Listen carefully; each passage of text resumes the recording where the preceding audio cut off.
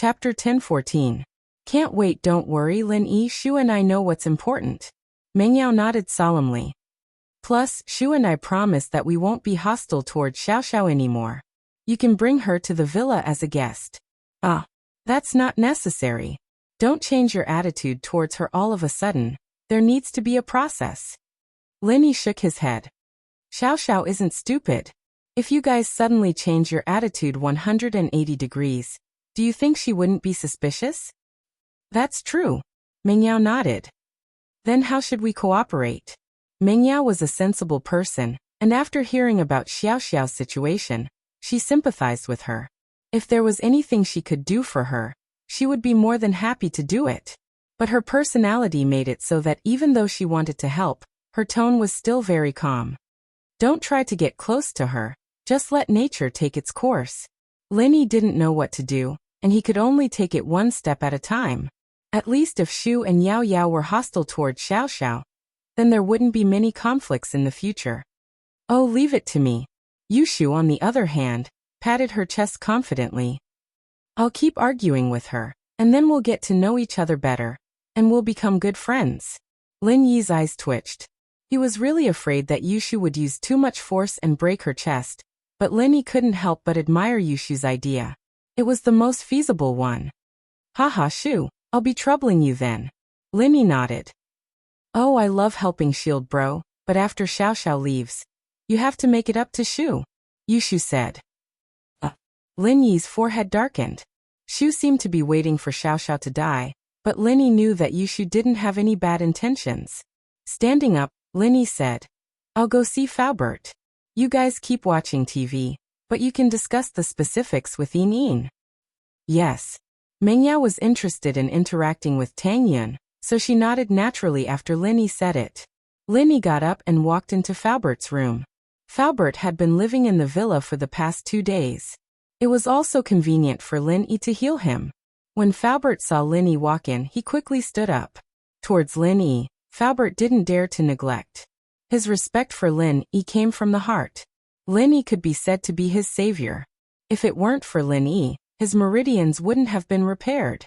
It could be said that Lin Yi's kindness to Faubert could be said to be like a second parent. Faubert treated Chu Pingzhan with the respect of an old friend, but towards Mengyao, it was more of a love from the heart. The pain of losing his wife and daughter made Faubert treat Mengyao, who he watched grow up, like his own daughter. Little E, you're back. Although Faubert called Lin Yi Little E, it was also because of Lin Yi's strong request, but his words were filled with respect. Faubert, what do you think? Lin Yi nodded and walked into the room. As for Faubert's attitude, Lin Yi raised it twice, but Faubert was still like this. Lin Yi couldn't do anything about it. After all, Lin Yi knew that his treatment of Faubert, in the Wulin world, was equivalent to giving him a new lease of life. Not bad, just one more meridian. I should be able to recover by tonight. Faubert said. All right, then I'll do it today and fix your meridian. Lin Yi was also a little impatient. After all, the strength of an Earth class was not to be underestimated. If Faubert really recovered his strength, then Lin Yi would have a super helper. House Yu, Xiao family's threats would no longer exist. Thank you. Faubert nodded and sat on the bed, waiting for Lin Yi to come over and transfer the pure energy into his body. General Weiwu. Lin Yi called General Weiwu. General Weiwu obediently ran to Faubert's room and squatted there, ready to protect Lin Yi and Faubert. These days, General Weiwu was used to protecting Lin Yi and Faubert. Woof woof. General Weiwu barked at Lin Yi, as if telling Lin Yi that it was ready. Lin Yi nodded and sat beside Faubert. He activated the art of dragon mastery, and started using the energy in his body to repair Faubert's damaged meridian. After a few days of hard work, Lin Yi had repaired most of the damaged meridian in Faubert's body. Today was the last one. Lin Yi's energy quickly flowed into Faubert's body. Faubert's meridian was recovering at a speed visible to the naked eye. Faubert couldn't help but moan in comfort. The pure energy that Lin Yi transferred to him was quickly absorbed by him. Before this, Faubert didn't believe that Lin Yi's pure energy could really be used by him without any side effects. However, after a few days, it was proven that Lin Yi's pure energy was really effective on him. It could be said that Lin Yi was very familiar with healing people. After about 15 minutes, the last damaged meridian in Faubert's body was completely repaired by Lin Yi. Now Faubert was a person who could practice internal martial arts. Although there wasn't a trace of pure energy in Faubert's meridian, Lin Yi could feel the thickness of Faubert's meridian. If there was enough energy transferred to Faubert's meridian, he could immediately recover to become an Earth rank expert. This was the same situation when he dropped a level. It was similar to when he was in an online game. His level was still there, but he didn't have any experience points. This way there was an advantage. As long as there was enough energy, he could once again become an Earth rank expert without any effort. This way, he wouldn't have to break through the bottleneck every time he cultivated. Lin Yi repaired the last meridian in Faubert's body. His heart suddenly surged with a fanatical impulse. That was, he couldn't wait to restore Faubert to an Earth rank expert. Previously, when he was repairing meridian, Lin Yi was still able to restrain himself. Every day he used a part of his energy to heal Faubert. But now that Faubert's meridian was completely repaired, Lin Yi really couldn't wait.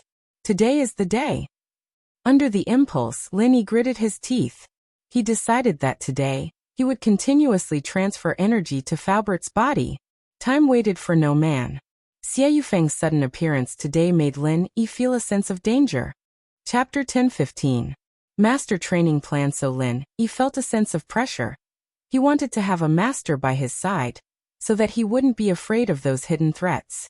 The reason why Lin Yi chose to restore Faubert's strength today was because of Xie Yufeng's strange actions today.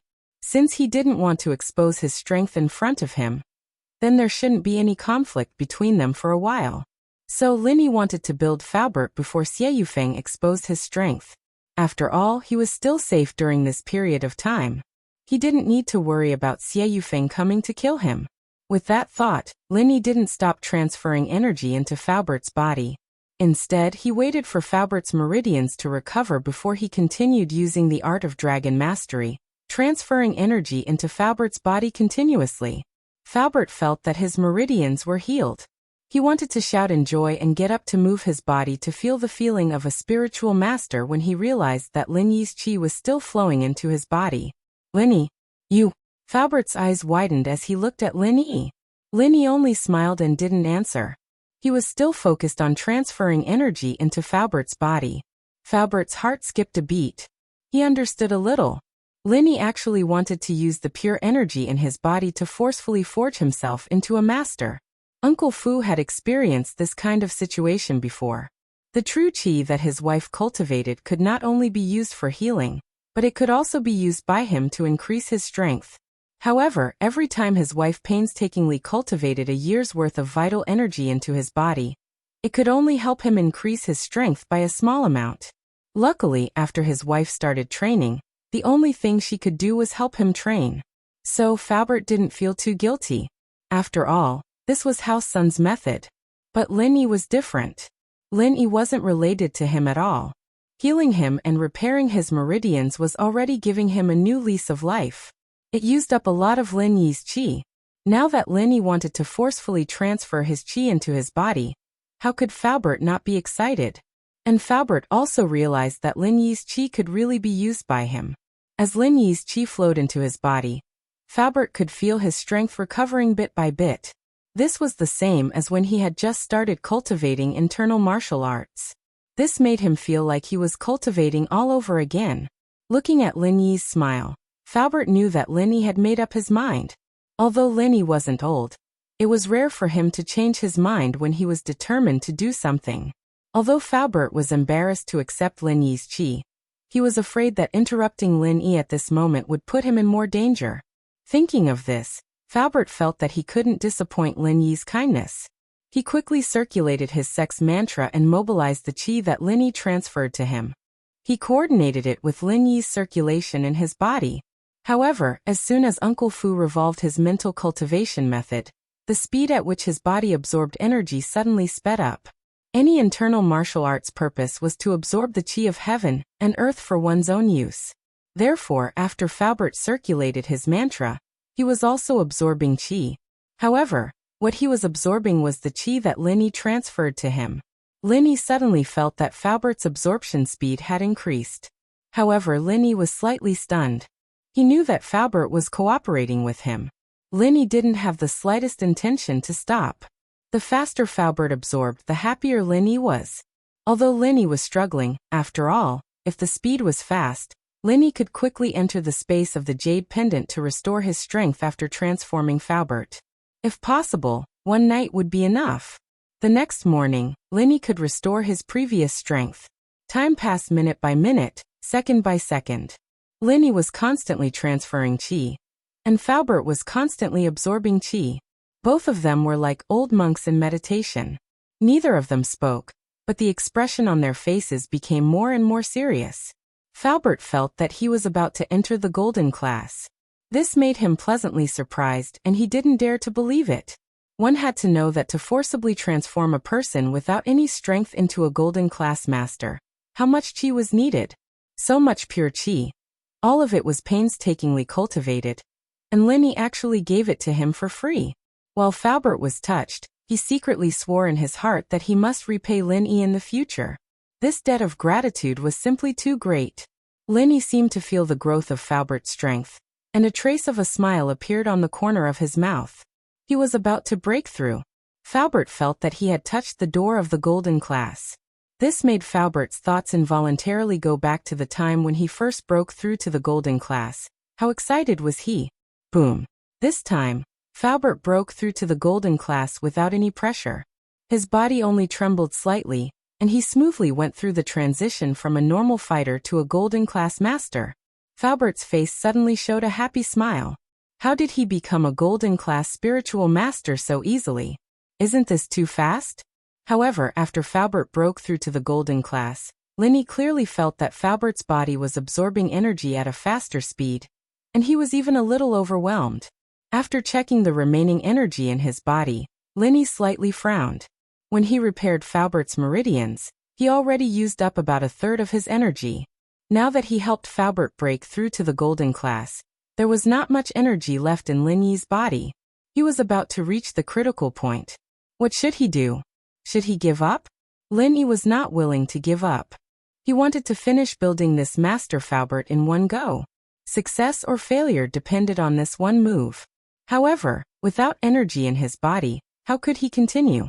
That's right. Suddenly, Lin Yi remembered the process of transferring energy to General Weiwu. After he entered the space of the jade, as long as his body in the outside world maintained the state of energy transfer with Faubert, he could use the art of dragon mastery in the space of the jade to not only absorb energy, but also transfer it directly to Faubert. He was so stupid. Lin Yi almost slapped his forehead and scolded himself for being stupid. Lin Yi quickly closed his eyes and entered the space of the jade. This was because the energy in his body was almost completely depleted. After entering the space of the jade, Lin Yi didn't care about the conversation with Jiao Lao, and continued to quickly use the art of dragon mastery. As the energy in the space of the jade flowed into Lin Yi's body, it continuously flowed into Faubert's body. Chapter 10:16. Still puzzled at this moment, Lin Yi's body was like a transfer station, transferring the energy in the jade space to Faubert's body. However, although Lin Yi absorbed the energy very quickly, the energy didn't stay in Lin Yi's body at all. Instead, it flowed into Faubert's body continuously. Faubert's body was like a bottomless pit, constantly swallowing the energy that Lin Yi sent over.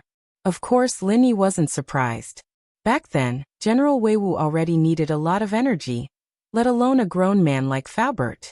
Although Faubert's face was filled with surprise, it didn't take long for it to turn into shock. He originally thought that after Lin Yi sent some energy to his body as a foundation, it would stop. After all, there was a saying that the master led the way. The cultivation was up to the individual. Faubert planned to rely on himself in the future. He didn't expect Lin Yi to be able to send him endless energy. However, the current situation seemed to be different from what he imagined. Because Lin Yi's energy was still being sent over, there was no sign of it stopping. This made Faubert very surprised. Could Lin Yi hold on? Because Faubert felt that he was about to touch the barrier of the early phase of the golden class. This speed of leveling up was probably the first in history, right? Except for General Weiwu. Thinking of General Weiwu, Faubert really admired Chu Pingzhan a little. Where did Mr. Chu find such a ruthless person like Lin Yi? He was too fierce. He could create a master just by sitting at home. Although Faubert didn't know who Lin Yi was and which superforce or sect he came from, he could tell that it wasn't simple from the fact that he could create a master just by sitting at home.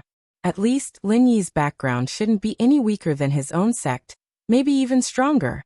Thinking of this, Faubert's eyes became fiery. If he wanted to take revenge, it was not impossible. It was just that Lin Yi probably wouldn't intervene. When the time came, he would have to work hard on his own. Boom. Without any warning, Faubert broke through again. From the peak of the early phase of the golden class to the middle phase of the golden class. This kind of leveling speed, Faubert could not help but secretly click his tongue. It was too fast. Back then, it took him a few years to go from the early phase of the golden class to the middle phase of the golden class, but how long had it been? Only 3 hours, right? He went from a normal person to a master of the middle phase of the golden class. Faubert couldn't help but feel sorrowful when he thought of those people who cultivated bitterly, or even those who cultivated for their entire lives, but still couldn't improve their strength.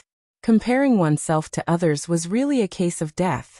For some people, not to mention the early phase of the golden class to the middle phase of the golden class, they had to go through a very difficult process to get from the early phase of the golden class to the early phase of the golden class.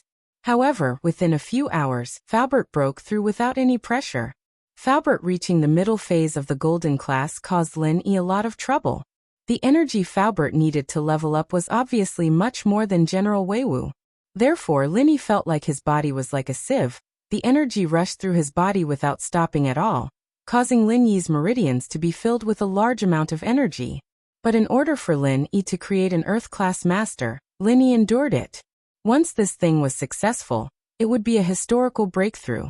Perhaps no one would have thought that he would create an Earth-class master's trump card, right?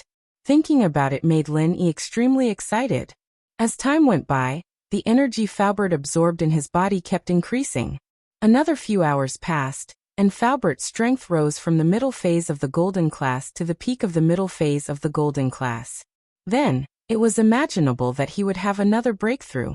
When the sky outside started to brighten, Faubert already had the strength of the late phase of the golden class. Just a few days ago, Faubert was depressed and thought that he was crippled. The physical strength of the late phase of the golden class that he painstakingly cultivated was gone just like that. But now, not only was he about to have the strength of the late phase of the golden class again, but his spiritual strength was even better than his physical strength. While Faubert was enjoying the feeling of leveling up, Lin Yi wasn't having it so good.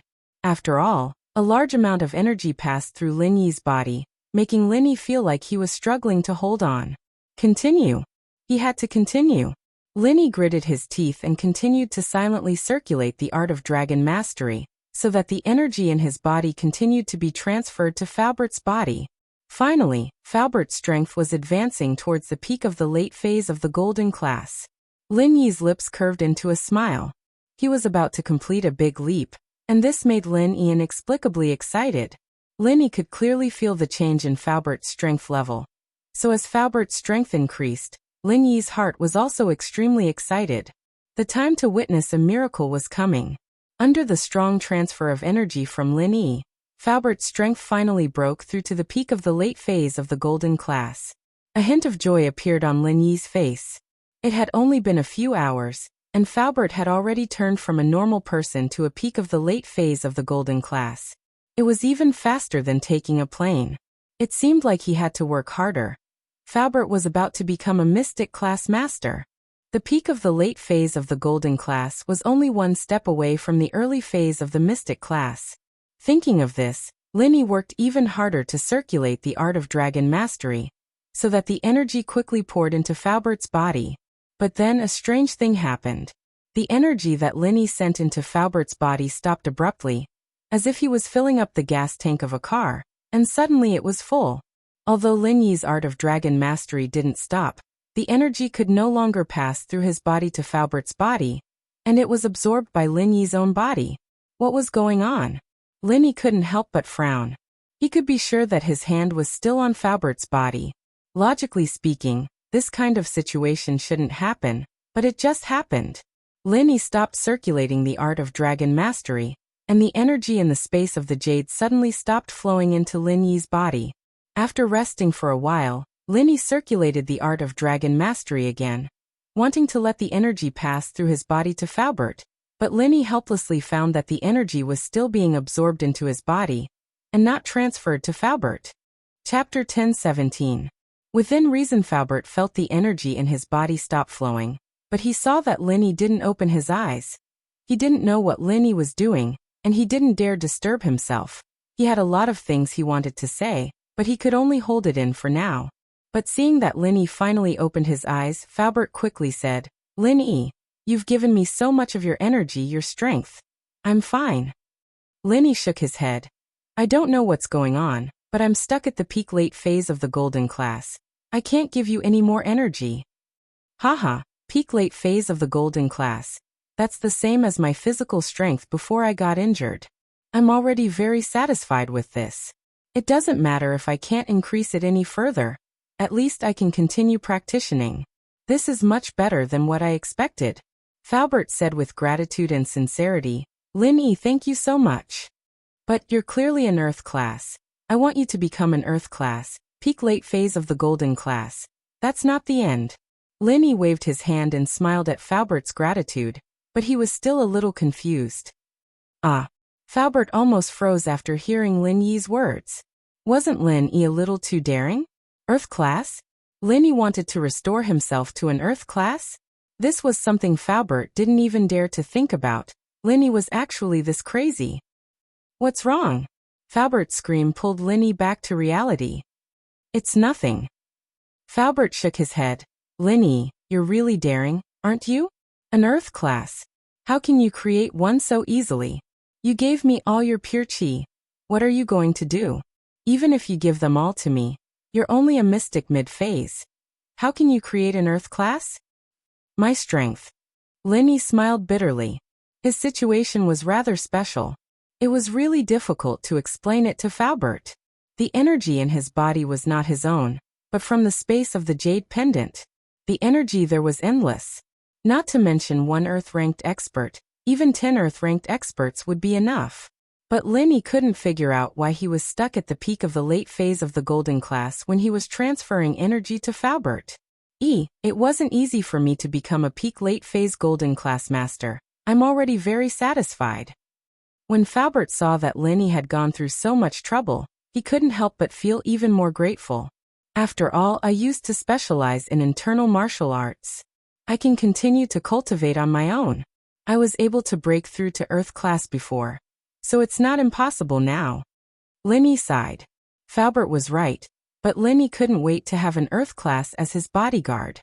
Faubert's stagnation made Lin Yi feel a little dissatisfied. After all, the strength that was within his reach was stagnant for no reason. How could Lin Yi not be disappointed? Especially when all the conditions were in place, Lin Yi had the energy he wanted, and it was omnipotent. He could continuously transfer it to Faubert. Why was it stuck? This was a question that Lin Yi couldn't answer no matter how hard he thought about it. "Faubert, how did you feel when the qi stopped?" Lin Yi hesitated and asked. Faubert sighed and raised his head to speak to Lin Yi. "I didn't feel anything special. I just felt that the qi from your side suddenly stopped. That." Lin Yi smiled bitterly. What Faubert said was basically the same as not saying anything. Lin Yi still couldn't figure out what the problem was. Don't worry about me, your own strength." Faubert looked at Lin Yi worriedly. "You seem to have dropped a level?" "I'm fine. Could it be?" Lin Yi was suddenly startled. Was it because he didn't have any energy in his body? Just relying on the energy from the jade wasn't enough for Faubert to break through? Did he need the energy in his body to assist him? Although this guess was a bit far-fetched, Lin Yi could only think of this possibility. Because other than this, he couldn't think of any other problems. It was as if everything was ready and only the east wind was missing. This made Lin Yi take action immediately. "Faubert, I'm going to rest for a while. I need to recover my strength. You should adjust yourself first." Lin Yi didn't say much. He needed to recover his strength as soon as possible. Only then would he know if it was because he didn't have any energy in his body that caused Faubert to be unable to break through. Okay, Lily, go get some rest. Uncle Fu nodded and said quickly. Linny didn't say much. He turned around and left Faubert's room, walking quickly to his own room. Miss and Shu had already gone to bed.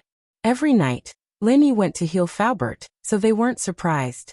After Linny returned to his room, he quickly entered the jade space and used all the time he had to recover the lost energy in his body. It was already morning outside. Linny had to make use of every minute and second to train. In the blink of an eye, the sun was high in the sky. It was already noon. Faubert sent Mingyao and Yushu to school. Although they were surprised that Linny didn't wake up, Faubert told them that Linny had used up a lot of energy to heal him, so he needed to rest. So Mingyao and Yushu didn't ask any more questions after hearing it. After Faubert sent them to school, he rushed home. He was worried about leaving Linny alone at home. Although General Weiwu was guarding, Faubert had to be by his side to be at ease. The door to Linny's room opened, and Linny walked out of the room. On the sofa, Faubert, who was waiting anxiously, heard the sound and quickly stood up. He looked at Linny and asked quickly, how are you? I'm fine, my strength has recovered. Linny couldn't help but feel a little regretful. After recovering his strength this time, he was still in the middle phase of mystic division. It seemed that not every loss of energy could bring about an increase in strength. The reason why his strength had increased a few times before was because he had been cultivating for a period of time. The energy in his body had almost accumulated, and he had already reached the barrier to the next level. Therefore, after he lost the energy, he once again absorbed the energy in one go and broke through the barrier, causing an instant breakthrough. Chapter 10:18. A helpless result, but even so, Linny was still a little disappointed. Before, Linny even wanted to transfer the energy out and cultivate it back, so that he could level up quickly. But now, it seemed like that idea was really stupid. Breaking and building, for Linny, was indeed a support for leveling up, but it was only a support. If he didn't reach the next level, he wouldn't be able to level up even if he used the energy to recover 100 times. This kind of opportunism was not a good idea. Thinking about it, Linny found it laughable. This idea was too stupid. If it really worked, then wouldn't he be able to level up to Sky Class in no time? Even Sky Class wouldn't be that easy to reach. Recovered. Uncle Fu sucked in a breath of cold air. Faubert knew exactly how much pure chi Linny transferred to him. Not only did it repair his meridians, but it also turned him from a normal person to a peak late phase golden class master. How much energy did that take? Even if Linny didn't drop to mystic class, he would still be extremely weak. But Linny recovered so quickly? But thinking about how shocking Linny was before, Faubert could only smile bitterly. Linny wasn't someone that could be judged by common sense. Faubert, now that my strength has recovered, let's do another experiment and see if it can help you break through again, Linny said. Experiment again? You've just recovered your strength. Is that okay? Faubert looked at Linny in surprise. He didn't think that he'd just recovered his strength, and now he was going to help him recover. We have to try it. Linny nodded firmly. He didn't have the habit of giving up halfway, so once he decided on something, he had to do it. Oh, okay then. Faubert saw how determined Linny was and nodded. It seems like I have no choice but to agree. Then I'll have to trouble you. Linny shook his head and smiled. What's there to trouble? I just want to have an Earth class by my side. That way, House Yu and Xiao family won't be a threat anymore. Haha. Faubert heard Linny's words and couldn't help but laugh. Yeah, if I was at my peak, what would House Yu and Xiao family amount to? They're just a common world noble house. They're nothing now. I'm just worried about the hidden house behind House Yu, Linny said. Hidden house, yes. Although Uncle Fu didn't say anything, his words still carried a hint of pride. When Uncle Fu was young, he must have been someone who could stand shoulder to shoulder with a hidden house, right? Linny put his hand on Uncle Fu's shoulder again and said in a low voice, Uncle Fu, it's about to start, please get ready. Faubert, it's about to begin, please get ready. Faubert's smile disappeared, and was replaced with a serious expression. He didn't want Linny to waste more chi for him, but he was looking forward to breaking through again. Lin Yi activated the art of dragon mastery, preparing to transfer the energy in his body to Falbert's body. However, something strange happened again. The qi circulated in Lin Yi's body, but it didn't go to Falbert's body at all. Falbert, have you started your own chant? Lin Yi was startled and asked. Yes, I'm doing it now. Falbert nodded. It hasn't started yet? Let me try again. Lin Yi frowned and continued to activate the art of dragon mastery. However, the situation was still the same. His qi couldn't be transferred to Falbert through his hands. It was as if Falbert didn't need his qi at all and couldn't get it from his body. This was exactly the same situation as yesterday. Lin Yi's qi couldn't be used by Falbert. Half an hour passed. Although Lin Yi's qi hadn't been consumed at all, he was so tired that his face was flushed and he was sweating profusely. Falbert wasn't relaxed either. Because of his cultivation and anxiety, he was also sweating profusely. Sigh. Lin Yi let out a long breath unwillingly, but at this moment, he had to give up. He had no way to transfer qi to Falbert's body. If you can't do it, just give up. I can cultivate by myself. It's not a problem. Falbert saw how tired Lin Yi was and quickly said. But Lin Yi wasn't willing. He really wasn't willing. Is it because Falbert's cultivation technique is different from mine?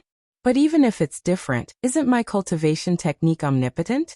Why does it suddenly not work? Lin Yi stood up and wanted to move his numb body. He accidentally saw General Weiwu. Lin Yi's expression changed slightly and he called General Weiwu. General Weiwu, come here. Woof woof. Ever since General Weiwu was made into a master by Lin Yi, it was extremely close to Lin Yi. When Lin Yi called for it, it ran over happily and jumped into Lin Yi's arms. Lin Yi thought that if Falbert's cultivation technique was different from his, then he and General Weiwu would be considered as the dog of the same master. So Lin Yi wanted to try and see if he could increase General Weiwu's strength. Lin Yi hugged General Weiwu and activated the art of dragon mastery. However, what disappointed Lin Yi was that only a small amount of energy entered General Weiwu's body. What happened next was exactly the same as Falbert's situation. The energy transfer stopped abruptly. Lin Yi couldn't transfer any more energy into General Weiwu's body. General Weiwu was a dog with the strength of the peak of the late phase of the golden class. The little bit of energy that was transferred was probably only enough to make up for General Weiwu's energy consumption. When General Weiwu fought against Ubide, it probably used up some of its energy. However, General Weiwu didn't know how to cultivate and recover on its own. So it used up all its energy. It could only rely on Lin Yi to replenish its energy. However, after replenishing its energy, it was impossible to transfer more energy into General Weiwu. Lin Yi couldn't help but fall into deep thought again. It was the same for General Weiwu. It couldn't break through anymore. What was the reason?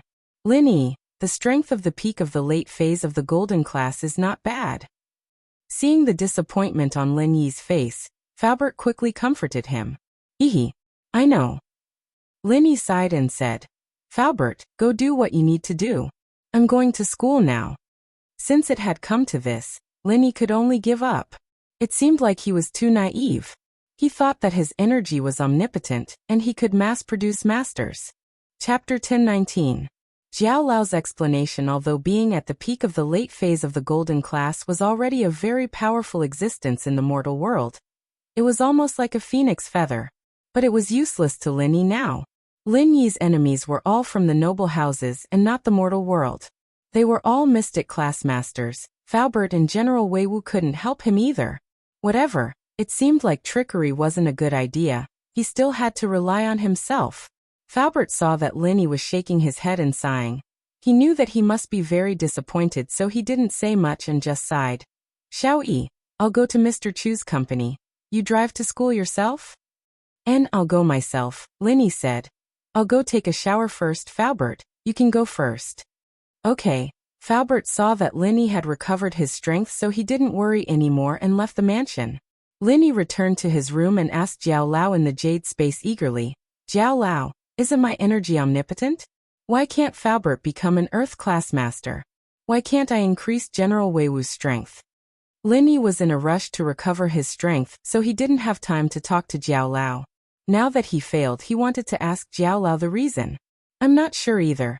Jiao Lao's voice rang in Lin Yi's ears. I see. Lin Yi smiled bitterly. Even Jiao Lao didn't know the reason? I haven't finished. Jiao Lao was obviously unhappy with Lin Yi's interruption. But I have some guesses. Jiao Lao, please speak. Lin Yi quickly asked.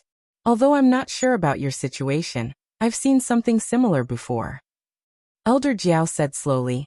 In some martial arts sects, there are some secret techniques that can be used to pass on their skills. It can also be called inheritance or empowerment. Oh, inheritance? Empowerment? Lin Yi blinked. That's right.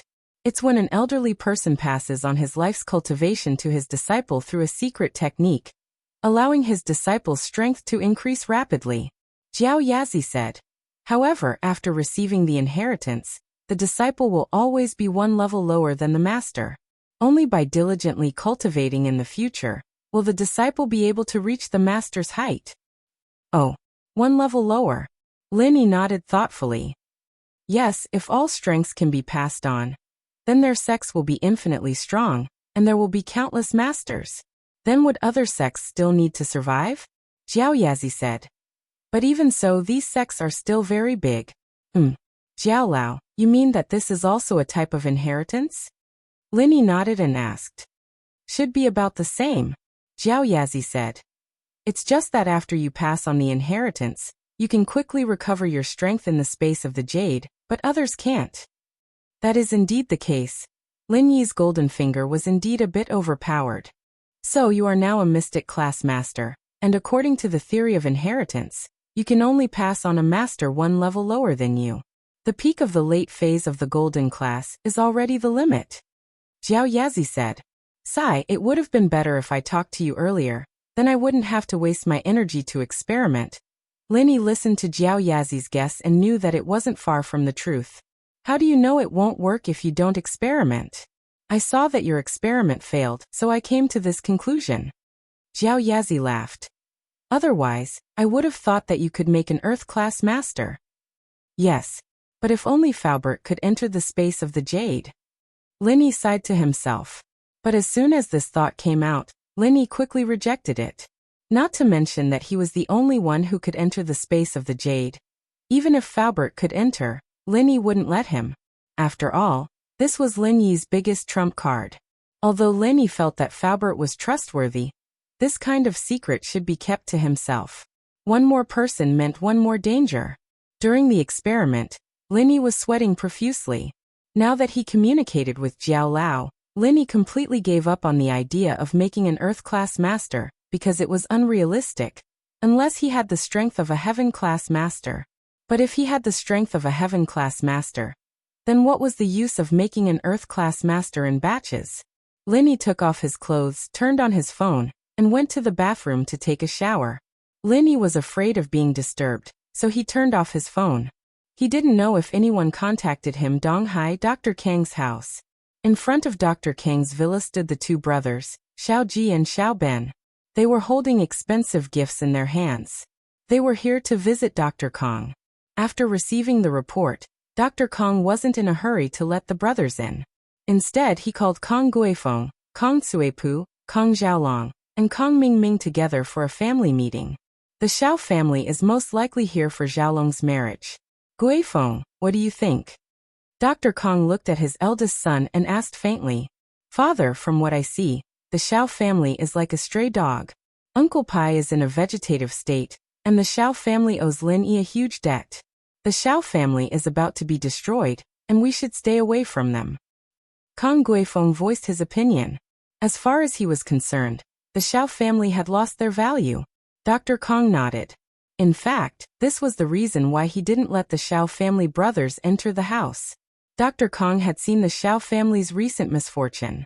The Xiao family was done for. They didn't even look like a noble house anymore. They couldn't even compare to the rich families of other places. To put it nicely, the Xiao family was still a noble house, but anyone could see that the Xiao family would be removed from the noble house meeting soon. A family that couldn't even compare to a normal noble house, let alone a noble house. Guifeng is right, the Xiao family's situation is tragic. Miracle Dr. Kang said. We wanted to use House Xiao to enter the ranks of a noble house, But they can't even protect themselves right now. Not only can they not provide us with any benefits, but if we were to marry them now, their debts and the mess they've left behind will fall on us. Suepu, what do you think? Miracle Dr. Kong shifted his gaze to his second son. Chapter 10:20.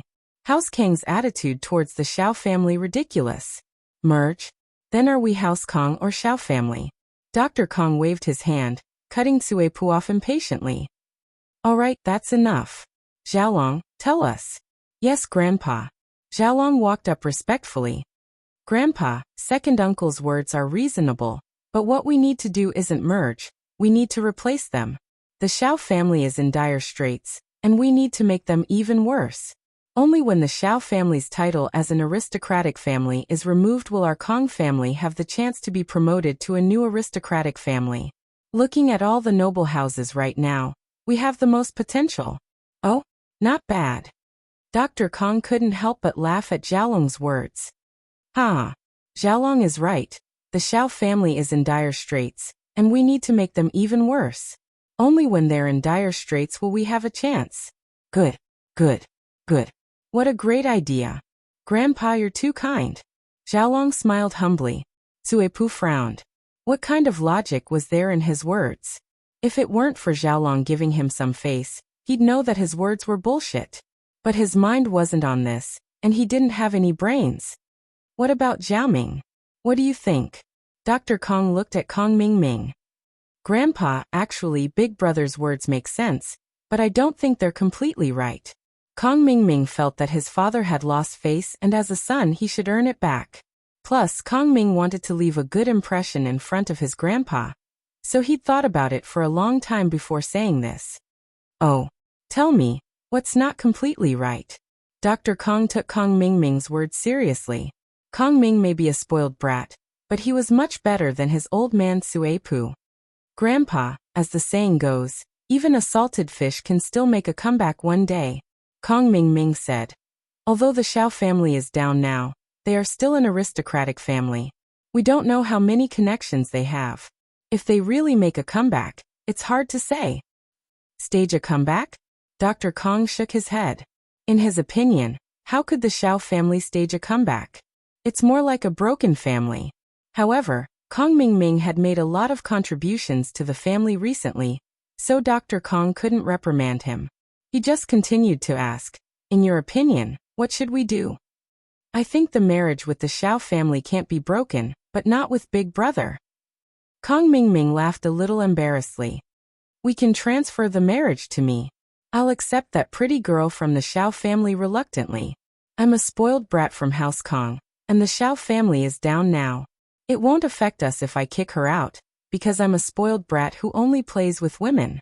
No one can say anything if I kick her out, but Big Brother won't be able to. But if they don't fall, we can still maintain our relationship.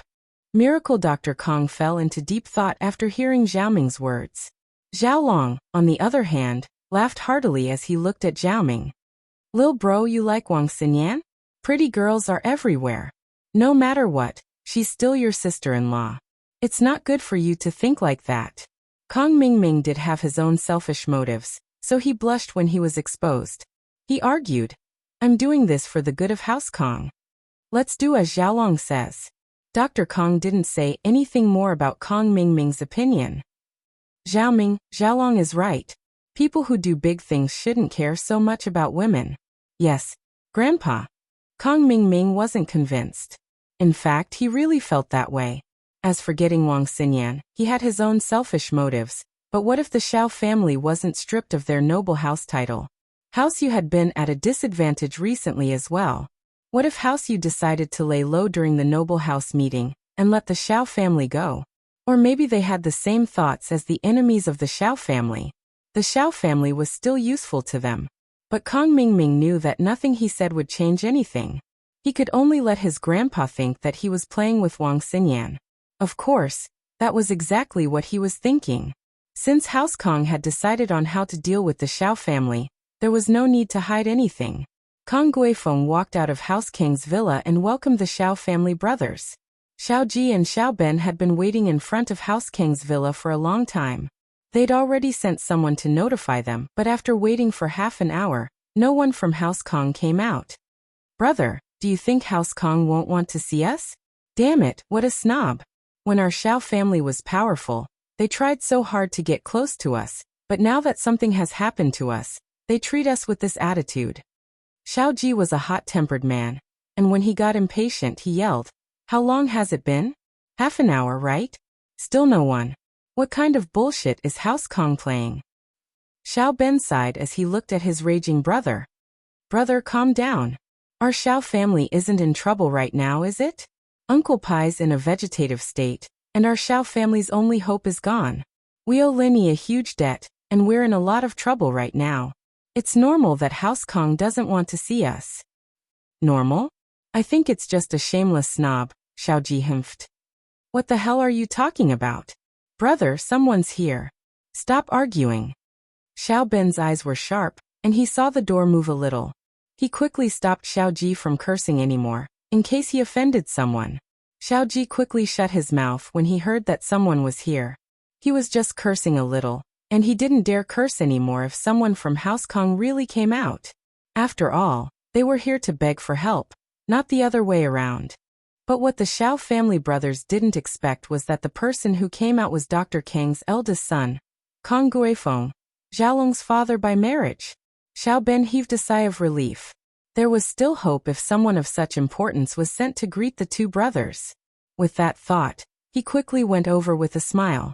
Kong bro, why did you come out to greet us personally? I'm sorry. Xiao Ji paused as well. He didn't think that Kong Guifeng would come out to greet them personally, and his anger lessened a lot. He quickly went over as well. Kong bro. Chapter 10:21. A bad memory. Kong Guifeng's attitude took Xiao Ji and Xiao Ben by surprise. They were considered in-laws with Kong Guifeng, and even if they weren't married yet, Kong Guifeng shouldn't be this cold, should he? It was as if he didn't know them at all. Brother Kong, what do you mean?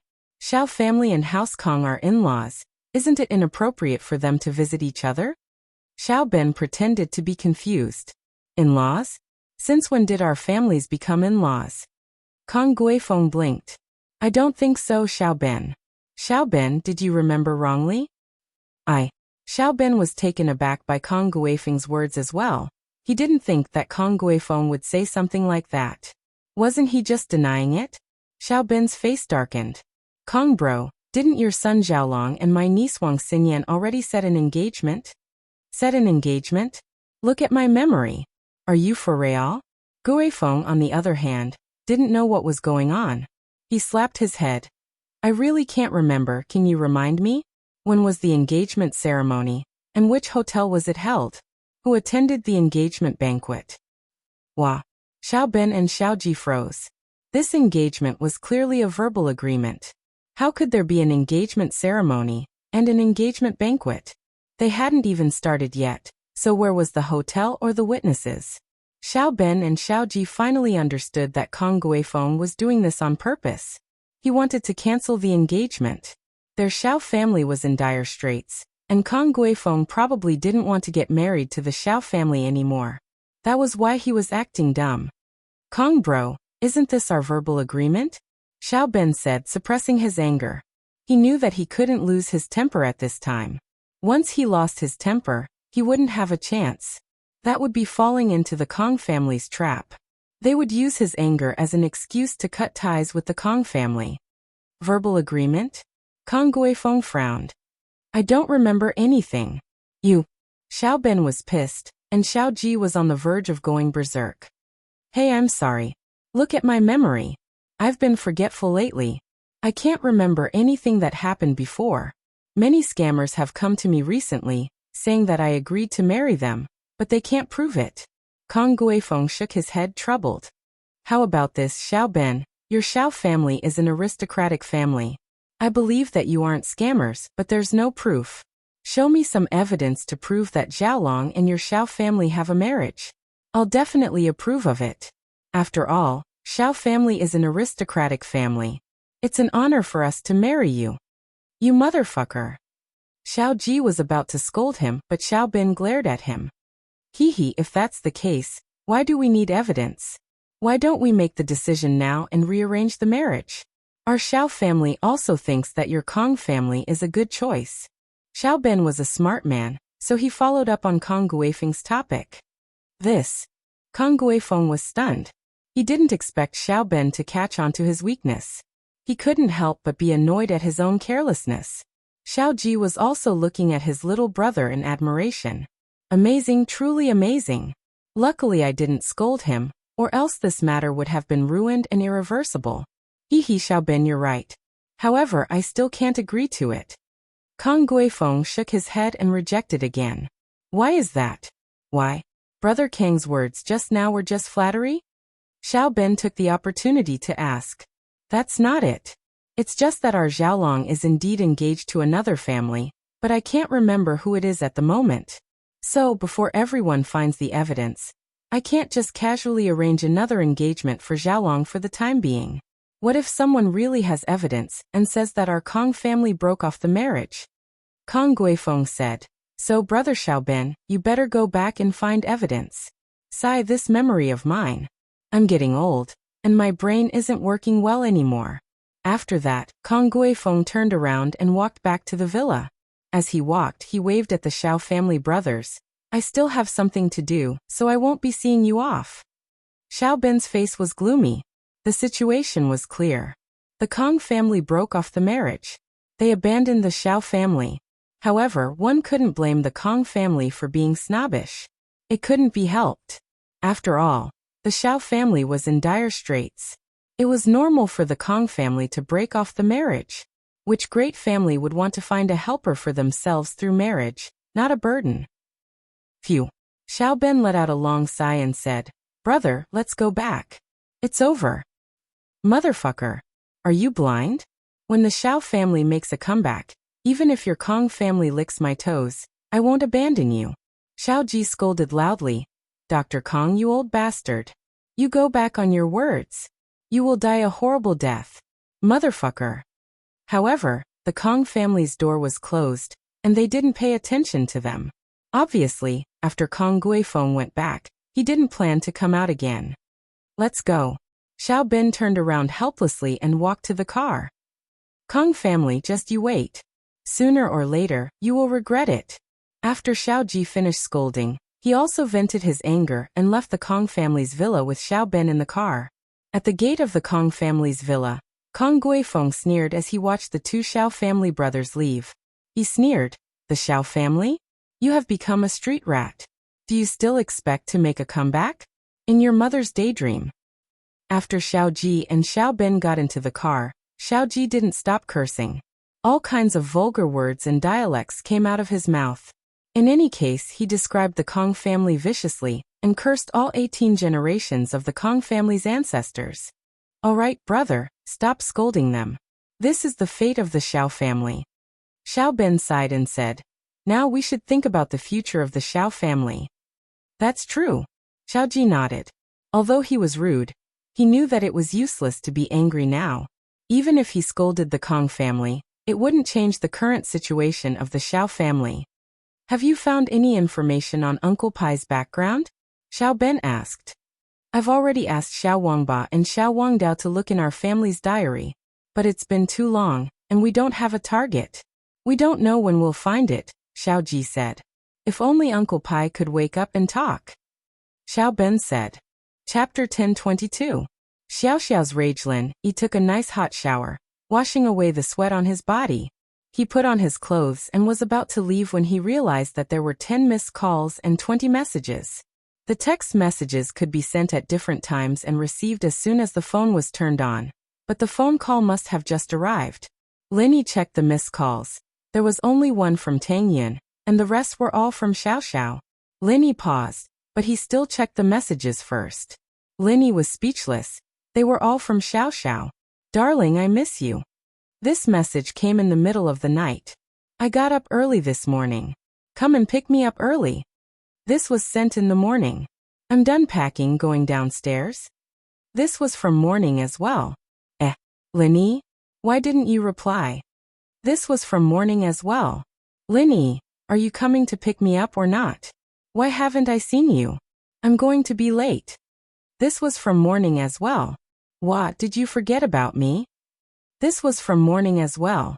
Your phone's turned off, you really aren't coming to pick me up. This was from morning as well. Lin E, you bastard, you should at least tell me if you don't want me anymore. I woke up in the middle of the night to get dressed. This was from morning as well. I'll take a taxi to school myself, can't wait. This was from morning as well. Why didn't you come to school today? Where are you? What's wrong? This was from morning as well. Why's your phone still turned off? What's wrong? This was from morning as well. Linny smiled bitterly as he looked at Xiao Xiao's long list of messages, slapping his forehead helplessly. Only then did she remember that she'd promised Xiao Xiao yesterday that she'd take her to school this morning. But because of Uncle Fu, she didn't get to go. What about Yanin? How did she go to school? Linny looked at his messages, and under the sea of messages from Xiao Xiao, he finally saw one from Tang Yin. Lin E, Faubert came to pick me up for school this morning. He said that you need to rest after healing him. I'm fine, you can rest well. Linny looked at Tang Yun's message and realized that it was Faubert who picked her up in the morning. Because Linny didn't wake up, Faubert knew that Linny had to pick Tang Yun up at school every day. So he naturally took on this responsibility. But he didn't know about Xiao Xiao's sudden incident, and the Miss and Yushu evidently didn't think of Xiao Xiao. After all, Xiao Xiao usually drove to school by herself. Who knew that she would have a date with Linny today? Linny sighed and decided to call Xiao Xiao first. Lin E, you finally called me. I'm so happy. You called the small wife first. Xiao Xiao's excited voice came from the other side of the phone. Linny wanted to apologize to Xiao Xiao, because from her message, he could tell that she was quite angry, and he did screw her over, making her wait the whole morning for nothing. But before Linny could say anything, Xiao Xiao called out excitedly, forcing Linny to swallow the apology he was about to say. I was healing someone and forgot the time, so I didn't wake up this morning. Linny said. Okay, I know, I knew you wouldn't ignore me for no reason. As expected, you didn't even talk to the big wife and called the small wife first. Yin Insis is getting jealous. Xiao Xiao said happily. Xiao Xiao, what are you talking about? Who's getting jealous? Tang Yun said helplessly. She didn't feel anything about Lin E calling Xiao Xiao first. She didn't want to get jealous with Xiao Xiao, and besides, Xiao Xiao had called Lin E a dozen times and texted him 20 times, while she only sent one. She'd already said that she knew about Lin Yi's situation. So it was reasonable for Lin E to call Xiao Xiao first. What was there to be jealous about? Oh, you're with Yanin? Lin E blinked, sweating. Tang Yun wouldn't be unhappy that he called Xiao Xiao first, would she? But Tang Yun's voice didn't sound different, so she wasn't angry anymore. I couldn't find you, so I went to Yanin sis. I asked and found out that you didn't come to pick me up because you were healing someone, Xiao Xiao said. Yanin sis called you just now and got through, but you didn't pick up, so I called you a bunch. Haha. Linny shook his head with a smile. This Xiao Xiao was quite an optimist, getting angry fast, getting happy fast, getting excited fast again. Are you coming to school in the afternoon? Xiao Xiao asked. Yeah, I'll be there in a bit. Linny said. Okay. Xiao Xiao was excited. She'd gotten up in the middle of the night to dress up, preparing to surprise Linny in the morning, but she didn't even see Lin E. She couldn't help but feel disappointed. If she didn't see Lin E today, her makeup would be for nothing. Give the phone to Yanin, I'll talk to her. Linny said. Since Tang Yun was by Xiao Xiao's side, Linny didn't need to bother calling. Okay, Yanin sis, Lin Yi's looking for you. Xiao Xiao passed the phone to Tang Yun. Tang Yun took the phone and couldn't help but smile. Lin E, you got a second wife and forgot about the main one? Haha, of course not. Lin E smiled. He could tell that Tang Yun was joking. Stop fooling around. Are you alright? If you're tired, then don't come in the afternoon. Tang Yun cared about Lin E. After all, she and Lin E had been together for a long time. She didn't need to rush to see Lin E. I'm fine, see you later. Lin E said casually. Alright, see you later. Is there anything else you need from Xiao Xiao? Tang Yun asked. Nope, I'm hanging up. Lin E said before hanging up. Tang Yun gave the phone back to Xiao Xiao, who happily put it away. Yin In sis, I look good now, right? I don't need to touch up my makeup from this morning, right? It's already good, you don't need to. Tang Yun smiled. Really? That's not bad. Xiao Xiao nodded. Lin Yi drove to school and parked his car at the food street behind the school, next to Xiao Xiao's car. But beside Xiao Xiao's car, there was another luxury car. It was a black Lamborghini. Chapter 1023. Lin Yi jumped. Was this Xie Yufeng pretty rich? He bought a sports car on his first day of school transfer? But Lin Yi only took one look before walking back to school. What car Yufeng drove had nothing to do with him. As long as he didn't mess with him, he could do whatever he wanted. When Lin Yi got to school, it was already the first class in the afternoon. Lin Yi walked into the classroom and sat down at his desk. Not long after, the teacher walked in and started the afternoon class. Xiao Xiao was disappointed. Lin Yi didn't even look at her when he walked in. Didn't he notice that she was different from usual? Even that idiot Yufeng noticed it. After a while, Lin Yi still didn't look at her. He took out his textbook and listened to the teacher attentively. This made Xiao Xiao depressed. Ahem. Xiao Xiao couldn't take it anymore. She coughed twice, hoping to get Lin Yi's attention. What's wrong? Do you have a cold? Lin Yi heard Xiao Xiao's coughing and asked. But Lin Yi didn't even look at her when he asked. No. Xiao Xiao was even more depressed now. Hey Lin Yi, talk to me? What? You're not paying attention anymore? Lin Yi asked. You always skip class. What's there to listen to? Talk to me. Xiao Xiao was panicking. Go ahead, I'm listening. Lin Yi nodded. You. Xiao Xiao was pissed. She couldn't hold it in anymore. Can't you turn around and look at me? Look at you? Why would I look at you? Lin Yi asked. Just tell me if you dare to look or not. Xiao Xiao said, panicking. Lin Yi's observation skills were extremely sharp. He'd seen Xiao Xiao the moment he entered the classroom, and he'd been stunned by her beauty. The first time he saw Xiao Xiao, she had heavy makeup on, looking like a non-mainstream girl. When she was at school, she didn't have any makeup on, but today she had light makeup on. And her hairstyle was meticulously styled.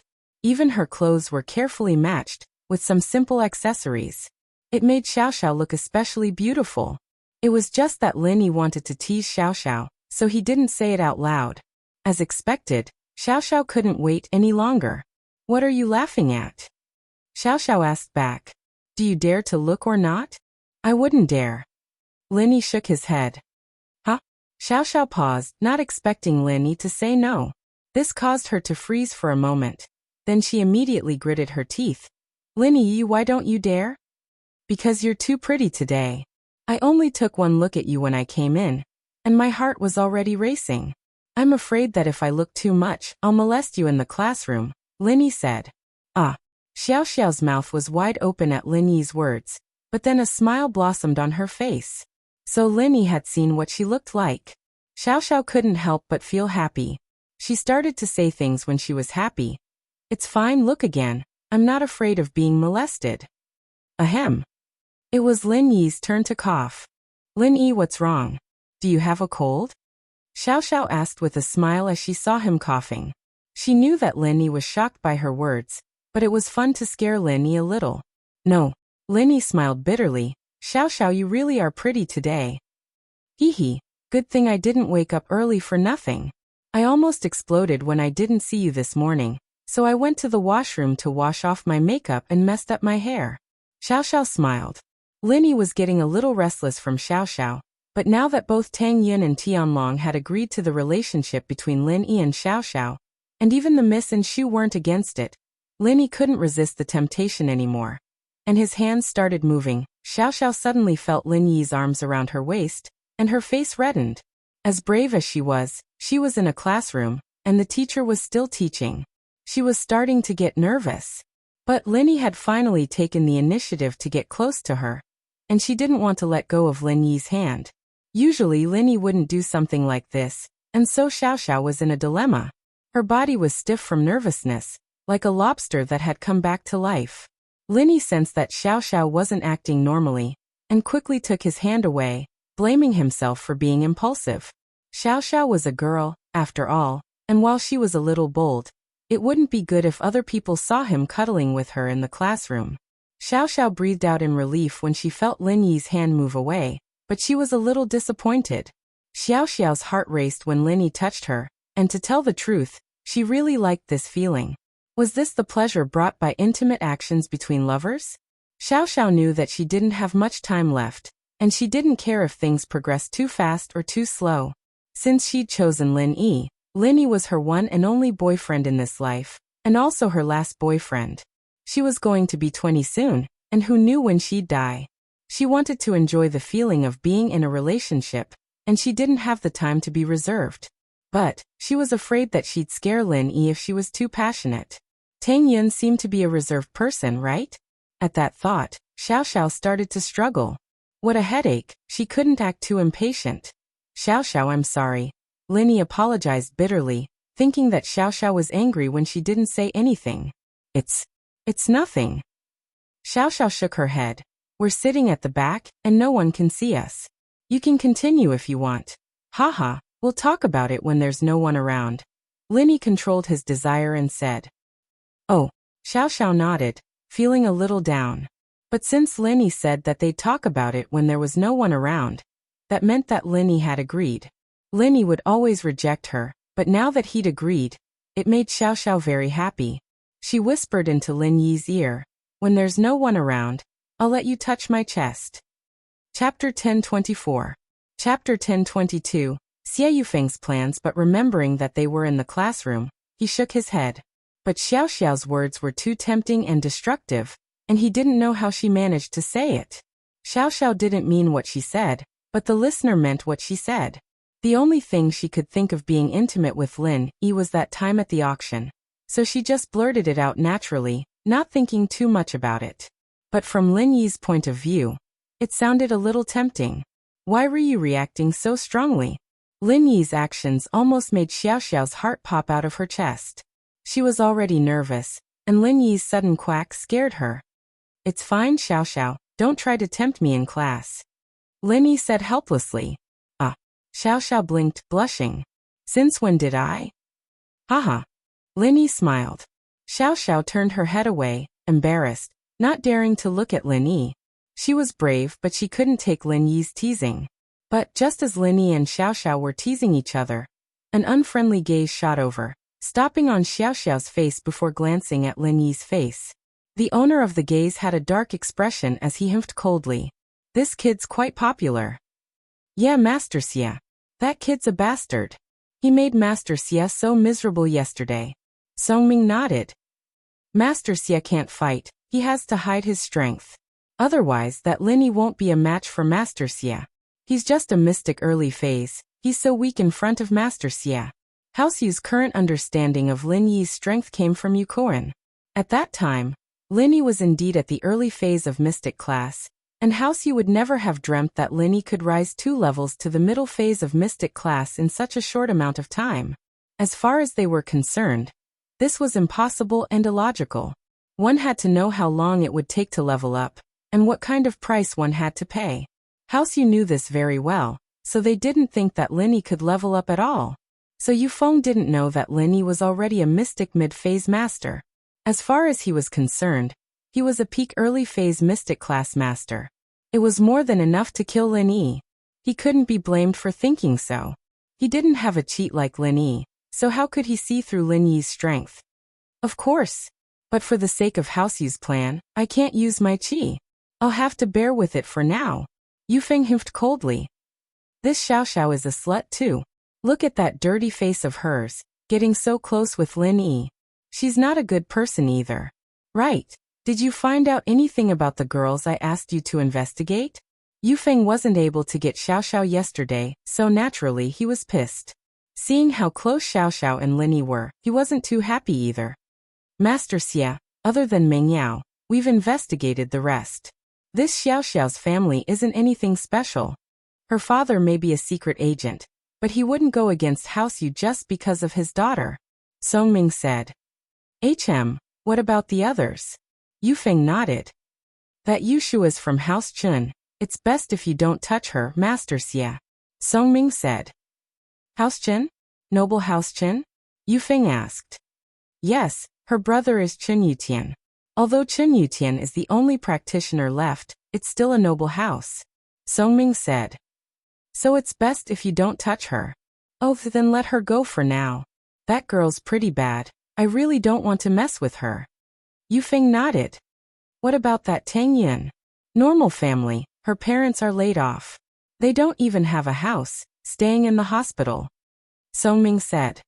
You can touch her, even if you kill her. Oh, not bad. Let's start with Xiao then look for that Tang Yin. Yufeng nodded. Master Xia, this Xiao girl doesn't seem to be easy to handle. Should we do something? Songming suggested. In Yanjing, Haoxi was a big family, so Songming and Penghu didn't care about anything when they were with Yufeng. As far as they were concerned, hitting on girls like this was a common thing. Not yet, let's wait and see. My charm hasn't been unleashed yet.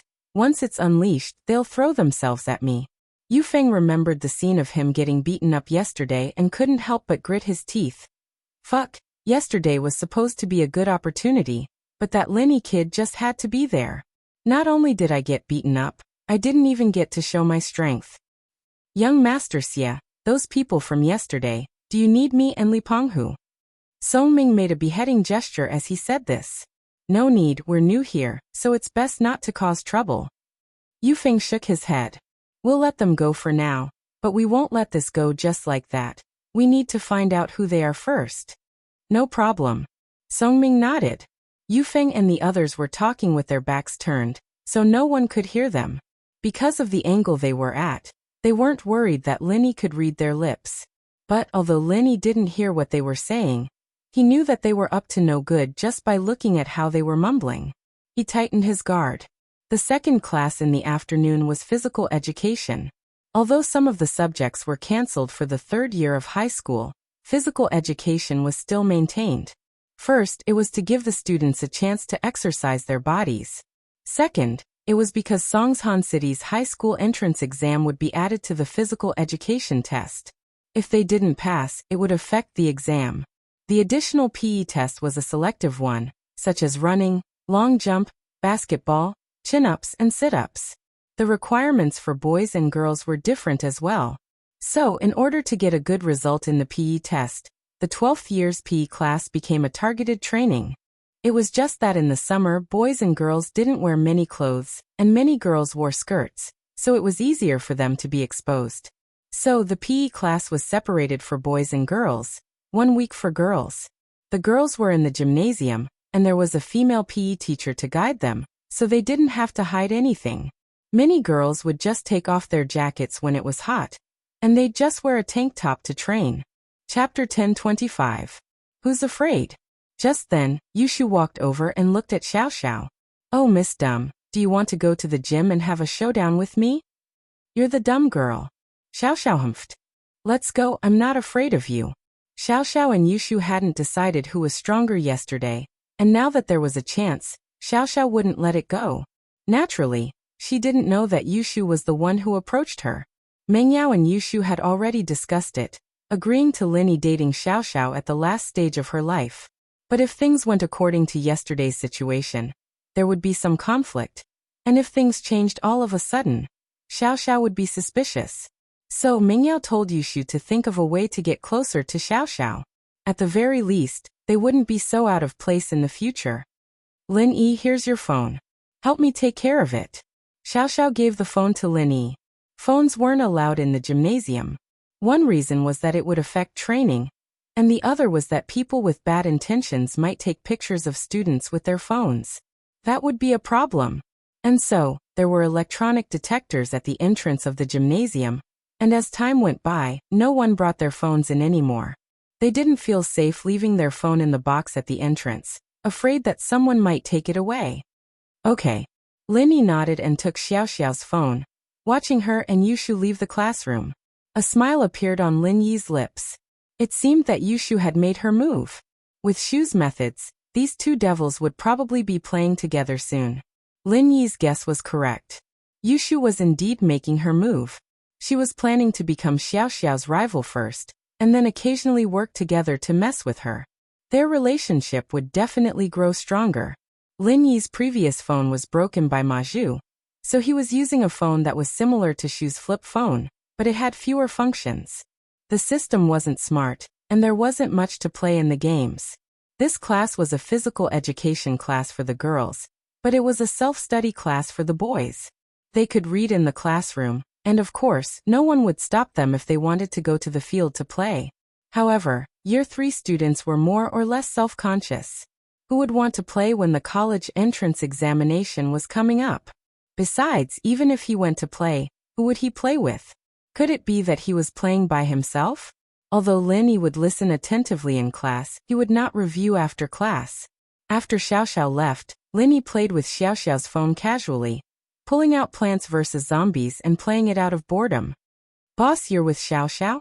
Kong Xiaobo waited until all the girls were gone before turning around and asking with shifty eyes. What do you mean by with? It sounds so bad. Linny smiled bitterly. Heh, I heard you guys whispering in class. I think Xiao Xiao even asked you to touch her chest. Xiaobo said with a chuckle. Linny was speechless. Did Kong Xiaobo hear that? But Linny could only explain. I didn't touch her just now. You know how she is, she dares to say anything. Oh. Kong Xiaobo nodded. I know you didn't touch her, but you guys are developing pretty fast, aren't you? Plus, I saw her with Tang Yin this afternoon. Yeah, Linny nodded. No way, she's that close with Tang Yin? Tang Yin agreed to your relationship with Xiao Xiao? Kong Xiaobo's eyes widened in shock. He had guessed that Tang Yin and Xiao Xiao were getting along peacefully, since they were talking and laughing when he saw them at noon. They didn't look like enemies at all. But hearing Lin Yi's confirmation, Kong Xiaobo gave him a thumbs up. Boss, you're amazing. Too awesome. I admire you so much. You're a master amongst masters at picking up girls. Sweat. Lin Yi sweated. Tang Yin actually accepted Xiao Xiao first, and then she asked me to accept her. You're getting it backwards. Wha? Kong Xiaobo almost rolled his eyes at Lin Yi's words. Tang Yin accepted her first? That's why Lin Yi accepted her? Are you kidding me? How is that possible? Tang Yin helped Lin Yi find a mistress? Alright, it's a bit complicated. I'll tell you in detail later. Lin Yi didn't want to hide Xiao Xiao's condition from Kong Xiaobo. Only when Kong Xiaobo understood everything would he be able to cooperate with him. What is it? Tell me now. Kong Xiaobo was curious. Sure. Lin Yi nodded. Let's go for a walk then. Kong Xiaobo stood up with Lin Yi, and the two left the classroom, heading downstairs. Yu Feng, Song Ming and Peng Hu, on the other hand, were whispering to each other, plotting something. Master Xia, I heard that girls don't wear much in PE class, and some of them are revealing. Song Ming said softly. Oh, Yu Feng was interested, really? Of course it's true. Think about it, it's summer now, and the gym is hot. You'd be sweating when you exercise and then. Haha. Song Ming said with a perverted smile. Then wouldn't there be a lot of peeping? You just transferred here, and you already know about it. How could the people who used to study here not know about it? Yu Feng didn't really believe it. Of course they know, but the gym's windows are really high, and the shortest is at least 3 meters. Who can even look up there? Song Ming smiled. Only a master like you can fly up there. But that's not a good idea, right? What if someone sees it? Yu Feng hesitated. Although peeping was very exciting, he couldn't afford to lose his reputation. Especially when he wanted to pick up girls in school. He might feel good after peeping for a while, but if he was discovered, his reputation would go down the drain. Behind the gym is the mountain behind the school. Who would see it? Song Ming smiled. I've already scouted the area. You've planned this all along, huh? Yu Feng nodded after hearing that the back of the gym was facing the mountain behind the school. That's right, I've already thought about it. I'll use the camera to take pictures of Xiao Xiao and the others, and use it to threaten them. If they don't listen to Master Xia, I'll expose them. Let's see how shameless they are. Chapter 10:26. Fight to the death. Alright, we'll go now. Is the camera ready? Yu Feng asked. Phones won't be able to record clearly. Of course, it's a new product, 60x optical zoom. I just bought it. Song Ming took out a small camcorder from his bag and smiled at Yu Feng. What do you think? Not bad, right? I heard you can even use it to shoot AV. Oh, it looks pretty good. Yu Feng took it and played with it before giving it back to Song Ming. Let's go, we'll go peep. The three walked out of the classroom, and Yufeng suddenly remembered that Linny had left the classroom as well. Linny wouldn't be peeping too, would he? It's possible. Songming nodded. Why else would he go out? Don't let him see us. Yufeng frowned. It'd be better if he sees us. We'll use the camera to record him, and when the thief calls the thief, we'll expose him to the world. Let's see if he'll lose his reputation. Wang Songming smiled disapprovingly. He was a rather insidious person, and he could always think of some dirty tricks. That's a good idea, killing without leaving a trace. Linny. Let's see if he's good with women. We'll expose him for peeping on girls in PE class. Yufeng nodded in approval. Lin Yi, naturally, didn't know that Yufeng was already thinking of him as a pervert. Linny and Kong Xiaobo were sitting on a flower bed in the school field talking. Boss, does that mean Xiao is really going to die? She has a terminal illness, and even you can't do anything about it? Kong Xiaobo's eyes went wide after hearing Lin Yi's explanation. He never would have thought that the energetic Xiao was someone who was about to die. I can't do anything about it either. Linny shook his head helplessly. My medical skills aren't omnipotent. It's limited to the known illnesses, but for the unknown, I can't do anything about it. I said it before, I can't find anything in Xiao's body. How am I supposed to cure her? That's true. We don't even know what illness she has, so how can we cure it? Kong Xiaobo sighed. She's so pitiful, even the heavens are jealous of her beauty. Yeah, I thought she had an ulterior motive when she approached me, but it doesn't matter now. She's willing to let me teach her how to race, or anything else. She only has less than a year left to live, and I'll try my best to satisfy her wishes. Linny had thought things through as well. If Xiao liked racing, then he'd do his best to satisfy her wishes, but this racing couldn't be done on normal roads. It was too dangerous. Linny decided to bring Xiao to a race and let her experience what it was like to race. Boss, actually, Xiao told me a couple of times about you before, but I didn't tell you. Kong Xiaobo decided to be honest with Lin Yi after some hesitation. Oh. Linny narrowed his eyes as he smiled at Kong Xiaobo. Kong Xiaobo was a little embarrassed from Lin Yi's stare. He coughed dryly. Boss, actually, Xiao told me that she likes you and wants to pursue you. I saw how pitiful she was, and my heart softened. I told her how to pursue you. Oh? How? Linny smiled. I told her that you're a good person, boss, and you can be persuaded but not cowed. If she goes against you, then there's no hope, but if she goes along with you, then there's still hope. Kong Xiaobo said, embarrassed. Haha, it's nothing. Linny nodded. Kong Xiaobo's words weren't anything confidential, but as one of Lin Yi's most trusted people, Linny still reminded him. Xiaobo, you mean well, but don't say these things again. You need to learn how to keep it a secret. I know, boss. I regretted it a few days after I said it. Kong Xiaobo smiled bitterly. I read some books about business and management, and they all mention the importance of business secrets. But now that I said it, I'm relieved. Haha, this isn't considered a business secret. Linny waved his hand. But if you see a girl who likes me and asks her to chase me, I can't stand it. Ah, this kind of good thing. Why doesn't it happen to me? Kong Xiaobo also smiled. Oh right, boss, the product launch at the beginning of next month. Boss Lai also asked me to attend, but I think I'm still in the internship stage. It's not suitable for me to walk on the stage, right? What's not suitable about it? There will be more occasions like this in the future. There will be a process of adaptation, Linny said. When the time comes, just follow Fatty Lai and watch more. Okay, boss.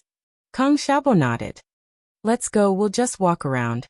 Linny sat for a while and felt that the sun was a little hot, so he stood up. Kong Xiaobo had decided to work hard on his business, so the college entrance exams weren't that important anymore. He just needed to spend money to get into a university. He didn't need to be too serious. Studying hard for more than 10 years was just to have a good future, and now that Kong Xiaobo had a bright future, he wouldn't put the cart before the horse. Looking at the familiar campus, Kong Xiaobo felt a little emotional. 2 months ago, he was just a normal student, but after meeting Lin Yi, everything changed. He became the vice president of a company, and he even found a beautiful girlfriend. Although her leg was a little lame, With Linny around, it wouldn't be a problem if it was cured. In the school gymnasium, Xiaoxiao and Yushu were ready for a fight to the death. The two were at the starting line, their eyes wide open as they glared at each other. I told you you couldn't do it. You threw the medicine ball so close, you almost hit your own foot. Yushu said proudly. I finally know what it means to shoot yourself in the foot. You're fat. That's why you're stronger than me. Xiaoxiao wasn't happy. She had never practiced medicine ball before, either skipping classes or going to the doctor in school. She didn't have time to study medicine ball. So naturally, she lost to Yushu the first time she threw it. Chapter 10:27. Chapter 10:25. Successful counterattack. Shu, how could you say something so rude? Mengyao, who was standing beside Yushu, glared at her when she heard what Yushu said. Hee hee yao yao, I got it. Yushu stuck her tongue out. You. Xiaoxiao's heart was about to explode as she glared at Yushu. I'll beat you in sprinting for sure. Those 2 balls in front of your chest are just a burden. You'll die from running later. Cut them off if you want to win. I think you're just jealous. Yushu didn't mind at all. Don't you see that your yin sis is starting to get her breasts enlarged? You're too flat. Shield bro doesn't like the small ones. Mengyao on the other hand frowned. Linny didn't like the little ones? Then, should she get her breasts enlarged as well? Even Tang Yun was starting to get her breasts enlarged. She couldn't fall behind. The miss had never thought about getting her breasts enlarged before.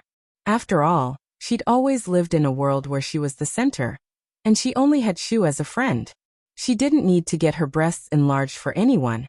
And she didn't care if a man liked her breasts or not. But now, Mengyao realized that she was starting to care about these things. Yes, it wasn't that she cared. It was that she'd grown up and loved to look pretty. Mengyao found an excuse for herself. That's right. She loved to look pretty when she'd grown up. Who said that? Linny touched it, and he said it was good. It felt good. He really liked touching it. Xiaoxiao said furiously. Touched you? When? Yushu blinked. A while ago in Yanjing. I was sitting next to him at the auction. Xiaoxiao said logically, wanting Yushu to know that she wasn't making it up. Oh, so it's only once? Yushu breathed out in relief, giggling. Shield bro always touched me when he was at home, a couple times already. Bullshit.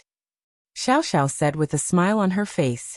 She saw the PE teacher raise the flag in his hand, getting ready to run. You're the one who's bullshitting. Yushu was about to retort when she realized something was wrong. Xiaoxiao was already gone. Sister Yao Yao and the others also started to run. Haha, big idiot Shu, I'm going first. Xiaoxiao was dancing around happily. I'm going to win for sure this time. Wait for me, you're cheating.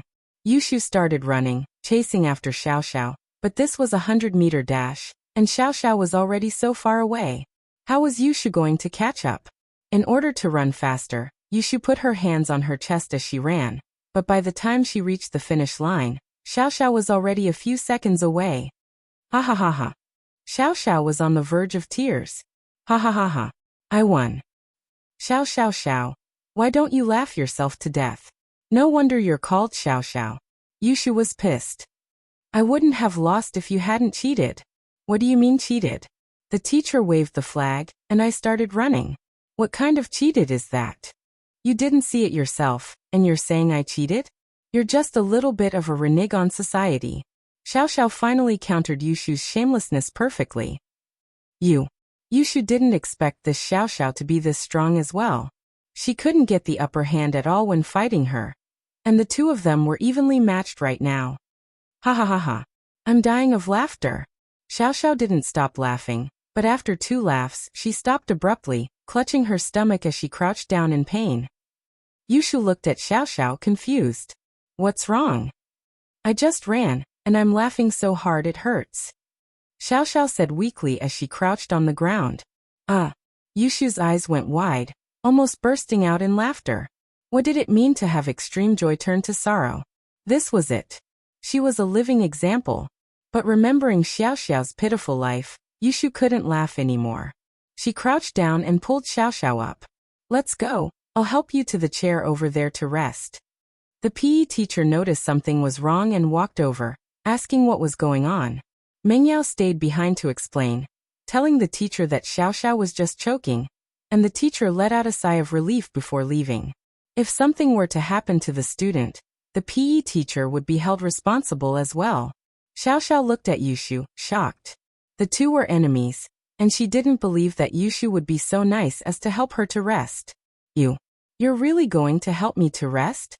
Xiao Xiao looked at Yushu in disbelief. Oh. Yushu's brain spun furiously. She was indeed acting a little out of the ordinary. Logically speaking, she should be pointing at Xiao Xiao and laughing when she saw her pained face, but Yushu really couldn't laugh at all.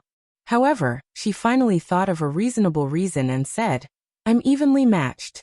Naturally, I won't let you die so quickly. I, little Shu, am a very upright person. I never take advantage of others. So let's wait for you to rest first, then we'll compete again. It's a tie now. Haha, I see.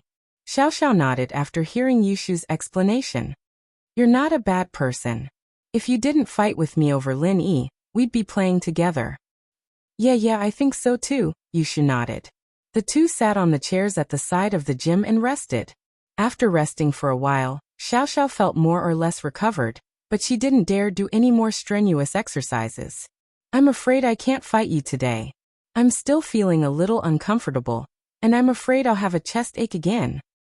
It's fine, we'll fight with words if we can't fight, Yushu said nonchalantly. Fight with words? Xiao Xiao blinked. Fight with pranks, see who's better at pranking, Yushu said. That's a good idea. But who are we pranking? I'll say this first, I'm not going to prank Lin Yi. Xiao Xiao's but hurt just thinking about pranking Lin Yi. Plus, she didn't want to prank Lin Yi right now. Oh, you can't prank Shield bro, he's too strong. Only an idiot would prank him. Yushu shook her head and looked at Xiao Xiao, smiling evilly. Chapter 1028. Chapter 1026. The prankster duo in action. Nothing. Yushu looked up at the sky, as if saying she didn't know anything and didn't need to ask her anything. But all of a sudden, Yushu let out a yelp. What's wrong? Xiao Xiao was curious. Look at the window above us. Yushu pointed at the top of her head with a weird look on her face. What's wrong with the window? Xiao Xiao raised her head, confused, but what she saw gave her a big fright. There was a person lying on the ground outside the window. But there was a security net outside the window, so people couldn't stick their heads in from the outside. Xie Yufeng. Xiao Xiao recognized the person on the window. It was the new transfer student from yesterday. She couldn't help but get a little annoyed. This guy looks like a dog, but why's he so perverted? Peeking at girls training? Yeah, but we found him. Yushu's face lit up with excitement. Xiao Xiao nodded, understanding Yushu's gaze. The two didn't need to talk much, and they were already making their way to the gym's warehouse. The gym teacher didn't lock the door when he opened the warehouse to take out the medicine balls and other training equipment, since they still had to put them back after class. There was no way the teacher would think that someone would go into the warehouse during class. Yushu and Xiao Xiao went into the storehouse to look for tools to mess with people. The gymnasium storehouse was really big, and there were a lot of things. Other than sports training equipment, there were also sports clothes and school security uniforms. Haha. Yushu pulled out a couple of ice skates and nail shoes from a rack, smiling. Xiao Xiao looked at the weapons in Yushu's hands, her lips curling up slightly. You want them to fall and sit on it?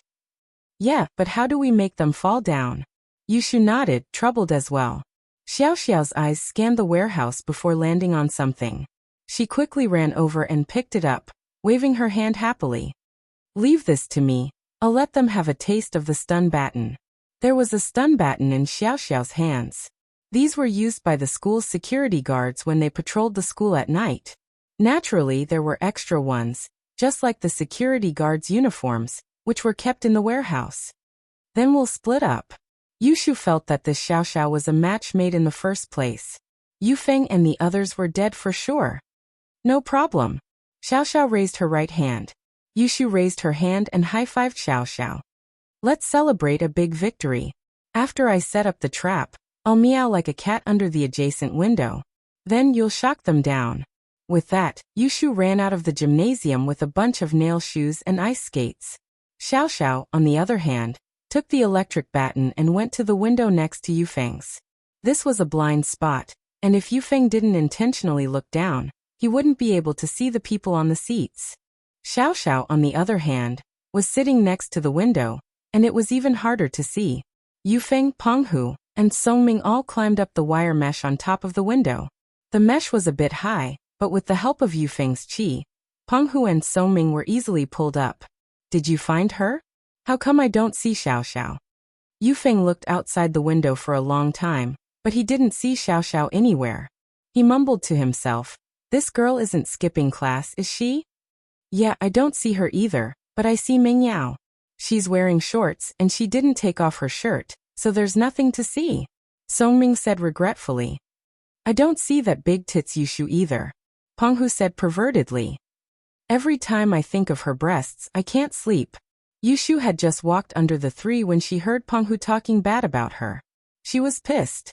Her breasts were for shield bro, and he dared to fantasize about her? I'll leave this ice skate to you. You better sit on your balls.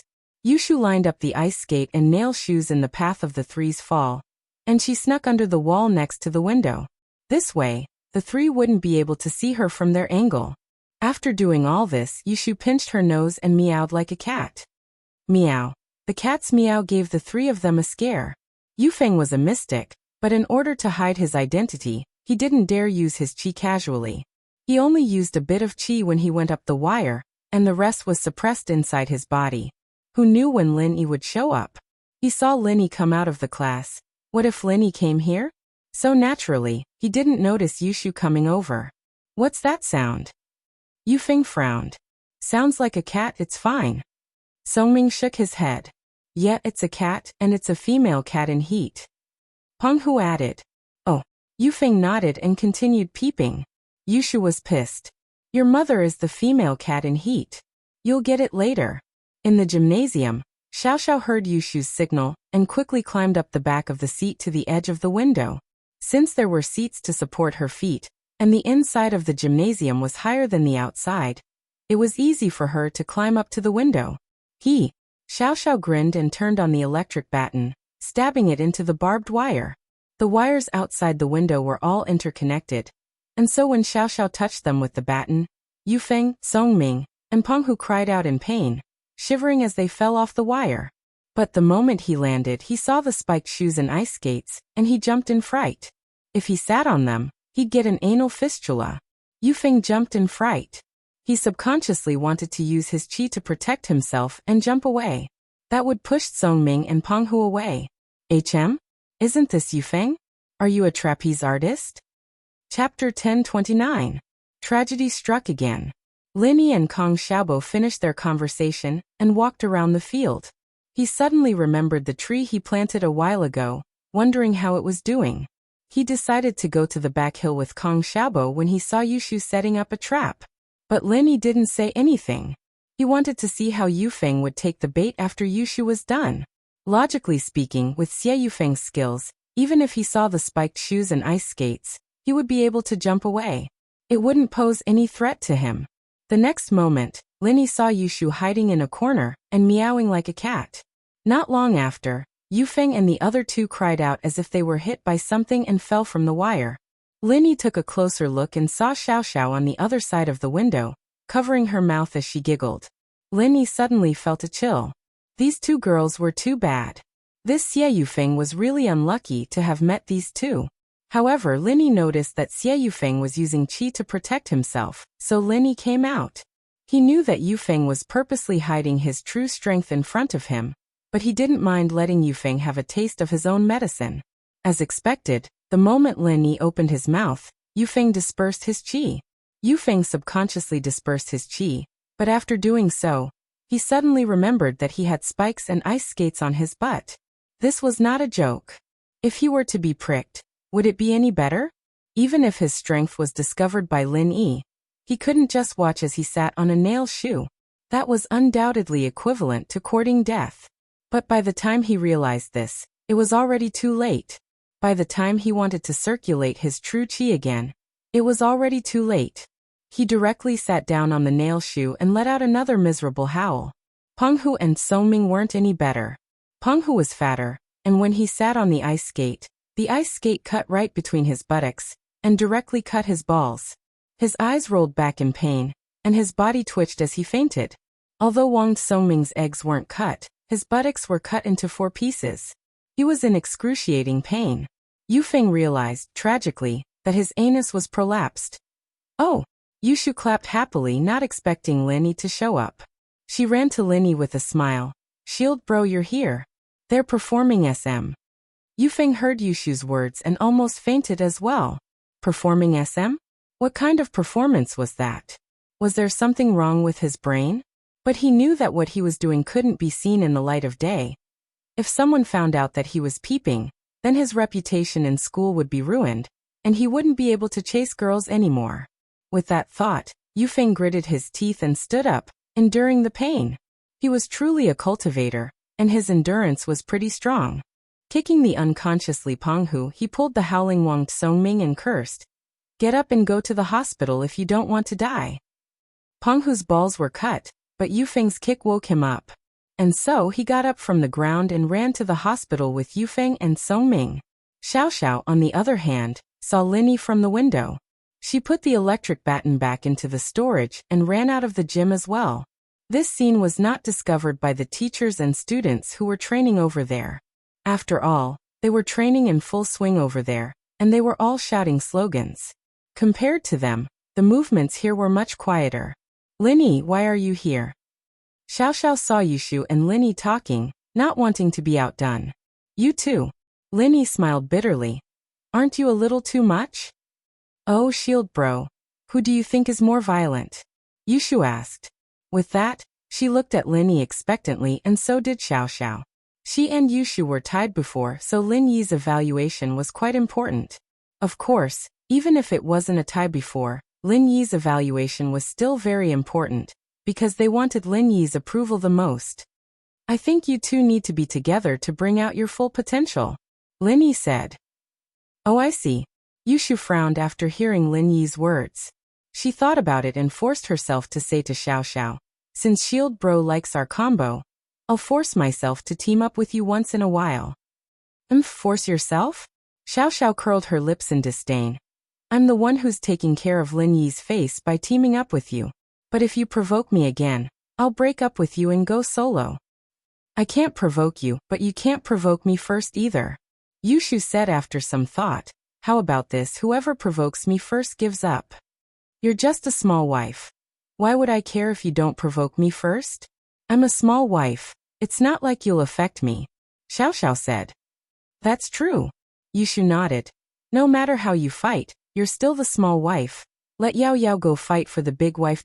Linny smiled faintly, knowing that Yushu was trying to be nice. If Yushu hadn't lowered her head first, Xiao wouldn't have lowered her head so easily. But the result was good. The two weren't enemies anymore. They might not be that close right away, but they'd get along better after some time. After all, these two had something in common. They could work together to mess with each other. "All right, class isn't over yet. Hurry up and bring the spiked shoes back to the gymnasium. Don't let anyone find out." Linny pointed at the bloodied shoes and ice skates on the ground. "Oh, okay." Yushu picked up the shoe, and Xiao reached out to help as well, and the two of them carried the things back silently. Kong Xiaobo, on the other hand, didn't say anything. He knew he couldn't say anything right now, so he just watched quietly until Xiao and Yushu left. He sighed. "That Xie Yufeng sure is unlucky, getting his ass kicked. Thank goodness you were able to tame these two devils, boss. Otherwise, how are we supposed to live in the future?" Linny smiled. It was true, Yushu and Xiao were devils in front of outsiders, but they were very gentle to him. Chapter 1030. Chapter 1028. Xiao's wish camcorder?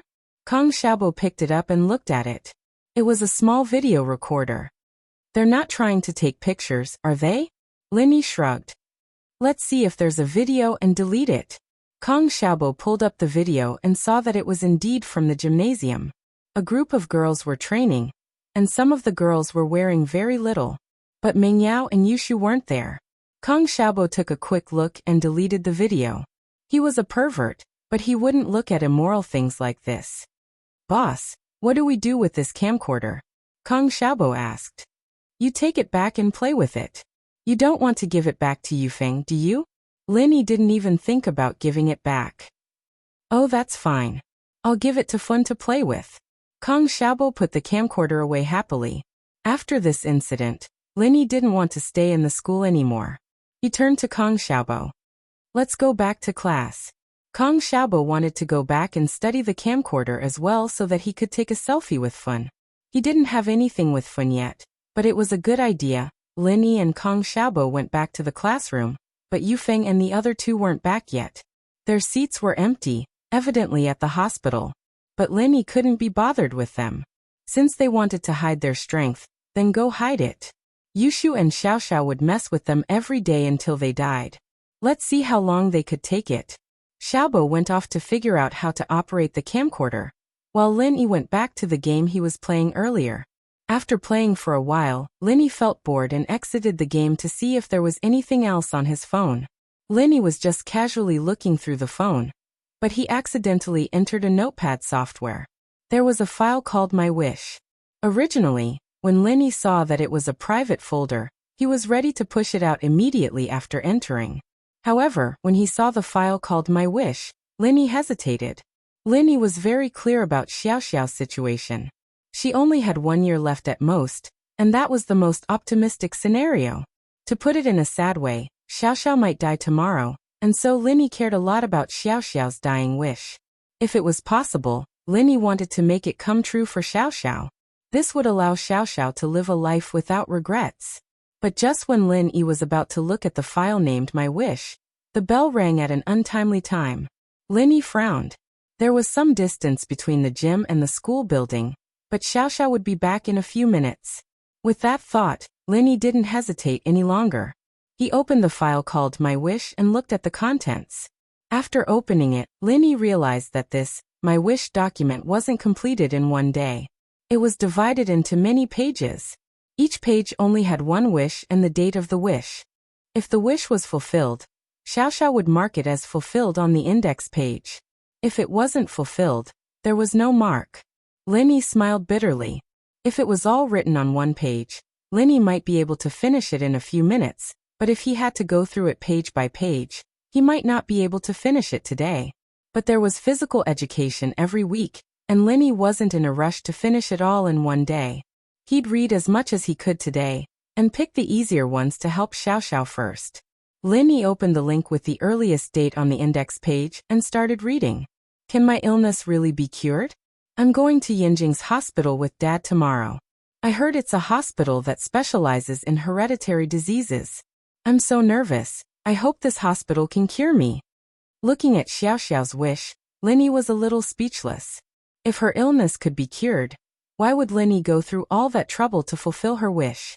This Xiaoxiao's wish was really. But looking at the date, Lin Yi shook his head and smiled bitterly. This wish was written 3 years ago, and Xiaoxiao was probably still fantasizing about her illness at that time. But was this phone Xiaoxiao was using 3 years ago? But thinking about it, Xiaoxiao must have imported it after she changed her phone. Lin Yi closed this wish and looked at the second day's wish. Compared to the first wish, the second one was more normal. I want a sports car. This was a wish he'd written 3 years ago as well, but there was a note at the end that said it had been fulfilled. He didn't have time to look at the ones he'd already fulfilled, so he quickly exited and started looking for the ones that hadn't been fulfilled yet. But in this document, most of the wishes were fulfilled. Lin Yi finally found one that wasn't marked fulfilled and opened it. I really want a best friend. I can talk to her about the loneliness in my heart. I can share my happiness and sadness with her on the same bed. But I'm destined to never have a true friend. I don't want my best friend to feel pain because of my death. Looking at Xiaoxiao's wish, Lin Yi couldn't help but take in a deep breath. His heart was heavy. From the tone of this wish, Xiaoxiao must have known that her illness was incurable. That was why she was feeling this way. Perhaps she had lost all hope of curing her illness. She had a friend, a bosom friend. In the eyes of a normal girl, this seemed like a simple thing. Who didn't have a few true friends growing up? Which girl hadn't slept on the same bed with their best friend? But this simple thing was a dream in Xiaoxiao's eyes. And her kindness, not wanting her death to bring pain to her friends, touched Lin Yi deeply. But this wish wasn't something Lin Yi could fulfill. He couldn't be a best friend. He couldn't just castrate himself, could he? But he could suggest Tang Yin and Shu to be Xiao Xiao's best friends. It wasn't a bad choice. Lin Yi quickly took a picture of the wish with his phone, not daring to waste any more time as he opened the other wish that wasn't marked, already fulfilled, and started reading it. Chapter 1031. Chapter 1029. A shocking wish. This was a wish that Lin Yi could consider helping Xiao Xiao. It wasn't too much to ask, and Lin Yi could do it too. It was only now that Lin Yi understood that Xiao Xiao wasn't a rebellious girl who liked racing. She had the dream of being a racer. Yes, everyone had a dream when they were young. But as they grew older, these dreams would slowly fade away. What was his dream back then? A farmer? A spring? A little field? Yes, Lin Yi's dream was very simple. When he was with his old man, Lin Yi didn't think that he would become an assassin in the future, nor did he think about what kind of life he would have in the future. He thought that he would be the same as the other kids from the countryside, like Gooden, farming with him to support the family. But after Lin Yi grew up, he started doing all sorts of simple and complicated missions. Lin Yi didn't know what his dream was anymore. These days of wandering were his life, and when he was free, he would chat with Gooden in his old home.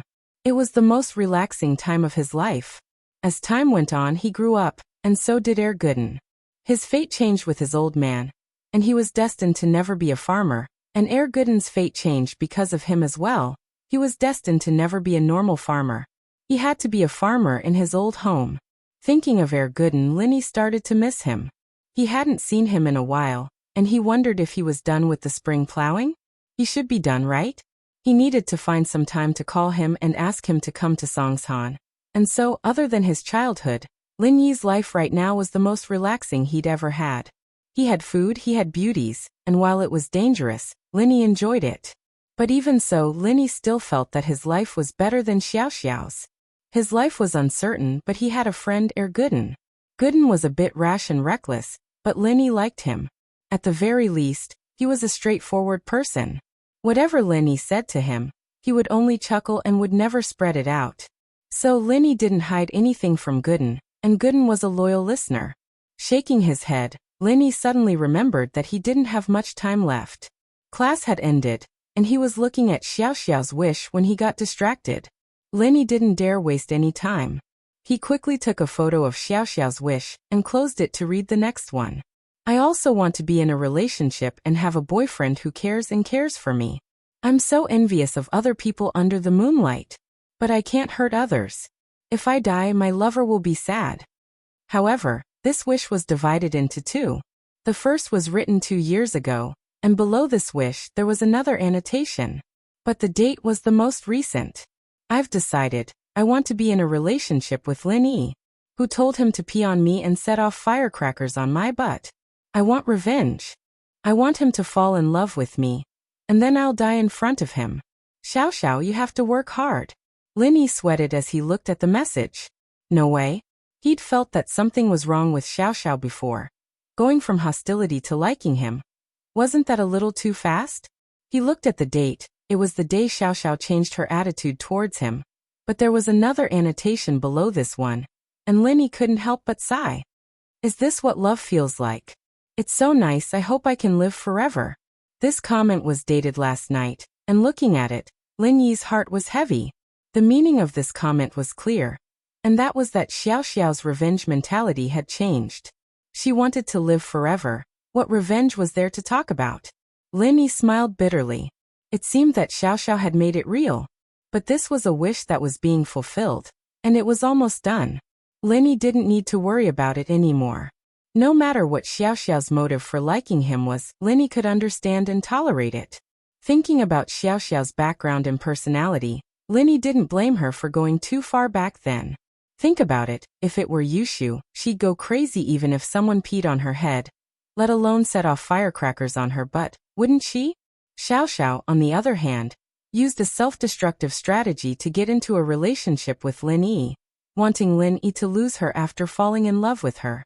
This wasn't revenge at all, but an indulgence for the last moments of her life. Lin Yi closed this wish, and went on to the next one. I saw a TV show today. The main male and female characters were watching the sunrise together, cooking breakfast with seawater. It's so romantic. I want to. But I want to eat poached eggs. Linny looked at Xiao Xiao's weird wish and couldn't help but find it funny. Poached eggs? Eating poached eggs while watching the sunrise? Why didn't it match? But since it was Xiao Xiao's wish, Linny still took a picture with his phone. After all, this wish was easier to fulfill. There wasn't much time left, and Linny closed this wish and quickly read the next one. Su Shirhan is so pretty. If only I were a guy, I'd be able to push her down. Linny opened Xiao Xiao's wish and was exhausted. Linny didn't seem to be able to fulfill this wish. He couldn't just give her a sex change operation, could he? But that was only the first half of the sentence. There was more, and Linny kept reading. I've decided, I'll give this difficult mission to my boyfriend. Let him push her down, and then we'll do 3P. Haha. Xiao Xiao, you're a super genius. But it seems like a daydream? Linny almost threw Xiao Xiao's phone away after reading the last half. Wasn't this too cruel? Linny was getting more and more convinced that if Xiao Xiao hadn't died, she would have been able to play with Yushu for sure.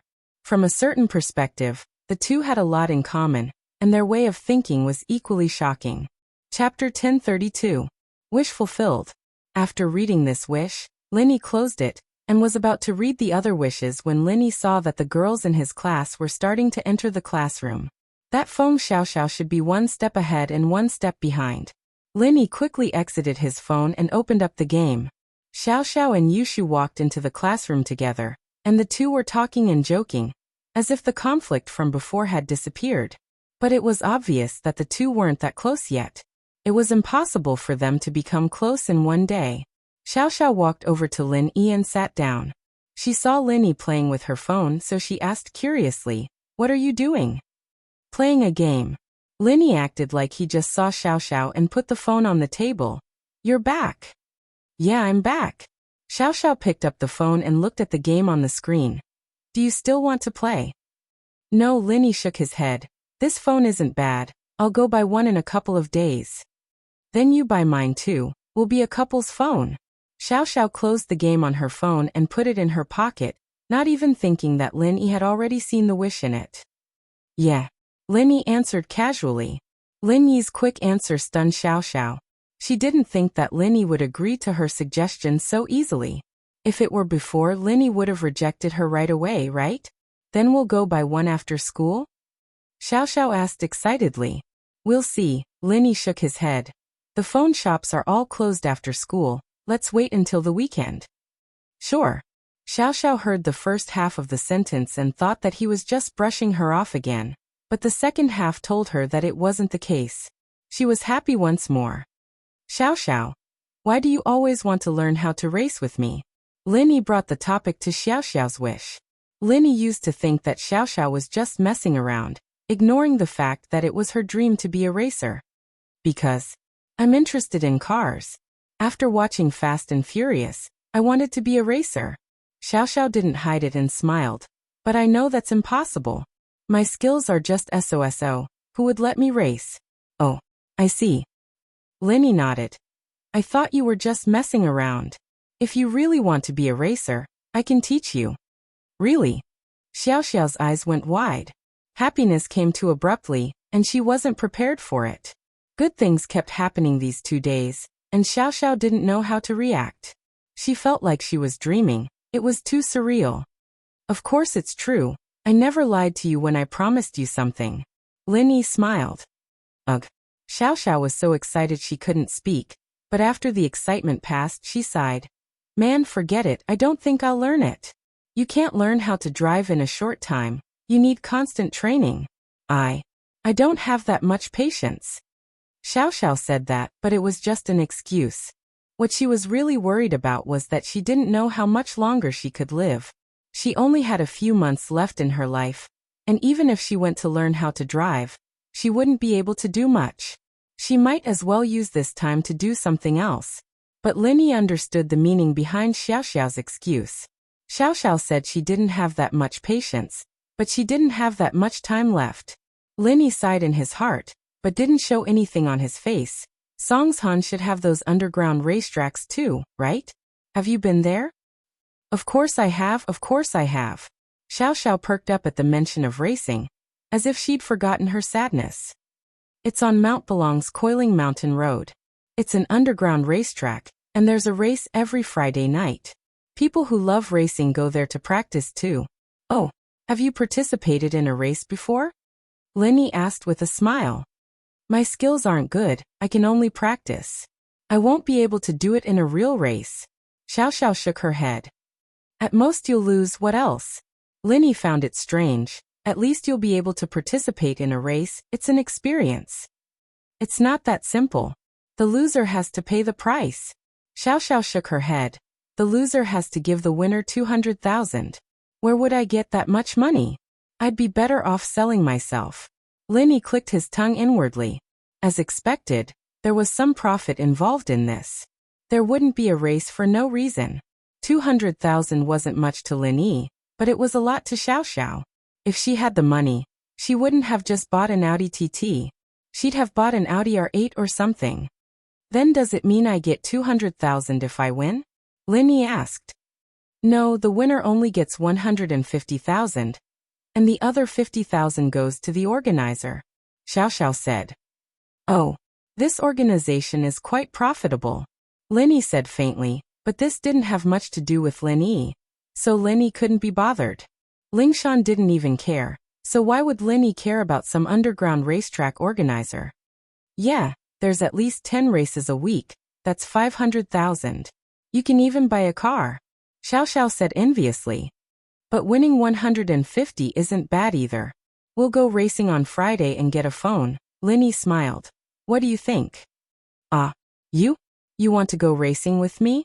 Xiao Xiao's eyes went wide. Yeah, you don't want to go? Lenny asked. Yes. Xiao Xiao nodded, afraid that Lenny would change his mind. Really? That's great. Ha ha ha ha. I can go racing too. You want to drive? Lenny was speechless at Xiao Xiao's happy face. Lenny was the one driving in the racetrack, and Xiao Xiao would lose for sure. Ugh. Yeah, I lose the moment I start. Xiao Xiao was a little depressed. Lenny looked at Xiao Xiao's face and made a decision in his heart. It was a risky decision, but it wasn't much to Lenny. It was something he could control. Chapter 1033. Who was Er Gooden? Looking at her beloved sports car, Xiao Xiao felt the urge to smash it. Sports car. It's not that I don't like you. It's just that I seem to like Lenny more, Xiao Xiao grumbled as she got in the car and started the engine. But it wasn't easy to reverse the car. The area was filled with vendors selling snacks, and there were people coming and going after school. In the past, Xiao Xiao didn't even need to reverse her car. She could just turn around and leave, but today there was a Lamborghini next to her car, so she had no choice but to reverse. Lenny frowned when he saw this. This Xie Yufeng was going to the doctor, but he didn't drive the car away. In truth, it wasn't that Yufeng didn't want to drive it away. It was because he couldn't. His butt was cut, and it would hurt even if he sat down, let alone drive. Yufeng, Songming, and Penghu called an ambulance right away, not even thinking about driving. I can't get it out. Lenny, help me get the car out. Xiao Xiao wanted to say that she wouldn't drive home, but she couldn't bring herself to say it. Whose car is this? Why isn't it driving away? Tang Yun looked at the Lamborghini curiously as well. She didn't know what kind of car it was, but it shouldn't be cheap. Who would park their car here for so long and not drive away? That's Xie Yufeng from yesterday. Lenny said.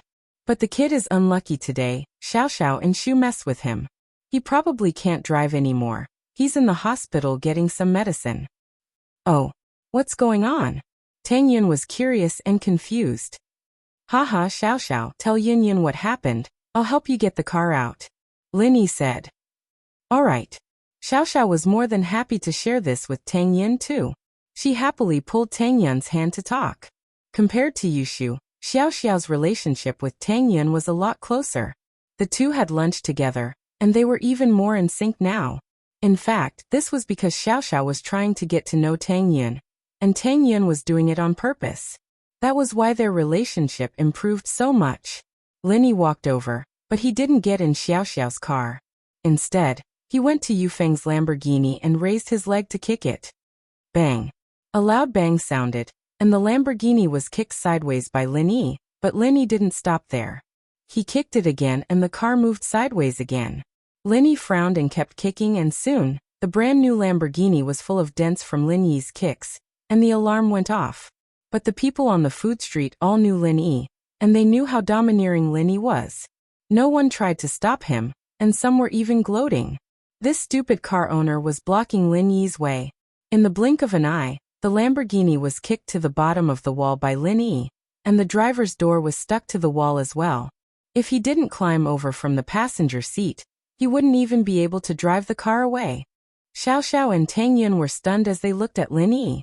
But Lin Yi had done too many ruthless things.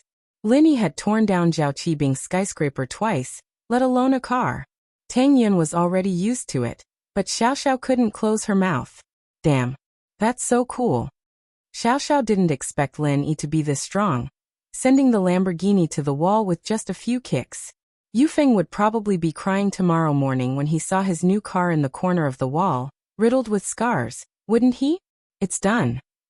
Lin Yi walked back casually, as if he wasn't the one who kicked the car. He walked to Tang Yun and Xiao Xiao. Let's go. Xiao Xiao told Tang Yun about Yufeng's tragic experience, and Tang Yun started to sympathize with the guy. He was beaten up by gangsters yesterday, and today he was sitting on a nail shoe. Not only that, but his new car was destroyed by Lin Yi. Why was this guy so unlucky? Did he have to go to the West to seek scriptures and come here to suffer? Xiao Xiao didn't want to leave, but she didn't want to make it too obvious. Since Lin Yi had cleared the obstacles around her car, she could drive it out smoothly. The Volkswagen Beetle and Audi TT left the food street behind the school. Lin Yi sent Tang Yun to the hospital and parted ways with Xiao Xiao at the intersection ahead. How's the renovations going? When can we move in? Lin Yi asked as he drove. Mom went to check yesterday, and she said it's almost done. We're just missing the furniture and appliances. We'll be able to move in after a couple of days. Tang Yun said. The new house smells. Fatty Lai used environmentally friendly materials, but it's impossible for there to be no harmful gases. You should get Auntie to buy some charcoal and sprinkle it around. Don't worry about money. Lin Yi nodded. Yeah, I know. Tang Yun obviously knew what kind of person her mother was. She couldn't help but laugh at Lin Yi's words. I really need to talk to her about it. Tell her not to be greedy. Just say that the smell of the renovations affects fertility. If you can't have a baby after smelling it, I won't want you anymore, Lin Yi said to Tang Yun. Ha! Tang Yun blinked and blushed. What kind of lousy reason is that? Lousy reason, but it'll definitely work. Lin Yi smiled. Tang Yun nodded. She had to admit that Lin Yi's method was effective. This was related to her health and the future baby's health. No matter how stingy a mother was, she couldn't risk her own life. Then, if I really can't have a baby, will you still want me? Tang Yun suddenly thought of something. What if there really was something wrong with her body? She had never had a baby before. Who knew if she could have a baby? I can cure it. Lin Yi smiled. Tang Yun was a little disappointed. She actually wanted to hear him say that he wanted it, not that he could cure it. The results were the same, but Tang Yun was a girl after all, and sometimes she liked to hear romantic words. Lin Yi drove Tang Yun back to the hospital and drove home. He called Widow Wang's grocery store in the village. However, the phone rang a few times and no one picked up. Just as Lin Yi was about to hang up, someone picked up. It wasn't Widow Wang's voice. It was a man's voice. Hello? West Star Mountain Village. Which one are you looking for? Hello, can you help me find Air Gooden? Lin Yi didn't know who this person was. He said politely, Air Gooden? Who is it? The person froze. Chapter 1034. Hercules Air Gooden Ugh. Lin Yi paused, but he remembered that Air Gooden was just a nickname. Air Gooden's real name wasn't Air Gooden, so people who weren't familiar with him wouldn't know. But everyone in Star West Village should know this name. But Lin Yi still said, It's Zhou Jiaming. Zhou Jiaming was Air Gooden's real name. Of course, in the village, people called people by their nicknames. Very few people called people by their real names. This was different from the city. Zhou Jiaming? The man on the other side of the line paused, but he still said, Wait, I'll ask for you. Auntie, someone's looking for Zhou Jiaming. Do you know him? I know. Okay, go set up the goods. I'll take the call. Widow Wang's voice came from the other side of the phone. After a while, Widow Wang picked up the phone. You're looking for Air Gooden? Auntie Wang, it's me, Lil Yi. Lin Yi smiled. Who was that? Anne, it's my relative's child from another village. He came here to help me with the work. Isn't the spring plowing over? When the villagers are free, they often come here to drink. I can't do it alone, Widow Wang said. I see, no wonder he doesn't know Air Gooden. Lin Yi understood. In Star West Village, there were a lot of people who didn't know Lin Yi, but there were very few who didn't know Air Gooden. Haha, wait here, I'll get Air Gooden to answer the phone for you. Widow Wang put the phone aside and went to the village's megaphone to shout. Air Gooden, Air Gooden, Air Gooden, I'm your Auntie Wang. There's a call for you. Widow Wang's voice came from the loudspeaker, shocking Lin Yi on the other side of the phone. Gooden was hunting in the mountains. He just finished dinner and went to the mountains to stretch his body. He didn't expect to hear the village's loudspeaker calling for him. Gooden guessed that the call was from his boss Lin Yi. He didn't waste time, picking up the dead boar and running down the mountain. This wild boar was at least 300 to 400 kilograms, but Gooden didn't seem to be using any strength at all. He was running like he was flying, as if he was carrying no weight at all. At the foot of the mountain was West Star Village. Almost all the villagers were outside, playing cards and chess. They didn't seem surprised at all when they saw Gooden running down the mountain with the bear on his shoulder. Air Gooden, you went hunting again? This wild boar can be sold for a good price, right? An old man said enviously. Heh, it's all right. Gooden smiled honestly. Air Gooden, when are you going to get the robes you promised Master Wang? A village woman asked. Her husband sold wild animals, and he often caught wild chickens and robes to sell in the market. He used to catch them with traps, but Gooden patted his chest and bought them, saying that he'd help whenever he needed the robes. Auntie Chong, I'm in a hurry to answer the phone today. I'll get the robes for you tomorrow. Gooden nodded. This Gooden was a legend in the village. When he was 8, he went hunting alone in the mountains. The first day he came back, the villagers saw a black bear coming down the mountain and walking into the village, scaring them to death. They shouted, "The bear is in the village," and all went back to their homes. But when the black bear walked into the village, everyone realized that under the bear's huge body, there was a small, skinny figure. It was Air Gooden, who came back from hunting. But compared to the black bear's body, Air Gooden's body was insignificant. They were far away and it was dark, so the villagers couldn't see Gooden clearly. It was only when they got closer that they realized that the black bear had been killed by Gooden. This shocked the villagers, and they couldn't help but praise Gooden's godly strength. But everything had a freshness, and once the freshness wore off, they wouldn't be surprised anymore. It was the same with Air Gooden. From then on, he killed wild wolves, wild boars, vultures, and other wild beasts. Everyone was used to it now. Gooden threw the wild boar on the ground. Everyone split it. If we can't finish it, we'll give the rest to my dad to sell. Gooden was a simple and honest man. He wouldn't keep things to himself. Every time he went hunting, he would think of the villagers and give them something for free. So, everyone had a good impression of him. In fact, everyone was drooling over the wild boar meat. Normal people couldn't kill a wild boar. There was a saying, 1 boar, 2 bears, 3 tigers. It meant that the wild boar was stronger than a bear or a tiger. Only Gooden could kill a wild boar so easily. If it was someone else, they might have been killed by the boar. After saying that, he quickly ran to Widow Wang's house, and the rest of the villagers happily helped him clean up the wild boar. Of course, they weren't greedy people. They would get some of the meat, but it was the parts that weren't easy to sell. The parts that were easy to sell, like the pork knuckle, they would leave them for Gooden. Gooden excitedly ran into the shop and picked up the phone. Hello. Air Gooden, it's me, Lin Yi. Lin Yi heard Gooden's voice and smiled. Lin Yi, bro, I knew it was you. Are you in a hurry? I'll leave in 2 days. Gooden said embarrassedly, it's still far from the autumn harvest, and the family doesn't have much income. I'm thinking of hunting some wild animals for my dad to sell before I leave. Otherwise the family won't have any income. Didn't I tell you to get it from my old man? Lin Yi didn't know whether to laugh or cry. You can pay for the road. I'm thinking I'll earn the money for the house. I have hands and feet. Hunting isn't a problem. Gooden said with an honest smile. All right, come back as soon as you're done. I really miss you. Linny sighed. I really want you to stay in Songshan forever. I want to follow you, boss, to explore the world. But I can't. Gooden frowned and said helplessly. I can't leave home for too long. That's right. Apart from that spiritual spring, there's really no other alternative solution. Linny sighed. But it's fine, you just have to come out once in a while. Chapter 1035. Chapter 1033. Being Xiao Xiao's best friend. Alright. Write down my phone number and address. Contact me when you get to Songshan. I'll pick you up. Linny said as he gave Gooden his phone number and address. Gooden found a piece of paper and wrote it down before putting it in his pocket. After the call with Gooden, Linny got home. The miss and Shu were still watching TV on the sofa.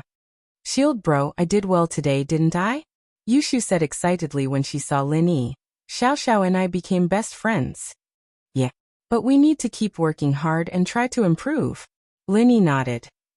Improve? Yushu asked. Yeah, it'd be best if we could become best friends. Just like you and Yao Yao, Linny said. Best friend? That's not possible, right? She's my love rival. Yushu scratched her head, troubled. Linny didn't say anything. He took out his phone and opened the photo album, showing Xiao Xiao's wishes to Yushu. Xiao Xiao has a few wishes, and she doesn't have much time left, so I want to help her fulfill them one by one. Oh. Yushu paused and took the phone. She read the words on the photo. I really want to have a best friend. I can talk to her about the loneliness in my heart. I can share happiness and sadness with her on the same bed. But I'm destined to never have a true friend. I don't want my best friend to feel pain because of my death. Mengyao came over curiously as well, frowning as she looked at the photo on Lin Yi's phone. Lin Yi, where did you see this? From Xiao Xiao's phone. Lin Yi didn't hide it. There's a file called My Wish. I just opened it, I didn't think. I see. Mengyao nodded. Xiao Xiao's wish moved Mengyao. Having a best friend was a normal thing, but in Xiao Xiao's eyes, it was an extravagant wish. Especially Xiao Xiao's reason, it made Mengyao feel even more bitter. What a great spirit it is to not let a good friend be sad. Shu, we want to be Xiao Xiao's best friends. Mengyao raised her fist and said word by word. Oh, okay.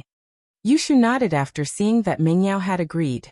To tell the truth, most of what she did today was to coax Xiao Xiao, but being a BFF wasn't as simple as that. If she didn't open her heart to Xiao Xiao, then she wouldn't be a BFF at all. Xiao Xiao only wanted to be Lin Yi's small wife, and she wasn't a threat to her position at all. Plus, she was about to die, so Yushu didn't think much of it. The two came to an agreement, and the matter was settled for now. But Yushu suddenly realized that the picture wasn't the last one. So she kept scrolling. Lin Yi wanted to stop her, but it was too late. Yushu's hands were faster, and she was already scrolling. If Lin Yi were to take the phone back now, it would mean that something was wrong. Lin Yi couldn't help but regret taking a picture of that threesome wish. Yushu and Mengyao read Xiao Xiao's other wishes, but they weren't really interested in things like racing or watching the sunrise. It had nothing to do with them, but when they saw Xiao Xiao's threesome, their eyes went wide, their mouths wide open. I've decided I'll give this difficult mission to my boyfriend, let him push her down, and then we'll have threesome. Haha. Xiao Xiao, you're a super genius. But it seems like a daydream? Yushu and Mengyao couldn't help but look at each other after reading the content on the phone. After a long while, Yushu sighed. Holy shit, this Xiao Xiao is even stronger than me? She wants to do threesome with a superstar? I just want to do it with Yao Yao. Shu, what the hell are you talking about? Mengyao glared at Yushu, suddenly feeling a sense of regret. One Shu was enough to give her a headache, and she actually agreed to be Xiao Xiao's best friend? Xiao Xiao was someone similar to Shu, and if she were to become her best friend, wouldn't she be breaking down all day long? After the two of them got together, wouldn't the already shocking idea become even more shocking? This Xiao Xiao wanted to do threesomes, and with just a discussion with Yushu, they'd be able to do 4 or 5. Hee hee, but that's a good wish. Su Shirhan is Yao Yao's and my idol too. Shield bro, you need to work hard. Yushu waved her phone at Lin Yi. I don't mind doing threesomes with a superstar. 4-5 with Yao Yao? Linny held his forehead speechless. His heart was exploding. This sounded exciting, but Linny just couldn't believe it. Mengyao slapped her forehead as well, almost fainting from the shock. What was she supposed to do now that Yushu had said it out loud? What was she supposed to do? What was she supposed to do in the future? I'll go check on Faubert. Linny took the phone back from Yushu and walked to Faubert's room. I'll go wash up and sleep. Mengyao said, defeated. I'll go too, Yushu said happily, following Mengyao like a shadow. Linny walked to Faubert's room. The door wasn't locked, so he pushed it open and walked in. Faubert was practicing on his bed when he felt Linny walk in. He opened his eyes slowly. You're back. Evidently, he didn't hear the conversation between Linny and Mengyao in the living room. He could only sense movements within a certain range. Yeah, how is it, Faubert? Linny nodded. I've already started training my family's martial arts again. Golden class late phase peak. This is a good starting point. I'm already satisfied. Uncle Fu said this from the bottom of his heart. He didn't seem to be forcing it at all. Faubert, I want to try again. Linny said, unwilling to give up. What he didn't understand was that since Uncle Fu could absorb the spiritual qi of heaven and earth, why couldn't he absorb the universal energy in the space of the jade pendant? Chapter 1036. A strange case. Linny didn't say much and walked in front of Faubert. He placed both of his hands on Faubert's meridians and activated the art of dragon mastery. Uncle Fu also cooperated and began to circulate his family's incantation. 10 minutes later, Linny gave up decisively. There was no effect at all. The situation was the same as before. Linny couldn't give his energy to Faubert, and Faubert wouldn't absorb the energy Linny gave him. It seemed like it was like what Jiao Lao said. There was a limit to the level of this energy transfer. He could only transfer energy to practitioners who were of a lower level than him. And the peak of the lower level was the final bottleneck. In other words, as long as he didn't reach Earth class, he wouldn't be able to make Faubert and General Weiwu into Mystic class. At first, Linny thought that his ability to mass-produce masters was already very powerful, but now it seemed like it was useless. Although he could create golden class masters were still a rare existence in the secular world, and they were extremely rare. A golden class master was already very powerful, but the problem was that the enemies and pressure Linny was facing now didn't come from the common world, but from the noble houses of a higher level. In these noble houses, golden class masters were very common. Most of them were mystic class masters, and there were even some earth class masters. In front of these people, the two golden class masters, Faubert and General Weiwu, were useless. Linny had to rely on his own strength to face them. Forget it, it was better than nothing. Linny sighed. Some people wanted golden class masters, but didn't have them. He could mass-produce them now. With that thought, Linny gave up on the idea of creating Faubert and returned to his room. On the surface, Songshan was quite safe these days. The thief organization was gone, and the kidney trafficking organization was destroyed.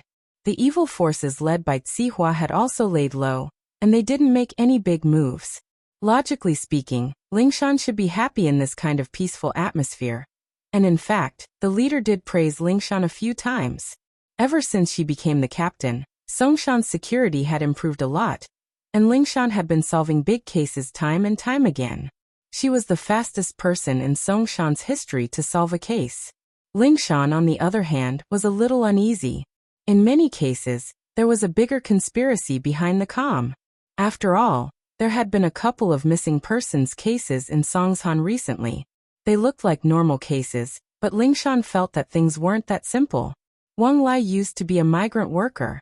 3 days ago, he had a conflict with the labor contractor because of a wage issue. After beating up the labor contractor, he disappeared. According to the information, Wang Lai was a very strong migrant worker. He had a lot of strength, and it was easy for him to beat up the labor contractor and his bodyguards.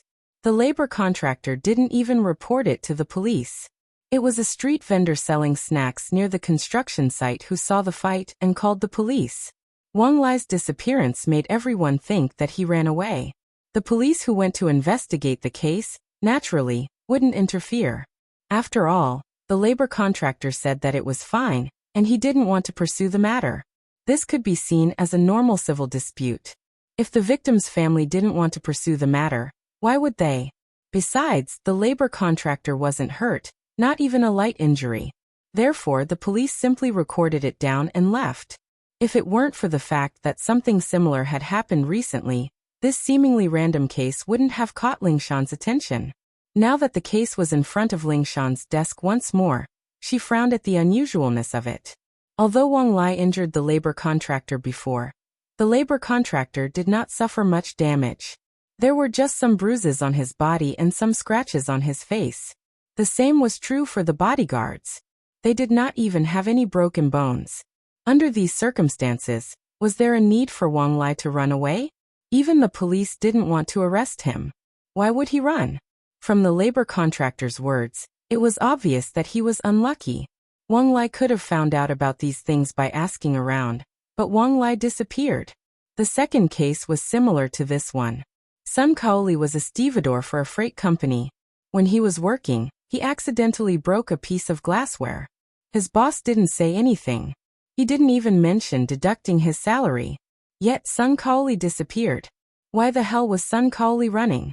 When Sun Kaoli disappeared, the boss felt that something was wrong and called the police. But after calling the police, they realized that nothing was missing from the company. And the reason for Sun Kaoli's escape was something they had to think about. Of course, this wasn't much. If these two missing cases were coincidental, then what about today's case? Yang Maolin was a small gangster, bullying people around the market. Today, when he was collecting protection money, he bumped into someone who was serious, and so he used the scale plate on the side to smack the guy's face into a pulp. After washing away the blood, it was just a nose bleeding. It wasn't a big deal at all. Everyone thought that this was over, and the guy who got beaten up would obediently hand over protection money the next day. It wasn't like Yang Maolin hadn't beaten up merchants before. There were a lot more serious cases, but it wasn't a big deal. But the guy who got beaten up wasn't happy and called the police. The police came to mediate the situation. After all, Yang Maolin was the manager of this farmer's market, and he was collecting money for benefits. It could be seen as a commercial action of a mall, collecting rent. It was a little more than usual, but the guy didn't have to come at all. Even if they were to argue about it, they wouldn't be able to come out with a good reason.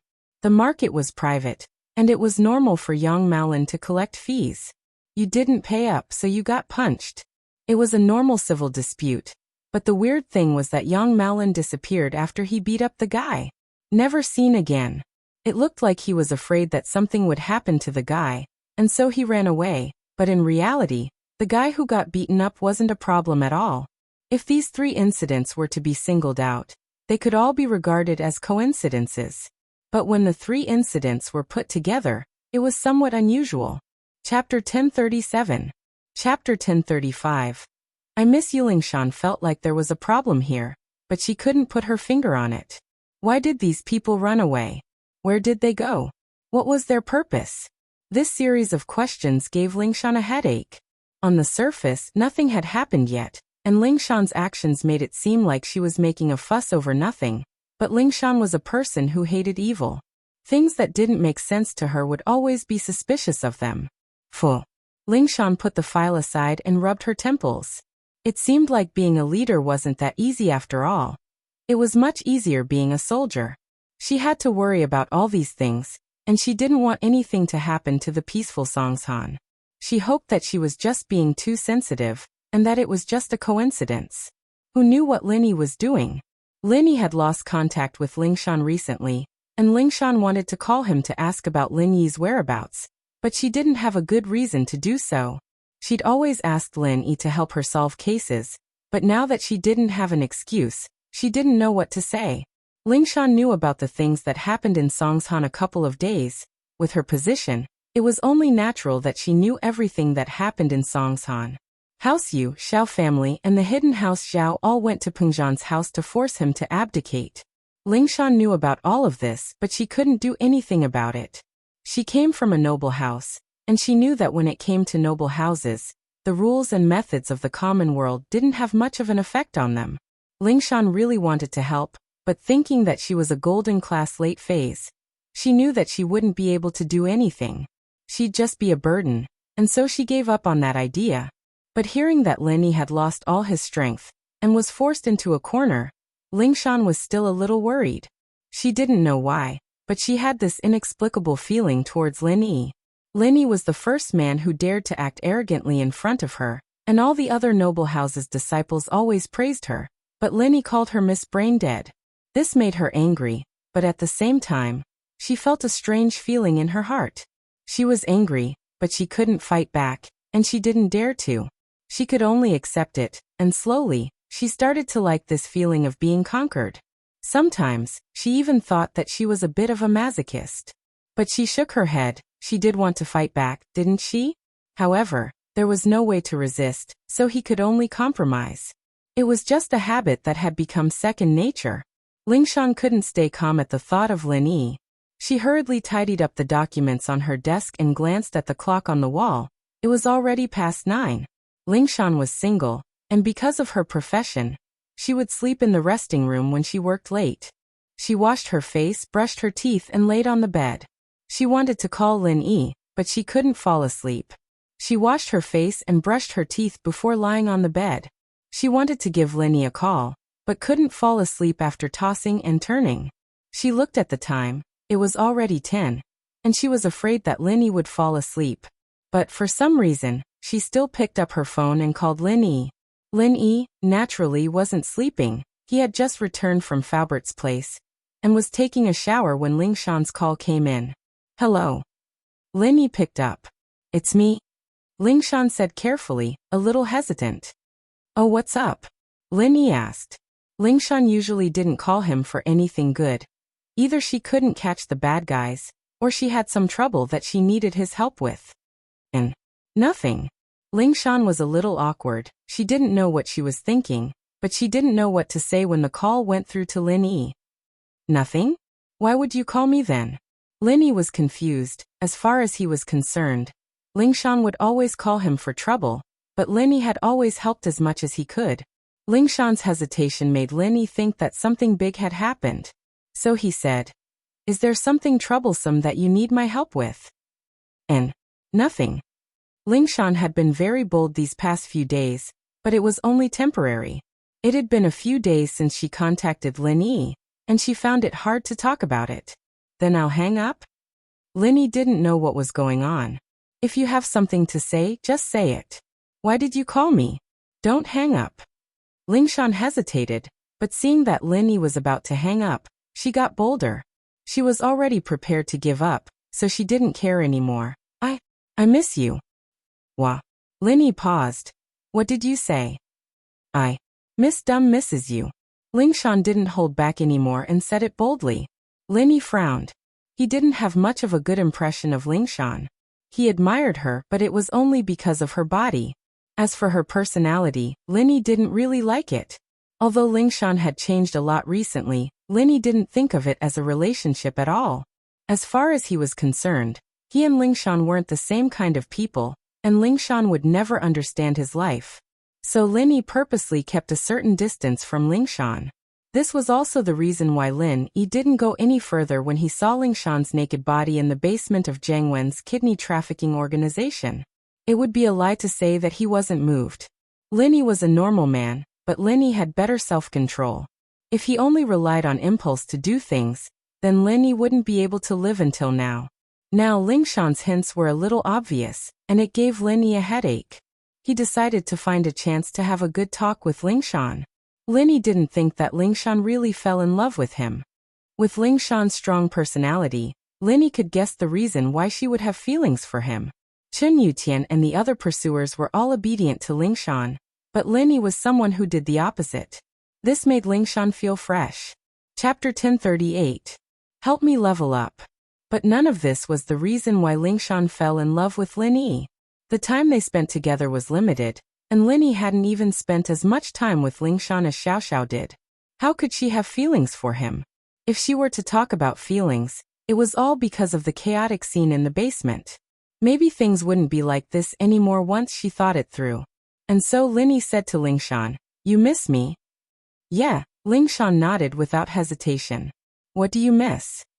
Lin Yi asked. I want you to help me level up. Lingshan blushed. If someone else said this, it would be a very normal thing to say. For example, when Faubert told Lin Yi to help him level up, it wouldn't be a big deal. He was just asking Lin Yi to use his energy to help him level up. In fact, Lin Yi had been helping Faubert level up for the past few days.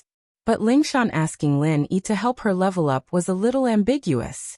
How and under what circumstances did Lingshan break through last time? Both Lin Yi and Lingshan knew it very well.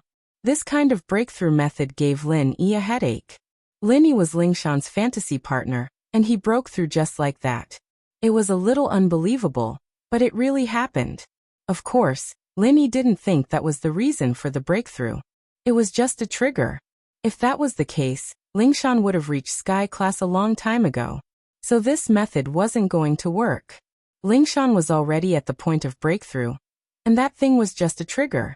Of course, Lin Yi didn't delve too deeply into it. This wasn't something he could understand. Every family's practice was different, and Lin Yi didn't have the time to study it. All right, when can I help you level up? Lin Yi hesitated before agreeing. Lingshan was taken aback by Lin Yi's straightforwardness. Lin Yi agreed just like that? No hesitation at all? What's wrong? Lin Yi asked when Lingshan didn't say anything. No, but this weekend, you'll come to my house? Lingshan said excitedly. Sure, Lin Yi nodded. Then I'll be waiting. Lingshan's heart was pounding furiously. She was really happy that Lin Yi had agreed. Lingshan's breathing quickened as she held the phone in her hand. She suddenly felt hot all over, remembering the special feeling she had in the basement that day.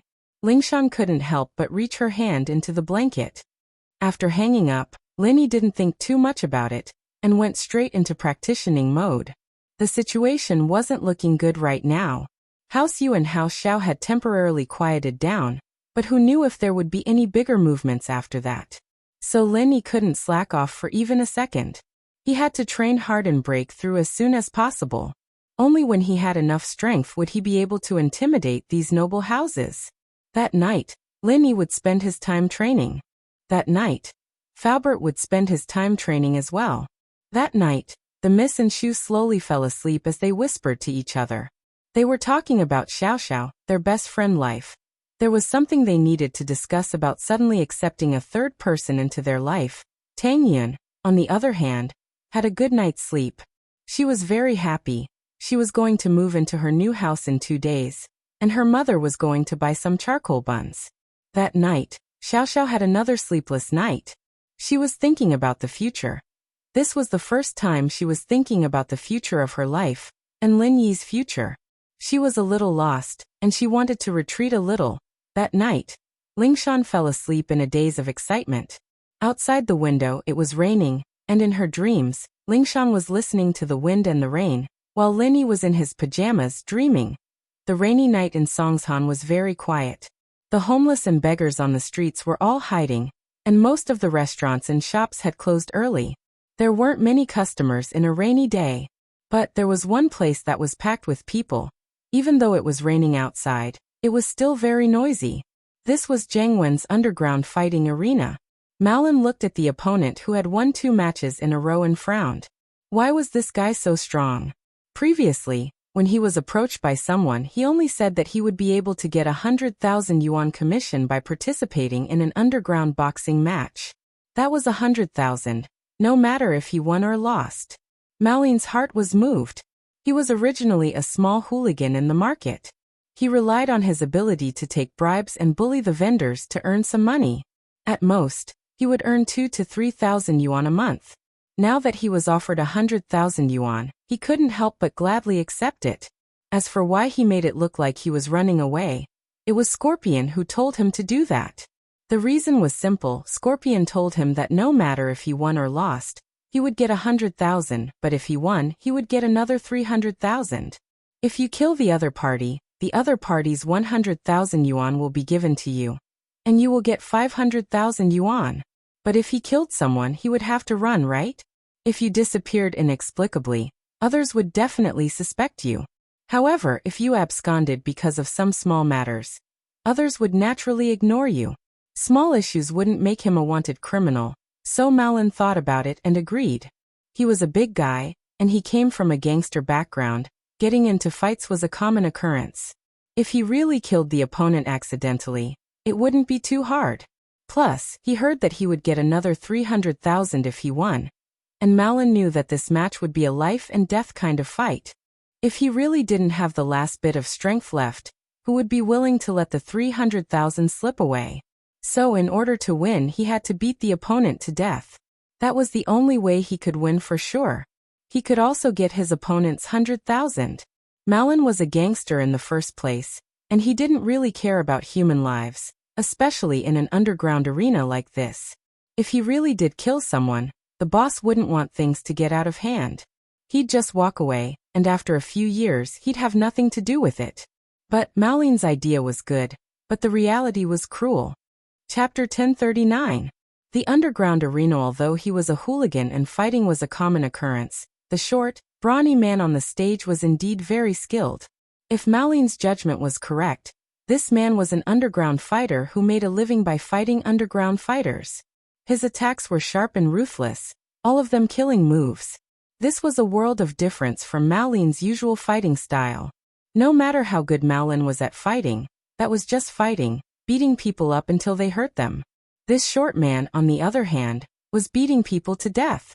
Every punch was aimed at the opponent's vitals, either the head or the chest, and every move was fatal. Malin's forehead was sweating profusely as he watched the short man's opponent get beaten senseless, getting dragged off the stage like a dead dog. He regretted it. He really regretted it. He shouldn't have believed Scorpion's words. He shouldn't have had this unrealistic dream of getting rich. Finally, the short brawny man made his move again. With a bang, he punched his opponent's temple. Suddenly, his opponent's temple caved in, and then suddenly swelled up, turning into a huge tumor-like bump. His opponent, who was as strong as a bear, twitched twice and fell to the ground with a loud bang, without the slightest bit of sloppiness. The short man won again. He raised his hands, accepting the cheers of victory from the audience. 2 fights, and he'd earned $1 million. After the 3rd fight, he'd be able to earn $1,500,000 today. This was the highest amount he'd ever earned in his underground fighting career. Otherwise, the short man wouldn't have come all the way from Thailand to Songshan. He was a Muay Thai master, and used to be a professional athlete, but he'd been focusing on underground fights ever since he retired. Many retired boxers became weaker and weaker, but the short man was different. His current strength was even greater than his peak strength as a regular athlete. Especially after learning some killer moves from a third-rate assassin, he became even more powerful. Of course, that wasn't all. The reason why he was so powerful was because he had embarked on the path of a cultivator. He was a physical cultivator, and he was about to reach the golden rank. That was why his strength was so tyrannical. Scorpion bro. I don't want to compete anymore. Malin was sweating as he watched the stream. He loved money, but he didn't want to die. The life and death agreement has been signed. You only have one choice, and that is to fight. Scorpion said coldly. I just won't participate. What can you do to me? Life and death agreement? Don't think that I'm just a hooligan. This kind of thing is not valid in the law. If you want me to fight him, I'll die if I go up. In order to survive, Malin didn't care if he fell out with Scorpion, even though he knew that there had to be a huge power behind this arena. Oh. Scorpion smiled coldly as he pointed his gun at Malin. Then you can die now. Gee. Malin froze as a gun was pointed at his head. He started shaking. You guys. You can live if you participate in the competition, and you can even get the prize money. Scorpion humphed. If you don't participate, you won't get a single cent. Die now. Malin was stunned. He was just a low-level hooligan. He'd never seen a gun before. Being pointed at with a gun made him shiver all over. He didn't doubt that Scorpion would kill him. After all, he'd seen the short man kill 2 people with his own eyes. This meant that they weren't afraid of dying here, and so he knelt down. And so Malin gave in, kneeling on the ground. Scorpion bro. I really don't want to die, please. I don't want to die. I haven't lived enough. Don't want to die? Scorpion sighed and put on an act. Then wait, I'll go ask the boss. Okay. Malin didn't dare hesitate. He nodded quickly.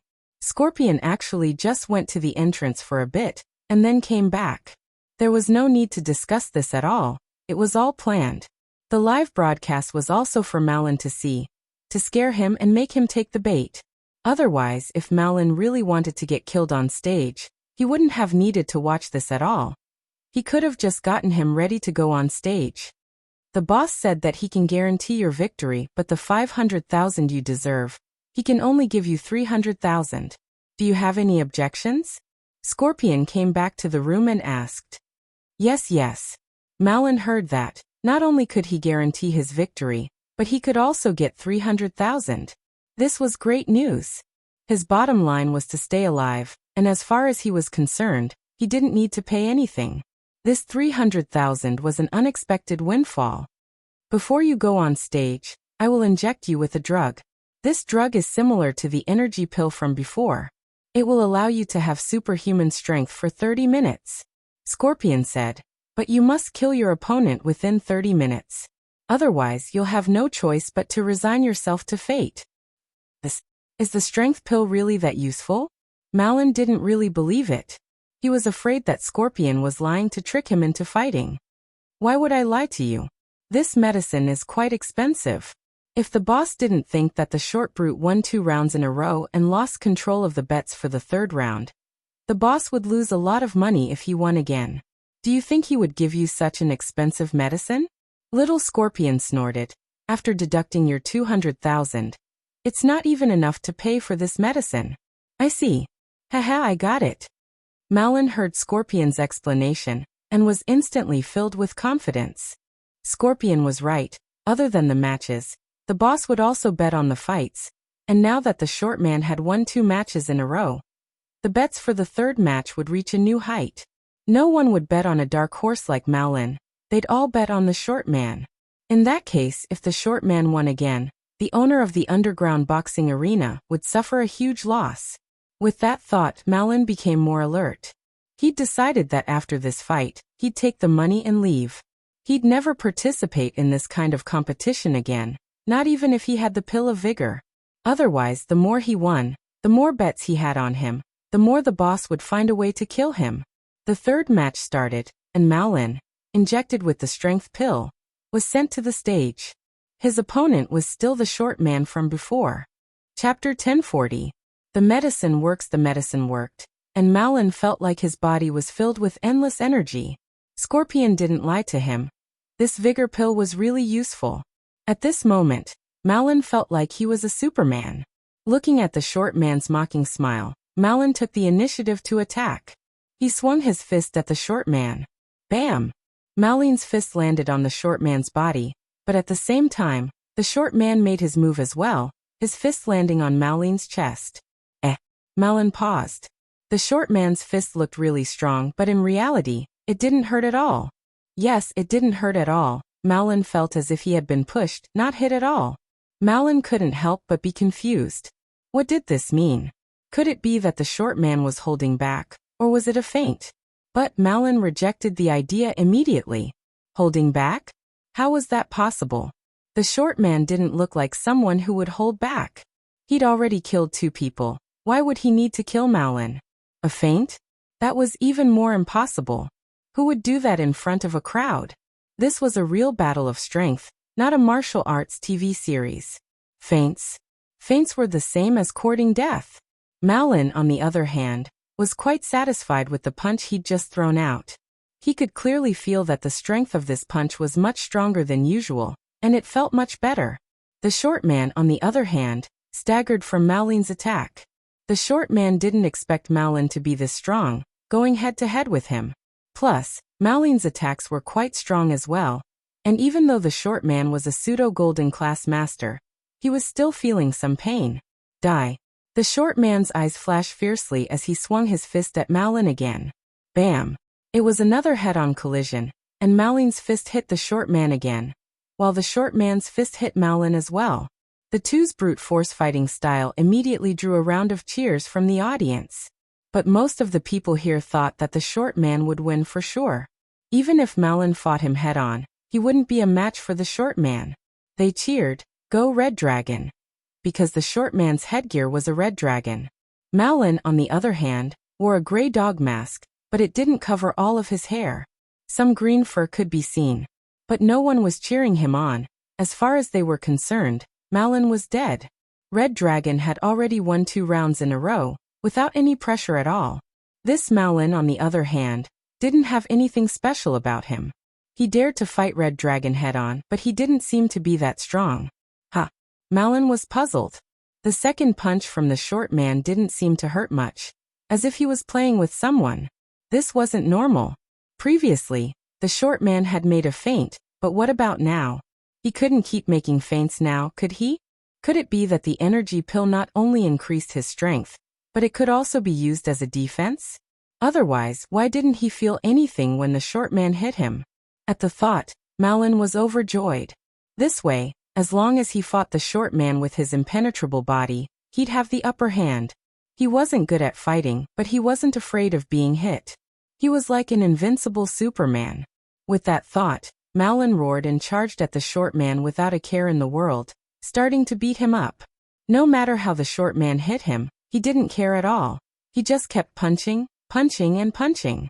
The audience below the stage was dumbfounded. What was going on? Why wasn't Malin afraid of death? This kind of desperate fighting style was simply terrifying. Malin's chest was caved in from the short man's punches, but he didn't seem to feel it. He was still fighting the short man. Jiangwen, on the other hand, frowned as he looked at Scorpion. Can this guy do it? Why does it feel like he can't? He's going to die, isn't he? Scorpion wasn't too sure. It's been fine the last few times. The people who use the medicine always beat their opponents at the last moment. But he's going to die before he can even beat his opponent. Jiangwen felt that something wasn't right today. He turned to the professor. Professor Yin, what's going on? This opponent is too strong. Right now, the drug is only in the initial testing stage. After injecting it, dealing with ordinary people is naturally no problem.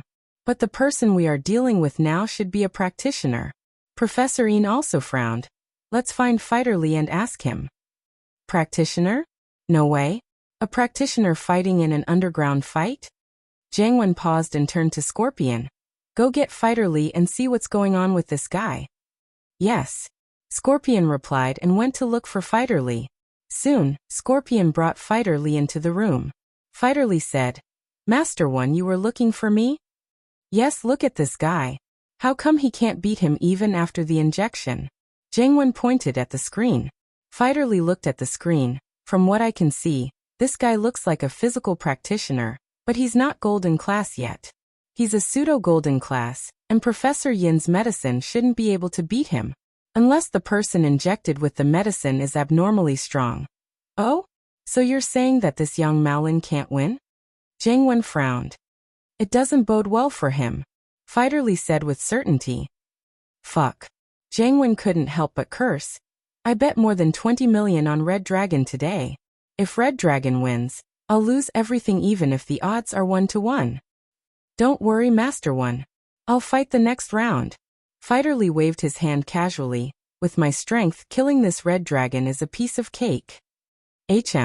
Alright. The Red Dragon won 3 rounds in a row, so the bet for the 4th round will be even bigger. I'll be able to earn it all back with interest this time. Jiangwen nodded, feeling reassured. Chapter 1041. Fighter Li wanted to steal his opponent until he fell down. The only thought in his mind was to attack and kill the short brute. And then he'd have 300,000. Malin was stronger than the previous 2 opponents to the short brute, but to a quasi-golden class physical practitioner like him, it wasn't much. Professor Yin's medicine was strong, but it was still in the early stages of experimentation.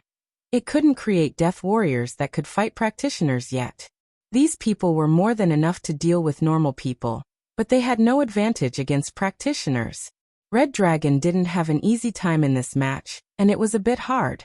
The punches he took were a few times more than the previous 2 matches, but he wasn't injured at all. He was a physical practitioner, and his body was extremely strong.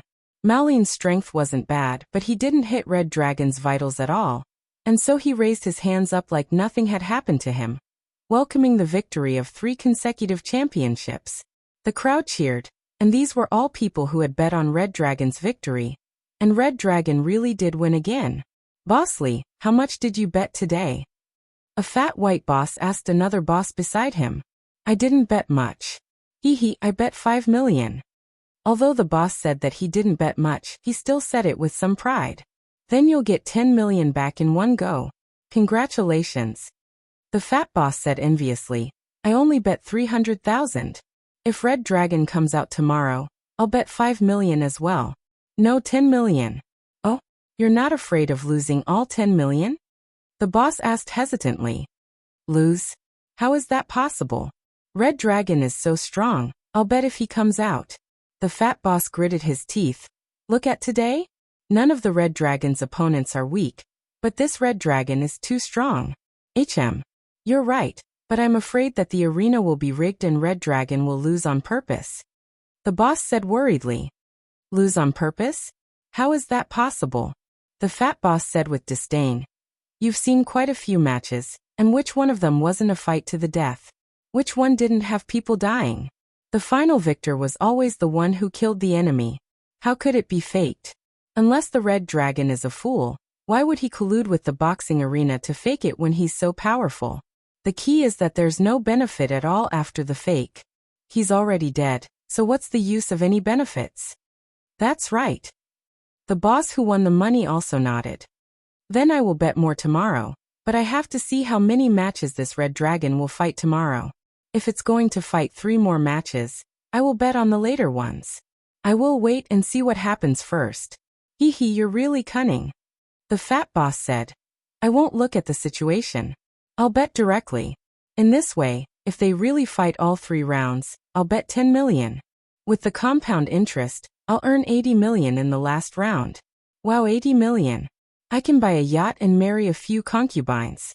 This is so cool. Although I won't bet on the first match, I'll bet on the later matches. I'm going to bet 100 million. The boss had also made up his mind. Sometimes, it was like this. When you were hesitating, there was a like-minded person beside you who was encouraging you, so you could quickly make a bold decision. Then I'll bet 20 million. That's all I have. The fat boss didn't back down. In fact, there were many similar conversations going on in the spectator stands.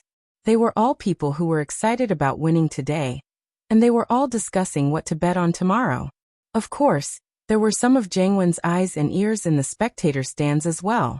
These people were there to create the wind and influence the people who placed their bets, guiding the public's opinion. But today's situation didn't need these eyes and ears.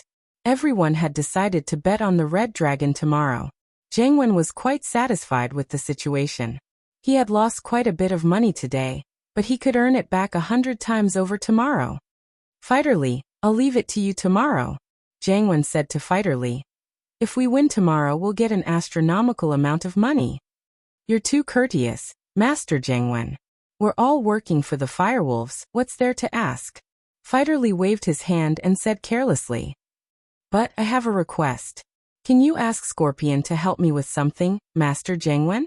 "Oh? What request? Just tell me, Fighterly," Jiangwen said quickly. "It's like this, I've taken a fancy to a girl," Fighterly said with a laugh. "Haha, appetite's no problem. Since Fighterly has his eyes on her, I'll let Scorpion catch her for you." Jiangwen waved his hand nonchalantly after hearing that it was just a small matter like this. "Master Jiangwen, this girl is from a good family. It'll be a problem if we take her by force." Fighterly wasn't stupid, he would have done it himself if he could. Why would he need Scorpion? "Oh." Jiangwen paused. "What's the problem? Does she have a background?" "She doesn't." Fighterly shook his head. "What's there to worry about if she doesn't have a background?" Jiangwen didn't understand. "It's not the first time we've caught people. We've caught so many people already, and nothing's happened, right?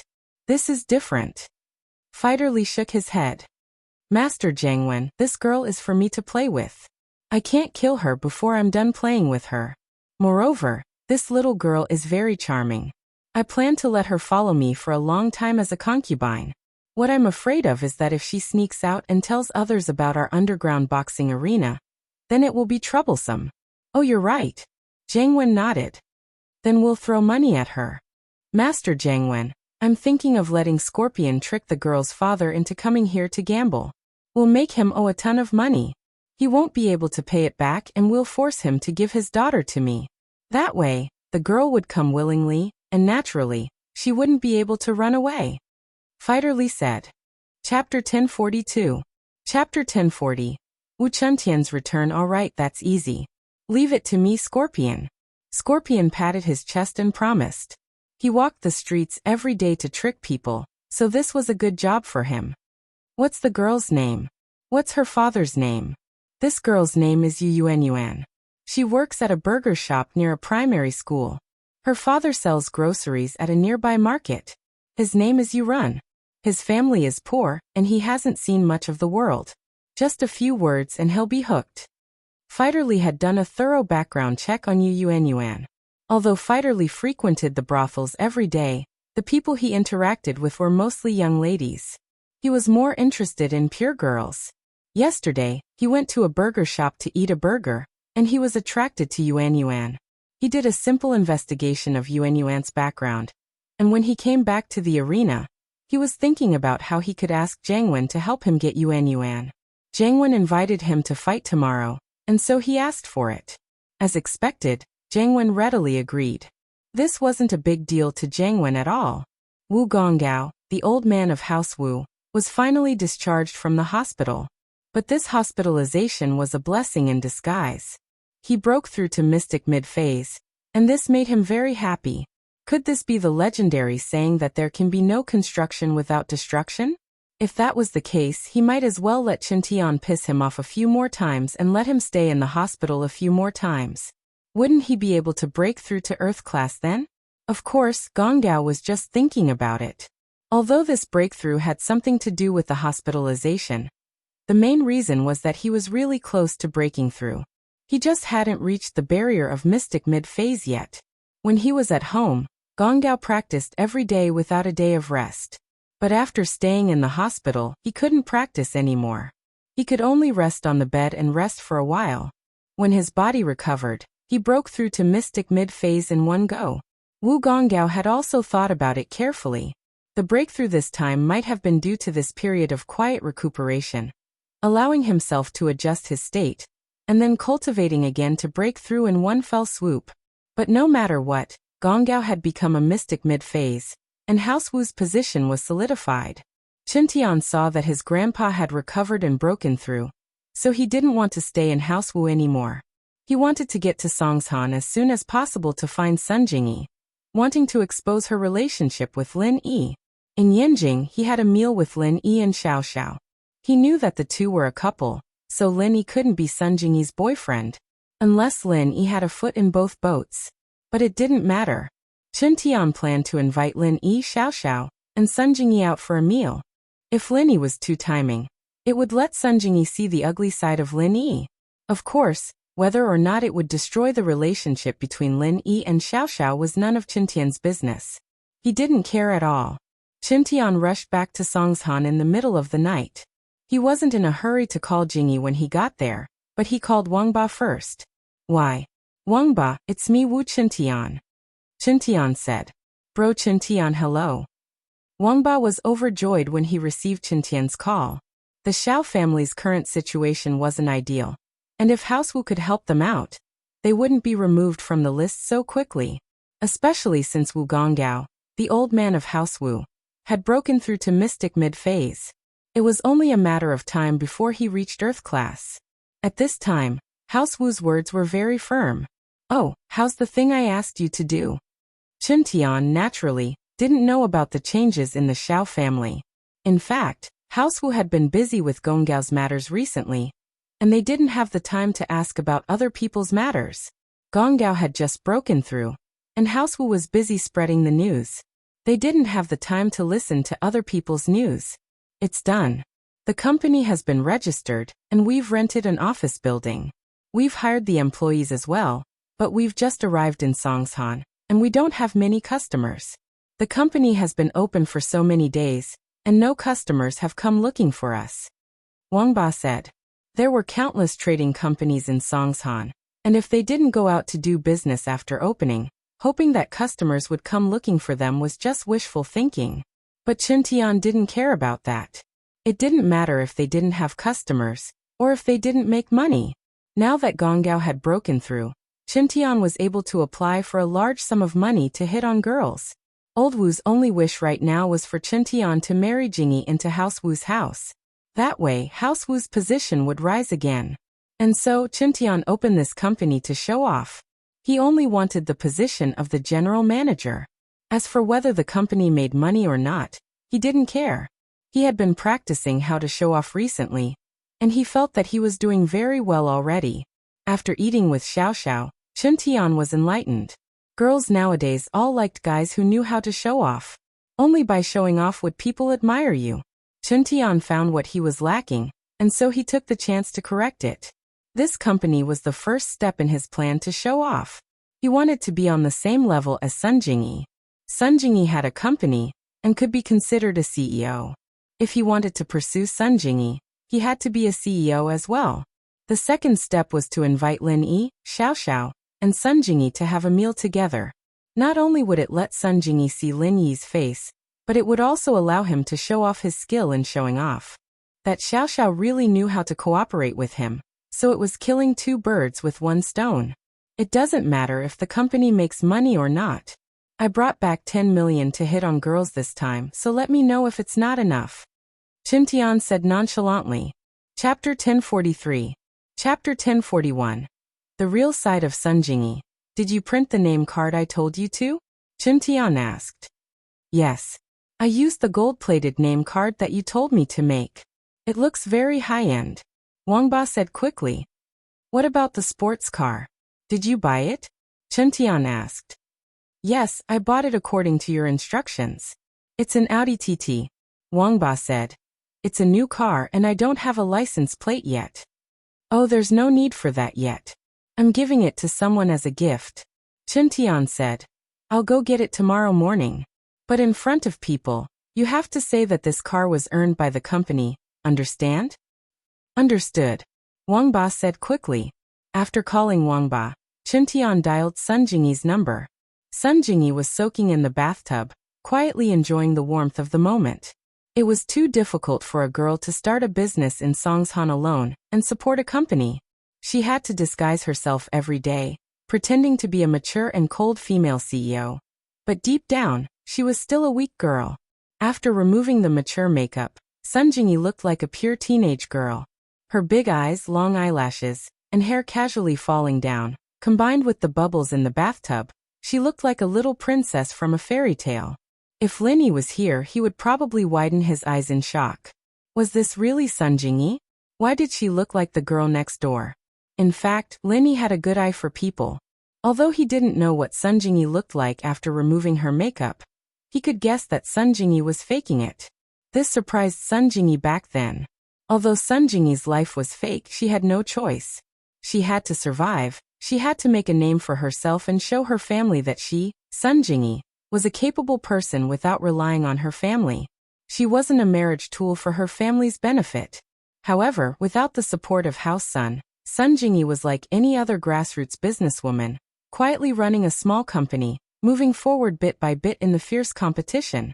Facing her family's forced marriage, or rather, the forced marriage of a few people in her family, Sun Jingyi chose this difficult path. She had to keep going, and she had to make some achievements. Picking up her phone, Sun Jingyi casually flipped through the album, and saw a few pictures of Lin Yi. Sun Jingyi couldn't help but frown. She hadn't contacted Lin Yi for a long time. But because Wu Qintian didn't bother her anymore, Sun Jingyi didn't have a reason to look for Lin Yi. As for Lin Yi, Sun Jingyi was full of curiosity. It couldn't be said that she liked him. Sun Jingyi knew that even if she didn't agree to the marriage with House Wu, she couldn't just randomly have a boyfriend. If she randomly had a boyfriend, it might make her grandpa angry. In this generation of the Sun family, there weren't many juniors. Those who successfully broke through the first level of the internal martial technique were also very few. If the Sun family didn't find a helper, they wouldn't be kicked out of the ranks of the aristocratic families, but they would gradually decline. So Sun Jingyi's criteria for choosing a partner was very clear. It had to be someone she liked, and he had to be capable. Sun Jingyi wanted to show her uncle, second uncle, and aunt that she didn't need them to introduce her in a hurry. The boyfriend she found was also very outstanding. Currently, Sun Jingyi's feelings towards Lin Yi were only curiosity. Perhaps she had a good impression of him, but that was all. Sun Jingyi was a very rational person, and it could be seen from her daily disguise. Oh! Jingyi sighed inwardly. Lin Yi had entered her sights, but it seemed that he wasn't good enough yet. His punches and kicks were strong, but compared to a practitioner, there was still a world of difference between him and a practitioner. Sun Jingyi didn't have much information. She didn't have any contact with her family, and she didn't have any interactions with the police. So Sun Jingyi didn't hear about any of the big events that happened in Songshan, and she didn't know that Lin Yi almost went back to his hometown to seek refuge. Just when she was thinking about these messy things, an urgent ringtone sounded, and it scared Sun Jingyi. Sun Jingyi looked at the caller ID and frowned. But after hesitating for a while, she still picked up the phone. "I'm Sun Jingyi said faintly, as if she didn't see the caller ID. "Jingyi, I'm Wu Qintian." Qintian's voice came from the other side of the phone, and he sounded a little excited. "I'm back in Songshan." "Oh, you're back," Sun Jingyi said faintly. "Yeah, I've invested in a company here. Haha, looks like I'll be stationed in Songshan from now on, but we'll have more chances to meet each other," Qintian said pretentiously. Oh. Sun Jingyi wasn't interested in whether Qintian invested in a company or not. He was a member of a noble house, and if he used his family's connections to do business, he would make money no matter what he did. So if Qintian wanted to make money, it was easy, but Sun Jingyi couldn't compare. From Sun Jingyi's point of view, if he couldn't make money with the connections of a noble house, wouldn't he be an idiot? "Haha, long time no see. Let's go for breakfast tomorrow morning?" Qintian suggested impatiently. "Tomorrow morning? I need to go to the company, I don't have time." Sun Jingyi rejected Qintian's suggestion faintly. "Haha, let's go out for a chat, it's been a while. Let's invite Lin Yi too." Qintian purposely brought up Lin Yi. As far as he was concerned, as long as Lin Yi went, Sun Jingyi would definitely go as well, and Sun Jingyi would be able to see the ugly face of Lin Yi's two-timing. "Lin Yi?" Sun Jingyi paused and couldn't help but feel a ripple in her heart. Sun Jingyi didn't think that Lin Yi was a bad guy, but he was a thief. If she brought a thief back to House Sun, wouldn't her grandpa die from anger? "Yeah, I met Lin Yi in Yanjing, and I even treated him and his friends to a meal. It was a great gathering," Qintian said. "So now that I'm back in Songshan, I'm going to have another meal with them. Let's go together tomorrow?" Then. "All right." Hearing that Lin Yi was going, Sun Jingyi reluctantly agreed. Her impression of Qintian was getting worse and worse, and although her family told Sun Jingyi to interact with Qintian more often, Sun Jingyi just brushed it off. "All right, I'll pick you up at your company tomorrow morning." Qintian wasn't happy that Sun Jingyi agreed to have breakfast with him the moment she heard Lin Yi's name, but when he remembered that he would be able to expose Lin Yi tomorrow, he endured it. Chapter 1044. Chapter 1042. You're cute. Early in the morning, Lin Yi went to the hospital to pick up Tang Yun as usual, but Tang Yun said to Lin Yi after getting in the car, "Let's go to Time Street and pick up Xiao Xiao." "Oh." Lin Yi blinked. She said that she woke up this morning and realized that her car was out of gas, so she wanted you to pick her up. Tang Yun waved her phone. "Xiao Xiao just called me." "Isn't there a gas station in front of her house?" Lin Yi didn't know whether to laugh or cry at this excuse. "Is that so?" Tang Yun blinked before bursting into laughter. "This Xiao Xiao, next time I'll get her to come up with a more reasonable excuse. You knew she was lying." Lin Yi smiled. "Yeah." She admitted it. Tang Yun smiled as well. "You won't blame me for not telling the truth, right?" "I won't." Lin Yi shook his head. With Tang Yun's personality, naturally, she'd want Xiao Xiao to be happier when Xiao Xiao was in this state, so it was normal for her to work with Xiao Xiao to trick him. With that, Lin Yi drove the car to Xiao Xiao's neighborhood. At Xiao Xiao's neighborhood, Lin Yi saw Xiao Xiao, who was dressed up nicely, standing in front of her house with a smile on her face. Her petite figure was filled with an indescribable youthfulness. This was completely different from someone who was walking towards the end of their life. If Lin Yi didn't know what was going on with Xiao Xiao's body, He wouldn't believe that she was really going to die. Xiao Xiao had her usual smile on her face as she ran over excitedly when she saw Lin Yi's car. Tang Yin and Xiao Xiao sat in the back of the Beetle, leaving an empty seat in the front passenger seat. Haha, I'm sorry, the car ran out of gas, so I had to ask you to pick me up, Xiao Xiao said apologetically to Lin Yi after getting in. Oh, okay. Lin Yi nodded. Okay? Xiao Xiao didn't understand Lin Yi's response. What did he mean by okay? Tang Yin covered her mouth and giggled. Xiao Xiao still didn't understand. He drove the car to the entrance of Xiao Xiao's house and turned into a small street, stopping at a gas station after a few turns. My car's out of gas too, Lin Yi said faintly, not exposing Xiao Xiao's lie. But Xiao Xiao's face went red.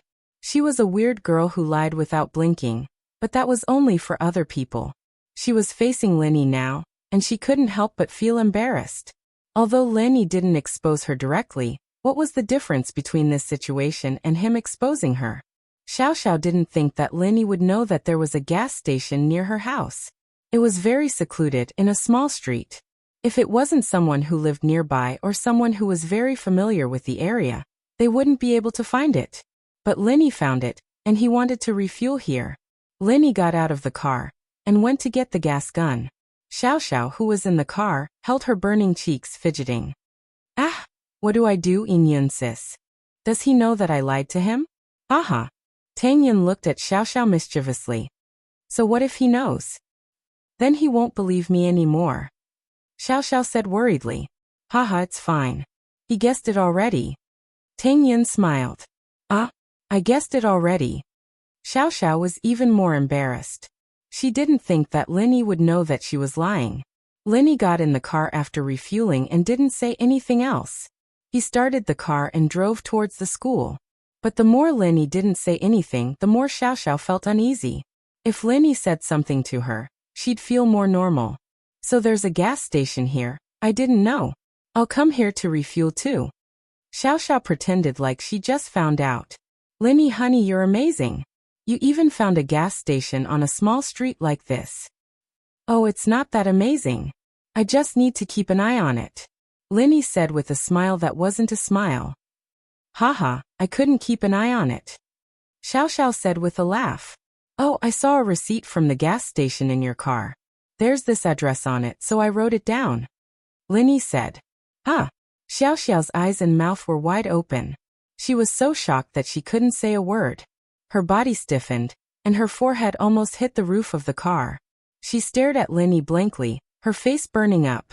She felt like she was going to explode. Ah! I don't want to live anymore. This is too embarrassing. Xiao Xiao was going crazy. Can't you just expose me? Can't you just let me have a little? Aye.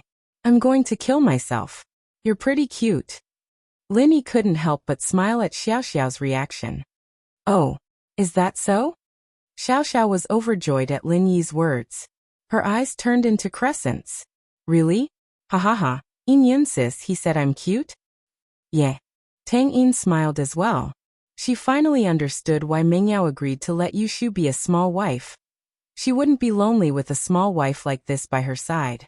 She'd be really happy in the future.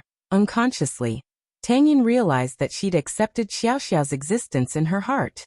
If she could be with her for the rest of her life, that would be a pretty good thing. But it was just a good thought. Xiao Xiao's ending was destined to be very sad. Tang Yin couldn't help but feel sad at the thought. Xiao Xiao, on the other hand, didn't seem to know what it felt like to be sad at all. Her eyes and lips were all curved up, like an emoticon. She was so happy. Lin Yi looked at Xiao Xiao and found it hard to connect her with the emotional Xiao Xiao who wrote her wishes on her phone. In front of people, she was a happy person, and it seemed like she'd be happy at any time. She made everyone around her happy with her, but behind the scenes, she was still a pitiful girl on the brink of death. Lin Yi parked the car at the food street behind the school. When he got out, Xiao Xiao looked at the Lamborghini near the wall and couldn't help but start laughing. Chapter 1045. Cake with love to outsiders. She looked like Tang Yin's best friend, and no one would suspect that she had anything to do with Lin Yi. It wasn't until they reached the school building and Tang Yin entered Class 9's classroom that Xiao Xiao acted a little closer to Lin Yi. They were about to reach class anyway, and there weren't many people in the hallway. Xiao Xiao didn't hold back anymore and put her hand in front of Lin Yi. Question mark. Lin Yi blinked. What are you doing? Holding hands. I didn't fight for anything when my wife was here. But now that she's gone, can't I get better treatment? Xiao Xiao said urgently. Quick, it's my turn. Ah. Lin Yi smiled and held Xiao Xiao's hand. It only took a few steps for them to reach class 5, and Lin Yi let go of her. It was just a short distance, but Xiao Xiao was happy enough. She hummed a little tune as she followed Lin Yi into class, waiting for Lin Yi to sit down before quietly sitting beside Lin Yi like a little wife. Seeing how easily Xiao Xiao was satisfied made Lin Yi feel pity for this girl, but there was nothing Lin Yi could do. His medical skills weren't good enough and he couldn't let Xiao Xiao live. Lin Yi, honey, I brought you good food. Xiao Xiao sat down and opened her bag excitedly, talking to herself. Oh. Lin Yi really liked Xiao Xiao from the bottom of his heart now. This was why Lin Yi didn't get angry when she lied to him about running out of gas. If it were before, Lin Yi wouldn't have spoiled Xiao Xiao like this. I made a cake with love myself. Xiao Xiao was a little smug as she rummaged through her bag and pulled out a food preservation bag. Here it is, dang dang dang dang. Love cakes. Ha. Xiao Xiao was excitedly trying to show Lin Yi the cake she made, but when she took it out, she realized that the cake in the bag was squashed. The heart-shaped pastry was originally decorated with cherries and strawberries, but now it was crushed beyond recognition. Ah, Xiao Xiao was going crazy. I woke up at 3 in the morning, how did this happen? How unlucky. Xiao Xiao slapped her forehead, a little dejected. She was a little sleepy after baking the cake in the morning, so she put the cake in her bag and fell asleep. She didn't even know what was going on when she fell asleep, using her bag as a pillow. The pastries were still in her school bag. Now that she had pressed on them, the result was obvious. But Xiao Xiao forgot about it after she woke up. She called Tang Yun, dressed up, and left with her bag. She forgot about using her bag as a pillow. She didn't even think that the cake she made was crushed. Lin Yi looked at Xiao Xiao in front of him. He was really happy, really touched. Xiao Xiao had written clearly on her phone that she wanted him to fall in love with her, and then die in front of him to get her revenge. But Lin Yi didn't believe her anymore. If it was just a lie, why would she wake up in the middle of the night to make a cake with love? Whatever, throw it away. I'll make it again tomorrow, and use a food preservation bag this time. I learned from my mistakes. Xiao Xiao said, a little depressed. I'm too stupid, putting it in my bag and using it as a pillow to sleep. Haha. Lin Yi couldn't help but laugh at Xiao Xiao's words. Why are you laughing? Xiao Xiao pouted. Why would I throw it away? It's just a little out of shape, nothing bad. Lin Yi took the food preservation bag from Xiao Xiao's hands and opened it, stuffing the cake into his mouth. I haven't eaten anything this morning, so I'm pretty hungry. It's not bad. Lin Yi finished the cake in 2 or 3 bites, not minding the shape and beauty of the cake at all. Xiao Xiao didn't expect Lin Yi to eat it just like that. She paused. No more. Lin Yi asked after eating. Ugh. No more. I'll make more tomorrow. Xiao Xiao was happy again, her eyes looking at Lin Yi a little more tenderness. Lin Yi was touched, but so was Xiao Xiao. She didn't even know how to eat the cake after it was squashed like that, but Lin Yi ate it without a care, even asking if she had any more. This made Xiao Xiao feel that Lin Yi was really, really nice to her. No one had ever treated her this well since she was young, and she'd never been in a relationship before. Falling in love all of a sudden made her feel that everything was so perfect. If it was possible, she really didn't want to die. She was a little scared. The more she developed with Lin Yi, the heavier her heart became. If this continued, the final parting would be very painful. She didn't want herself to be in pain, and she didn't want Lin Yi to be in pain. The reason why she didn't make friends or date before was because she didn't want to be sad on the final day, but now everything had changed. She had friends before she knew it. Tang Yun and Yushu were her good friends. She had a lover too. Xiao Xiao could feel that she and Lin Yi were heading towards danger, and the two were getting more and more immersed. Sigh, what should I do? Xiao Xiao felt a headache coming on. Lin Yi, on the other hand, didn't think much of it. He finished the cake and drank 2 mouthfuls of water before tossing the bag into a nearby trash can. You don't have to wake up so early to do this, it's troublesome. Lin Yi was worried about Xiao Xiao's health. She didn't have many days left to live, and waking up in the middle of the night to make cakes. Wasn't she just waiting for her condition to worsen? It's not troublesome, I'm very happy. Xiao Xiao shook her head. I'll prepare it tonight, and I'll bake it tomorrow morning. I didn't prepare it this morning, so it's a little troublesome. Lin Yi didn't say anything else after seeing Xiao Xiao's insistence. She was happy that Xiao Xiao was doing this, and Lin Yi was happy to make her happy. Friday night race. Have you contacted them? Lin Yi changed the topic. Yeah, I've contacted them. Xiao Xiao's face brightened up at the mention of racing. I contacted some of the racers I used to play with, and they signed up. But please don't lose, I can't afford 200,000. Haha, you don't believe in my skills? Lin Yi didn't care at all for these civilian races. Chapter 1046. Qintian's invitation. As long as you have faith in me, Lin Yi teased Xiao Xiao. Oh, of course I have faith in you, but the car won't do. Xiao Xiao said. Mountain roads. Their modified cars won't be able to do much. Lin Yi shrugged. That's true. Who would dare to speed up on that kind of road? Xiao Xiao thought about it and calmed down. Qintian went to Wangba early in the morning to get his car. His company was quite grand, taking up 2 floors by the roadside. The signboard was very bright too. Qintian was very happy. He patted Wangba on the shoulder. Not bad, Qintian Trading Company Limited. Good job, give me your name card. Here it is. Wang Dao didn't expect that Qintian didn't care about the company's profits at all. He was only concerned about the company's appearance. He calmed down and handed a box of gold-plated name cards to Qintian. Bro Qintian, are you satisfied with this? Yes, you did well.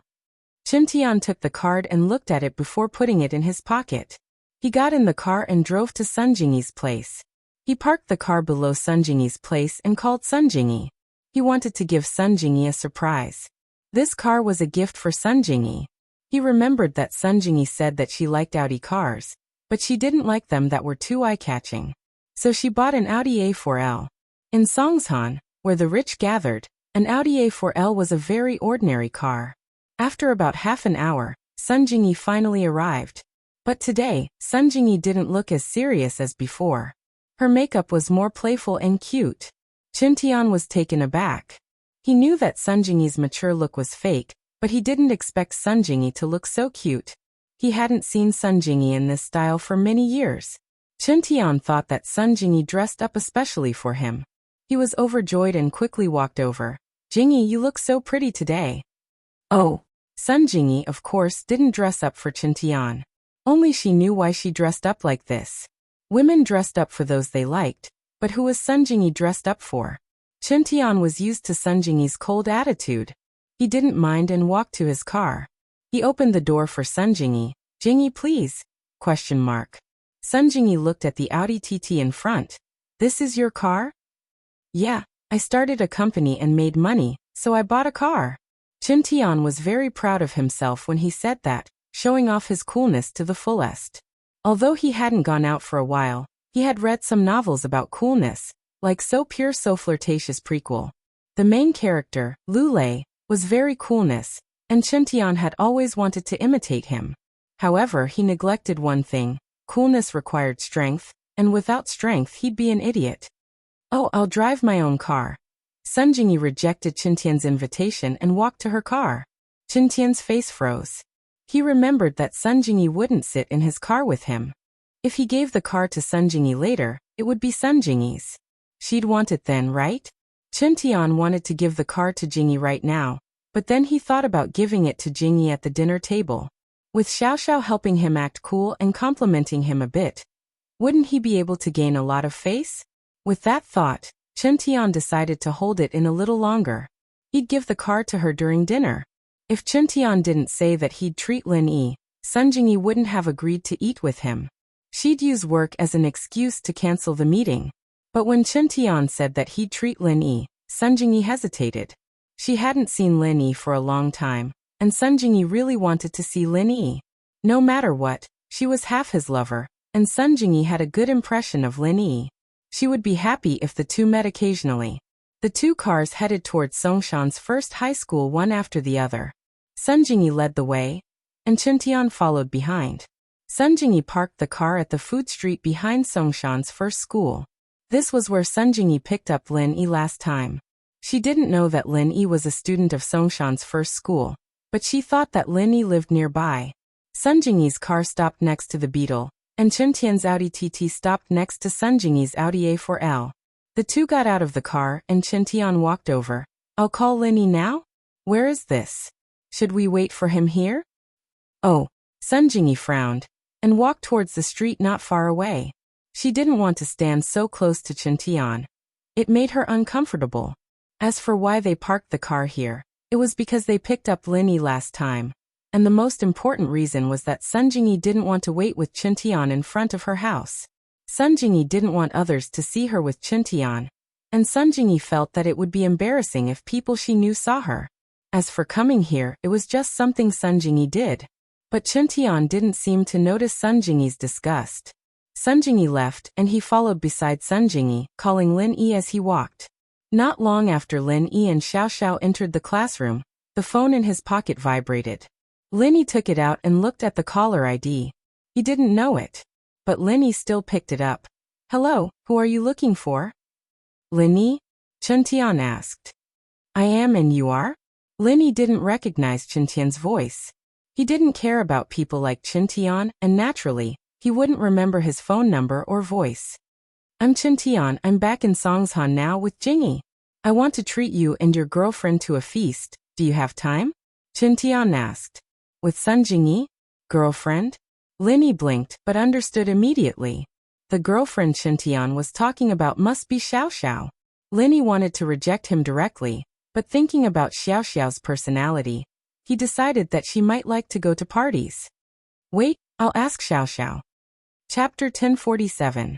The car was smashed. Xiao Xiao. Wu Chen Tian called saying he wants to treat us to a big meal. Do you want to go? Lin Yi turned to Xiao Xiao. Wu Chen Tian? Xiao Xiao blinked before remembering who Chen Tian was. That Iron Fist Wu? He wants to treat us to a big meal? Let's go, I love big meals. When? When? Lin Yi asked Chen Tian. Right now Jingyi and I are at the food street behind Songshan's first school. I heard you live nearby? Chen Tian said. Now do you want to go? Lin Yi didn't answer Chen Tian's question but asked Xiao Xiao instead. Of course. Xiao Xiao didn't have any interest in studying at all. She was about to die, why would she study?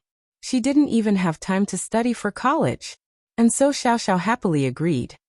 Then wait for me, we'll go now. Lin Yi said to Chen Tian and hung up. Lin Yi didn't have a good impression of Chen Tian, but he didn't have a bad impression either. He was just one of Sun Jingyi's pursuers. If there was a conflict, it was just that he stole Lin Yi's wallet, but Lin Yi stole his wallet as well. In comparison, Chen Tian's loss was bigger. Especially when they were in Yanjing, Chen Tian had been screwed over by Feng Xiaoxiao to the point where he lost a lot. Lin Yi, on the other hand, was a bit troubled. Did this Chen Tian have a screw loose in his head? Didn't he learn from last time's lesson? He wanted to treat Xiaoxiao to a meal now that he was back in Songshan? But thinking about how Sun Jingyi was with Chen Tian, Lin Yi felt that he probably wanted to let Sun Jingyi see his relationship with Xiaoxiao, to let Sun Jingyi know that he was a two-timer. But Lin Yi didn't care at all. He knew what his relationship with Sun Jingyi was.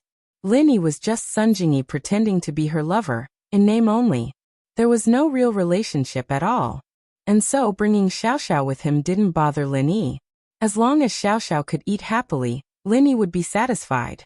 Lin Yi and Xiaoxiao cleaned up, and Lin Yi sent a message to the Miss and Tang Yin, saying that he was bringing Xiaoxiao to eat with a friend.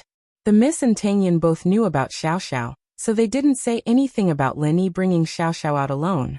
They only told Lin Yi to be careful and take care of Xiaoxiao. Yu Feng was a practitioner, after all. His butt was pricked, but he could still walk after being bandaged. He was from House Yu, and naturally, he had Dr. Kong and Miracle Dr. Guan's Jinchuang and Jinchuang medicine. He didn't hesitate to apply it on himself, Song Ming and Penghu. But Penghu's egg was cut off, and this medicine couldn't fix it. He could only be an Eggman in the future. In the morning, the three of them came out of the hospital. With the Jinchuang ointment, They didn't have to worry about the slow recovery of the wound.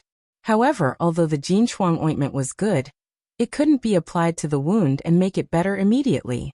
The bleeding stopped and the wound healed, but it still took a while for the wound to be as good as before.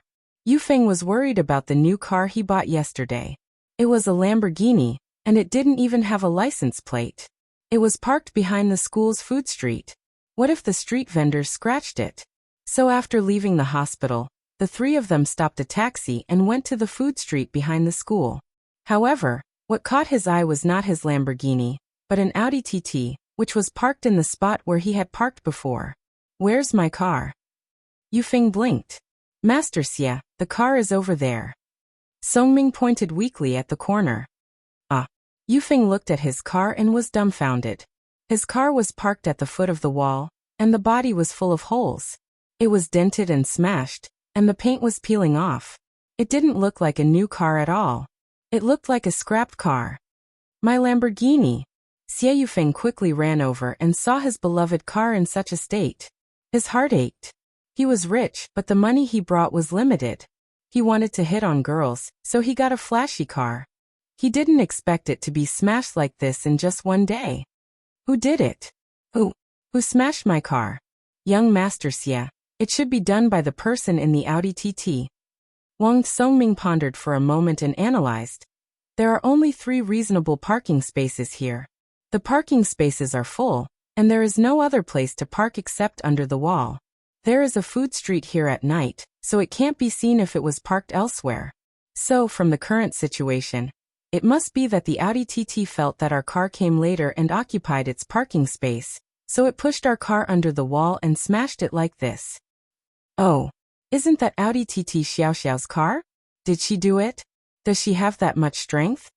Yufeng thought that Songming's analysis made sense, but he found it strange that Xiaoxiao had that much strength. "I think it's Xiaoxiao who told Lin Yi to do it. Lin Yi's a practitioner. Pushing a car to a corner shouldn't be hard at all." Songming said. "Fuck. I haven't even taught him a lesson yet, and he's trying to bully me. Xiaoxiao, I'll push you onto the bed one day and fuck you to death." Yufeng gritted his teeth. "Smash it, smash both Lin Yi and Xiaoxiao's cars. That beetle is Lin Yi's." "Wait." Songming waved his hand, stopping the furious Yufeng. "Master Xie, please calm down." "Oh? What? He's trying to bully me, and I can't fight back." Yufeng humphed. "No, Master Xie, I think it's best not to smash Lin Yi's car." Songming waved his hand. "Master Xie, Lin Yi's a practitioner. You think he'll just let you go after smashing his car? He's a practitioner, and so am I. He's just a mystic early phase, and I'm a mystic early phase peak. What's there to be afraid of?" Yufeng smiled coldly. "Master Xie, but you have to hide your strength. You can't expose it. You have to investigate in secret," Songming said. Chapter 1048. Chapter 1046. Perfect timing, but he didn't want to just let this go. Wasn't this too much of a waste? After some thought, Yufeng said, "Then let's smash Xiaoxiao's car. That Yushu girl messed with us yesterday. Xiaoxiao must have had a part in it. She must have been the one who came up with the idea to smash the car. Let's do it as a warning to Lin Yi that we're not pushovers, and we can't touch Lin Yi's bottom line, killing 2 birds with 1 stone." "Alright. Let's do it as a warning to Lin Yi." Songming nodded in agreement. "Then let's just smash Xiaoxiao's car. Lin Yi doesn't have any proof anyway, and if we don't admit it, what can he do to us? It's not Lin Yi's car, it's just a girl's car. Lin Yi won't lose any face. Then what are we waiting for? Let's do it." Yufeng had been itching to give it a try. He picked up a brick from the ground and walked over to Xiaoxiao's Audi TT, slamming it down on the windshield without saying a word. Peng. The windshield was smashed by Xie Yufeng's brick. Songming and Penghu, on the other hand, found their tools and started smashing the car with Yufeng. The Audi TT's alarm went off, deafening, but Yufeng didn't mind at all. The louder the alarm, the better he felt, as if he had vented all his frustrations. "Bitch, let's see how you act. Let's see how you smash my car. I'll smash yours too. I'll smash you to death." Yufeng cursed as he smashed the car.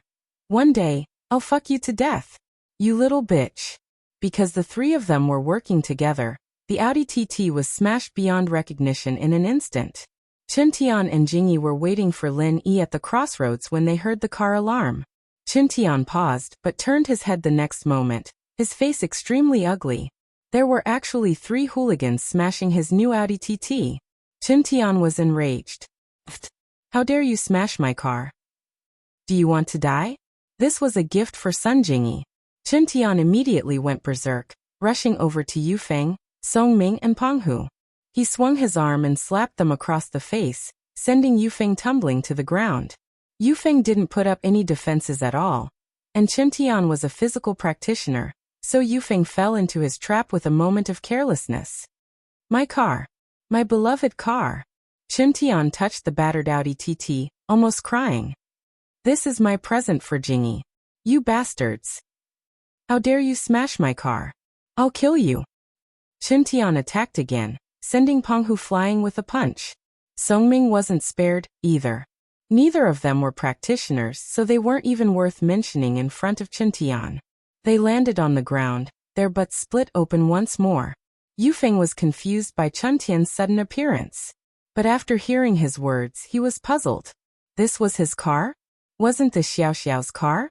What was going on? Could it be that he hit the wrong car? But Yufeng was the young master of Haosu, so what if he hit the wrong car? How dare he hit the young master of Haosu? Did he not want to live anymore? These few days, Yufeng had suffered a lot from Lin Yi, Yushu and Xiao Xiao. How could he take it lying down in front of a random person? He jumped up from the ground and looked at Qintian coldly, pointing at his Lamborghini. "You're the one who smashed my car? Your car? That broken car is yours?" Yufeng looked in the direction Yufeng was pointing at and frowned. "Why would I smash your car?" "Humph, even if you didn't smash my car, I did smash yours. What are you going to do about it?" Yufeng's face turned dark. "You're just a physical practitioner at the early phase of Golden Class, and you dare act cool in front of me? You really don't know what's good for you." Qintian had shown his strength just now, and Yufeng naturally knew who he was. But he didn't know who he was, nor did he know who Sun Jingyi was. He was the trump card of Haosu, and he had never shown his face in public. He didn't interact with other noble houses either. This was why he was able to hide his identity and come to Songshan. Wouldn't he be exposed if someone he knew saw him? "What the hell? You smashed my car and you dare talk to me like that? Don't you know who I am?" Qintian didn't think that Yufeng wouldn't kneel down and beg for forgiveness after being caught red-handed. Instead, he was acting like a dead pig that wasn't afraid of boiling water. Qintian was infuriated. He wanted to use these 3 to build up his heroic image in front of Sun Jingyi. "I don't need to know who you are. What I do know is that you're dead." Yufeng circulated his qi secretly. He couldn't hold it in any more these few days. In front of Lin Yi, all he could do was hold it in. But in front of these outsiders, he didn't need to hold it in anymore. Since this guy in front of him didn't care, he'd use him to calm his anger. Yufeng smiled coldly. "Just a physical practitioner at the early phase of Golden Class. I'll let you know the power of a spiritual practitioner at the peak of the early phase of Mystic Class. A spiritual practitioner at the peak of the early phase of Mystic Class." Qintian paused and looked at Yufeng's strong aura. He was a physical practitioner, but he could feel the qi of a spiritual practitioner. The difference between the two was huge, but Qintian could tell that Yufeng wasn't weak at all. In fact, he was stronger than him. Just when the tension was high, Lin Yi came with Xiao Xiao. He froze when he saw Yufeng and Qintian fighting. But when he saw the Audi TT beside Qintian, Lin Yi understood everything. Did Xie Yufeng smash the wrong car? Did he smash Qintian's car? But Qintian wasn't a match for Yufeng, so Lin Yi had to help him. After all, Lin Yi hated Yufeng more. This Wu Qintian, on the other hand, was a little stupid and arrogant. Lin Yi didn't have any special feelings for him. "Wu Qintian, Xie Yufeng, you guys know each other?" Lin Yi pretended not to see the conflict between the two and asked curiously. "Fuck. Yufeng was going crazy." Yes, he really was going crazy. Why was Lin Yi like a ghost? Why did he appear everywhere? He was just about to use his qi to teach Qintian a lesson, and now Lin Yi was here. Yufeng quickly retracted his qi in fright. He couldn't let Lin Yi discover his true strength. Chapter 1049. He had to endure. One had to admit that Lin Yi was quite a bad guy when he started playing dirty. Even worse than Xiao Xiao and Yushu. Lin Yi had been an assassin before, and assassins were people who would do anything to kill. Other than assassination, getting someone else to do the dirty work was also the highest level of an assassin. If he could get someone else to do the dirty work, then why not? Lin Yi had a pretty good grasp of the situation now. Yufeng's Lamborghini was smashed, and Qintian's Audi was parked right where the Lamborghini was yesterday. Naturally, Yufeng thought that it was the owner of the Audi who smashed it. And the owner of this Audi, from Yufeng's point of view, was Xiao Xiao. In the entire school, only Xiao Xiao had an Audi TT, and so Yufeng was certain that he and Xiao Xiao were the ones who smashed his car. Yufeng was probably afraid of exposing his strength in front of him. So he didn't dare smash his car, afraid that he would cause trouble for him. He could only use Xiao Xiao's car to vent his anger. But little did he know that Xiao Xiao didn't drive here at all, coming in Lin Yi's car. The Audi parked here was Qintian's. How strong was Qintian? How strong was Xie Yufeng? Lin Yi knew very well, if these two were to really fight, Qintian would be the one at a disadvantage. But Lin Yi couldn't let Qintian lose now. In comparison, Lin Yi hated Yufeng more, and Qintian still had to treat him and Xiao Xiao to a feast. What was the point of eating if he got hurt? And so Lin Yi spoke up, and Yufeng dispersed his qi. His expression was one of pain and helplessness. Wah, iron fist bro. Are you going to show off your iron fist? Hurry up and use your iron fist to cripple this guy. It's time to show off your heroic spirit. Xiao Xiao saw that Qintian and Yufeng were fighting, cheering. She didn't want Iron Fist to lose either. After all, he still had to treat her to a feast. How could she eat if he got beaten to death? Really? Qintian was overjoyed when he heard Xiao Xiao's words. He thought to himself, this girl sure knows what I'm doing. She's working with me to act cool the moment she arrived. Treating her to a few more meals wouldn't be a loss. With her around, wouldn't my heroic image be established? Sun Jingyi will also like me. If you look at TV dramas, you are usually the male lead. Now is the time for the male lead to show his power. Hurry up and kill him. Xiao Xiao continued to bluff. This Xie Yufeng was really annoying, and Xiao Xiao was pissed off at him. She didn't have much time left, and Xiao Xiao wanted to enjoy her friendship and love in this limited time. But this Yufeng just had to come and mess with her, annoying her. This guy was wasting her life. Xiao Xiao didn't have time to deal with him. And so, from Xiao Xiao's point of view, if Iron Fist Wu could cripple this Xie Yufeng and make him stay in the hospital for a year and a half, that'd be awesome. She'd be dead by the time he came out, and he wouldn't even be able to find her for revenge. He'd probably be in the hospital again. Alright. No problem. Watch me teach this little bastard a lesson. Qintian was pumped up by Xiao Xiao's words. He raised his hand and smashed it at Yufeng. Yufeng's eyes were filled with venom.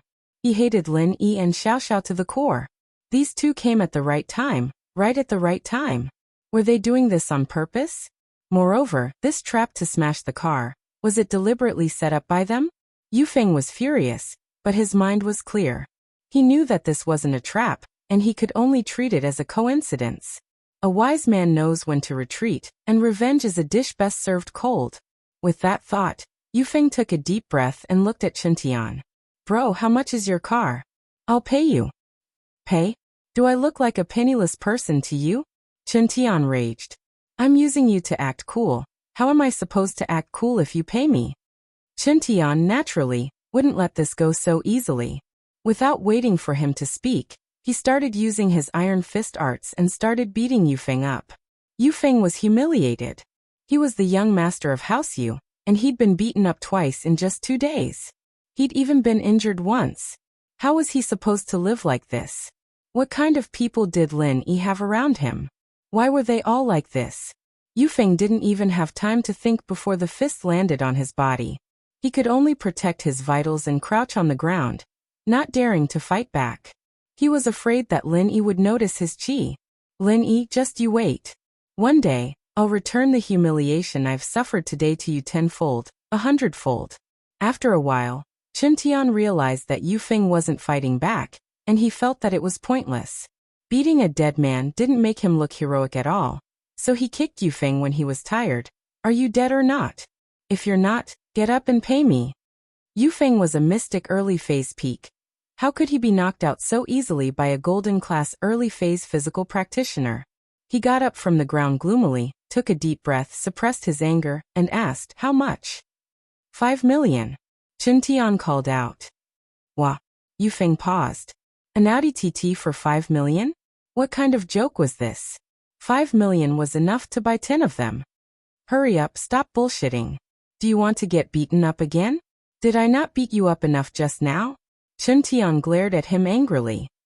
You motherfucker. Yufeng couldn't take it anymore. A golden class early phase physical practitioner dared to talk to him like this? Did he not want to live anymore? Yufeng was at his limit. He had an urge to kill this guy even if he had to expose his strength. If Lin Yi interfered, he'd kill Lin Yi on the spot. Even if someone came to investigate, Yufeng could say that he didn't know Lin Yi's background. It was just a conflict that turned into a tragedy. He couldn't be blamed, right? He didn't do it on purpose. Plus, it was the enemy who started it. Songming saw that Yufeng was about to reveal his strength and jumped in fright. He ran over and grabbed Yufeng's hand. Master Xia, hold it in.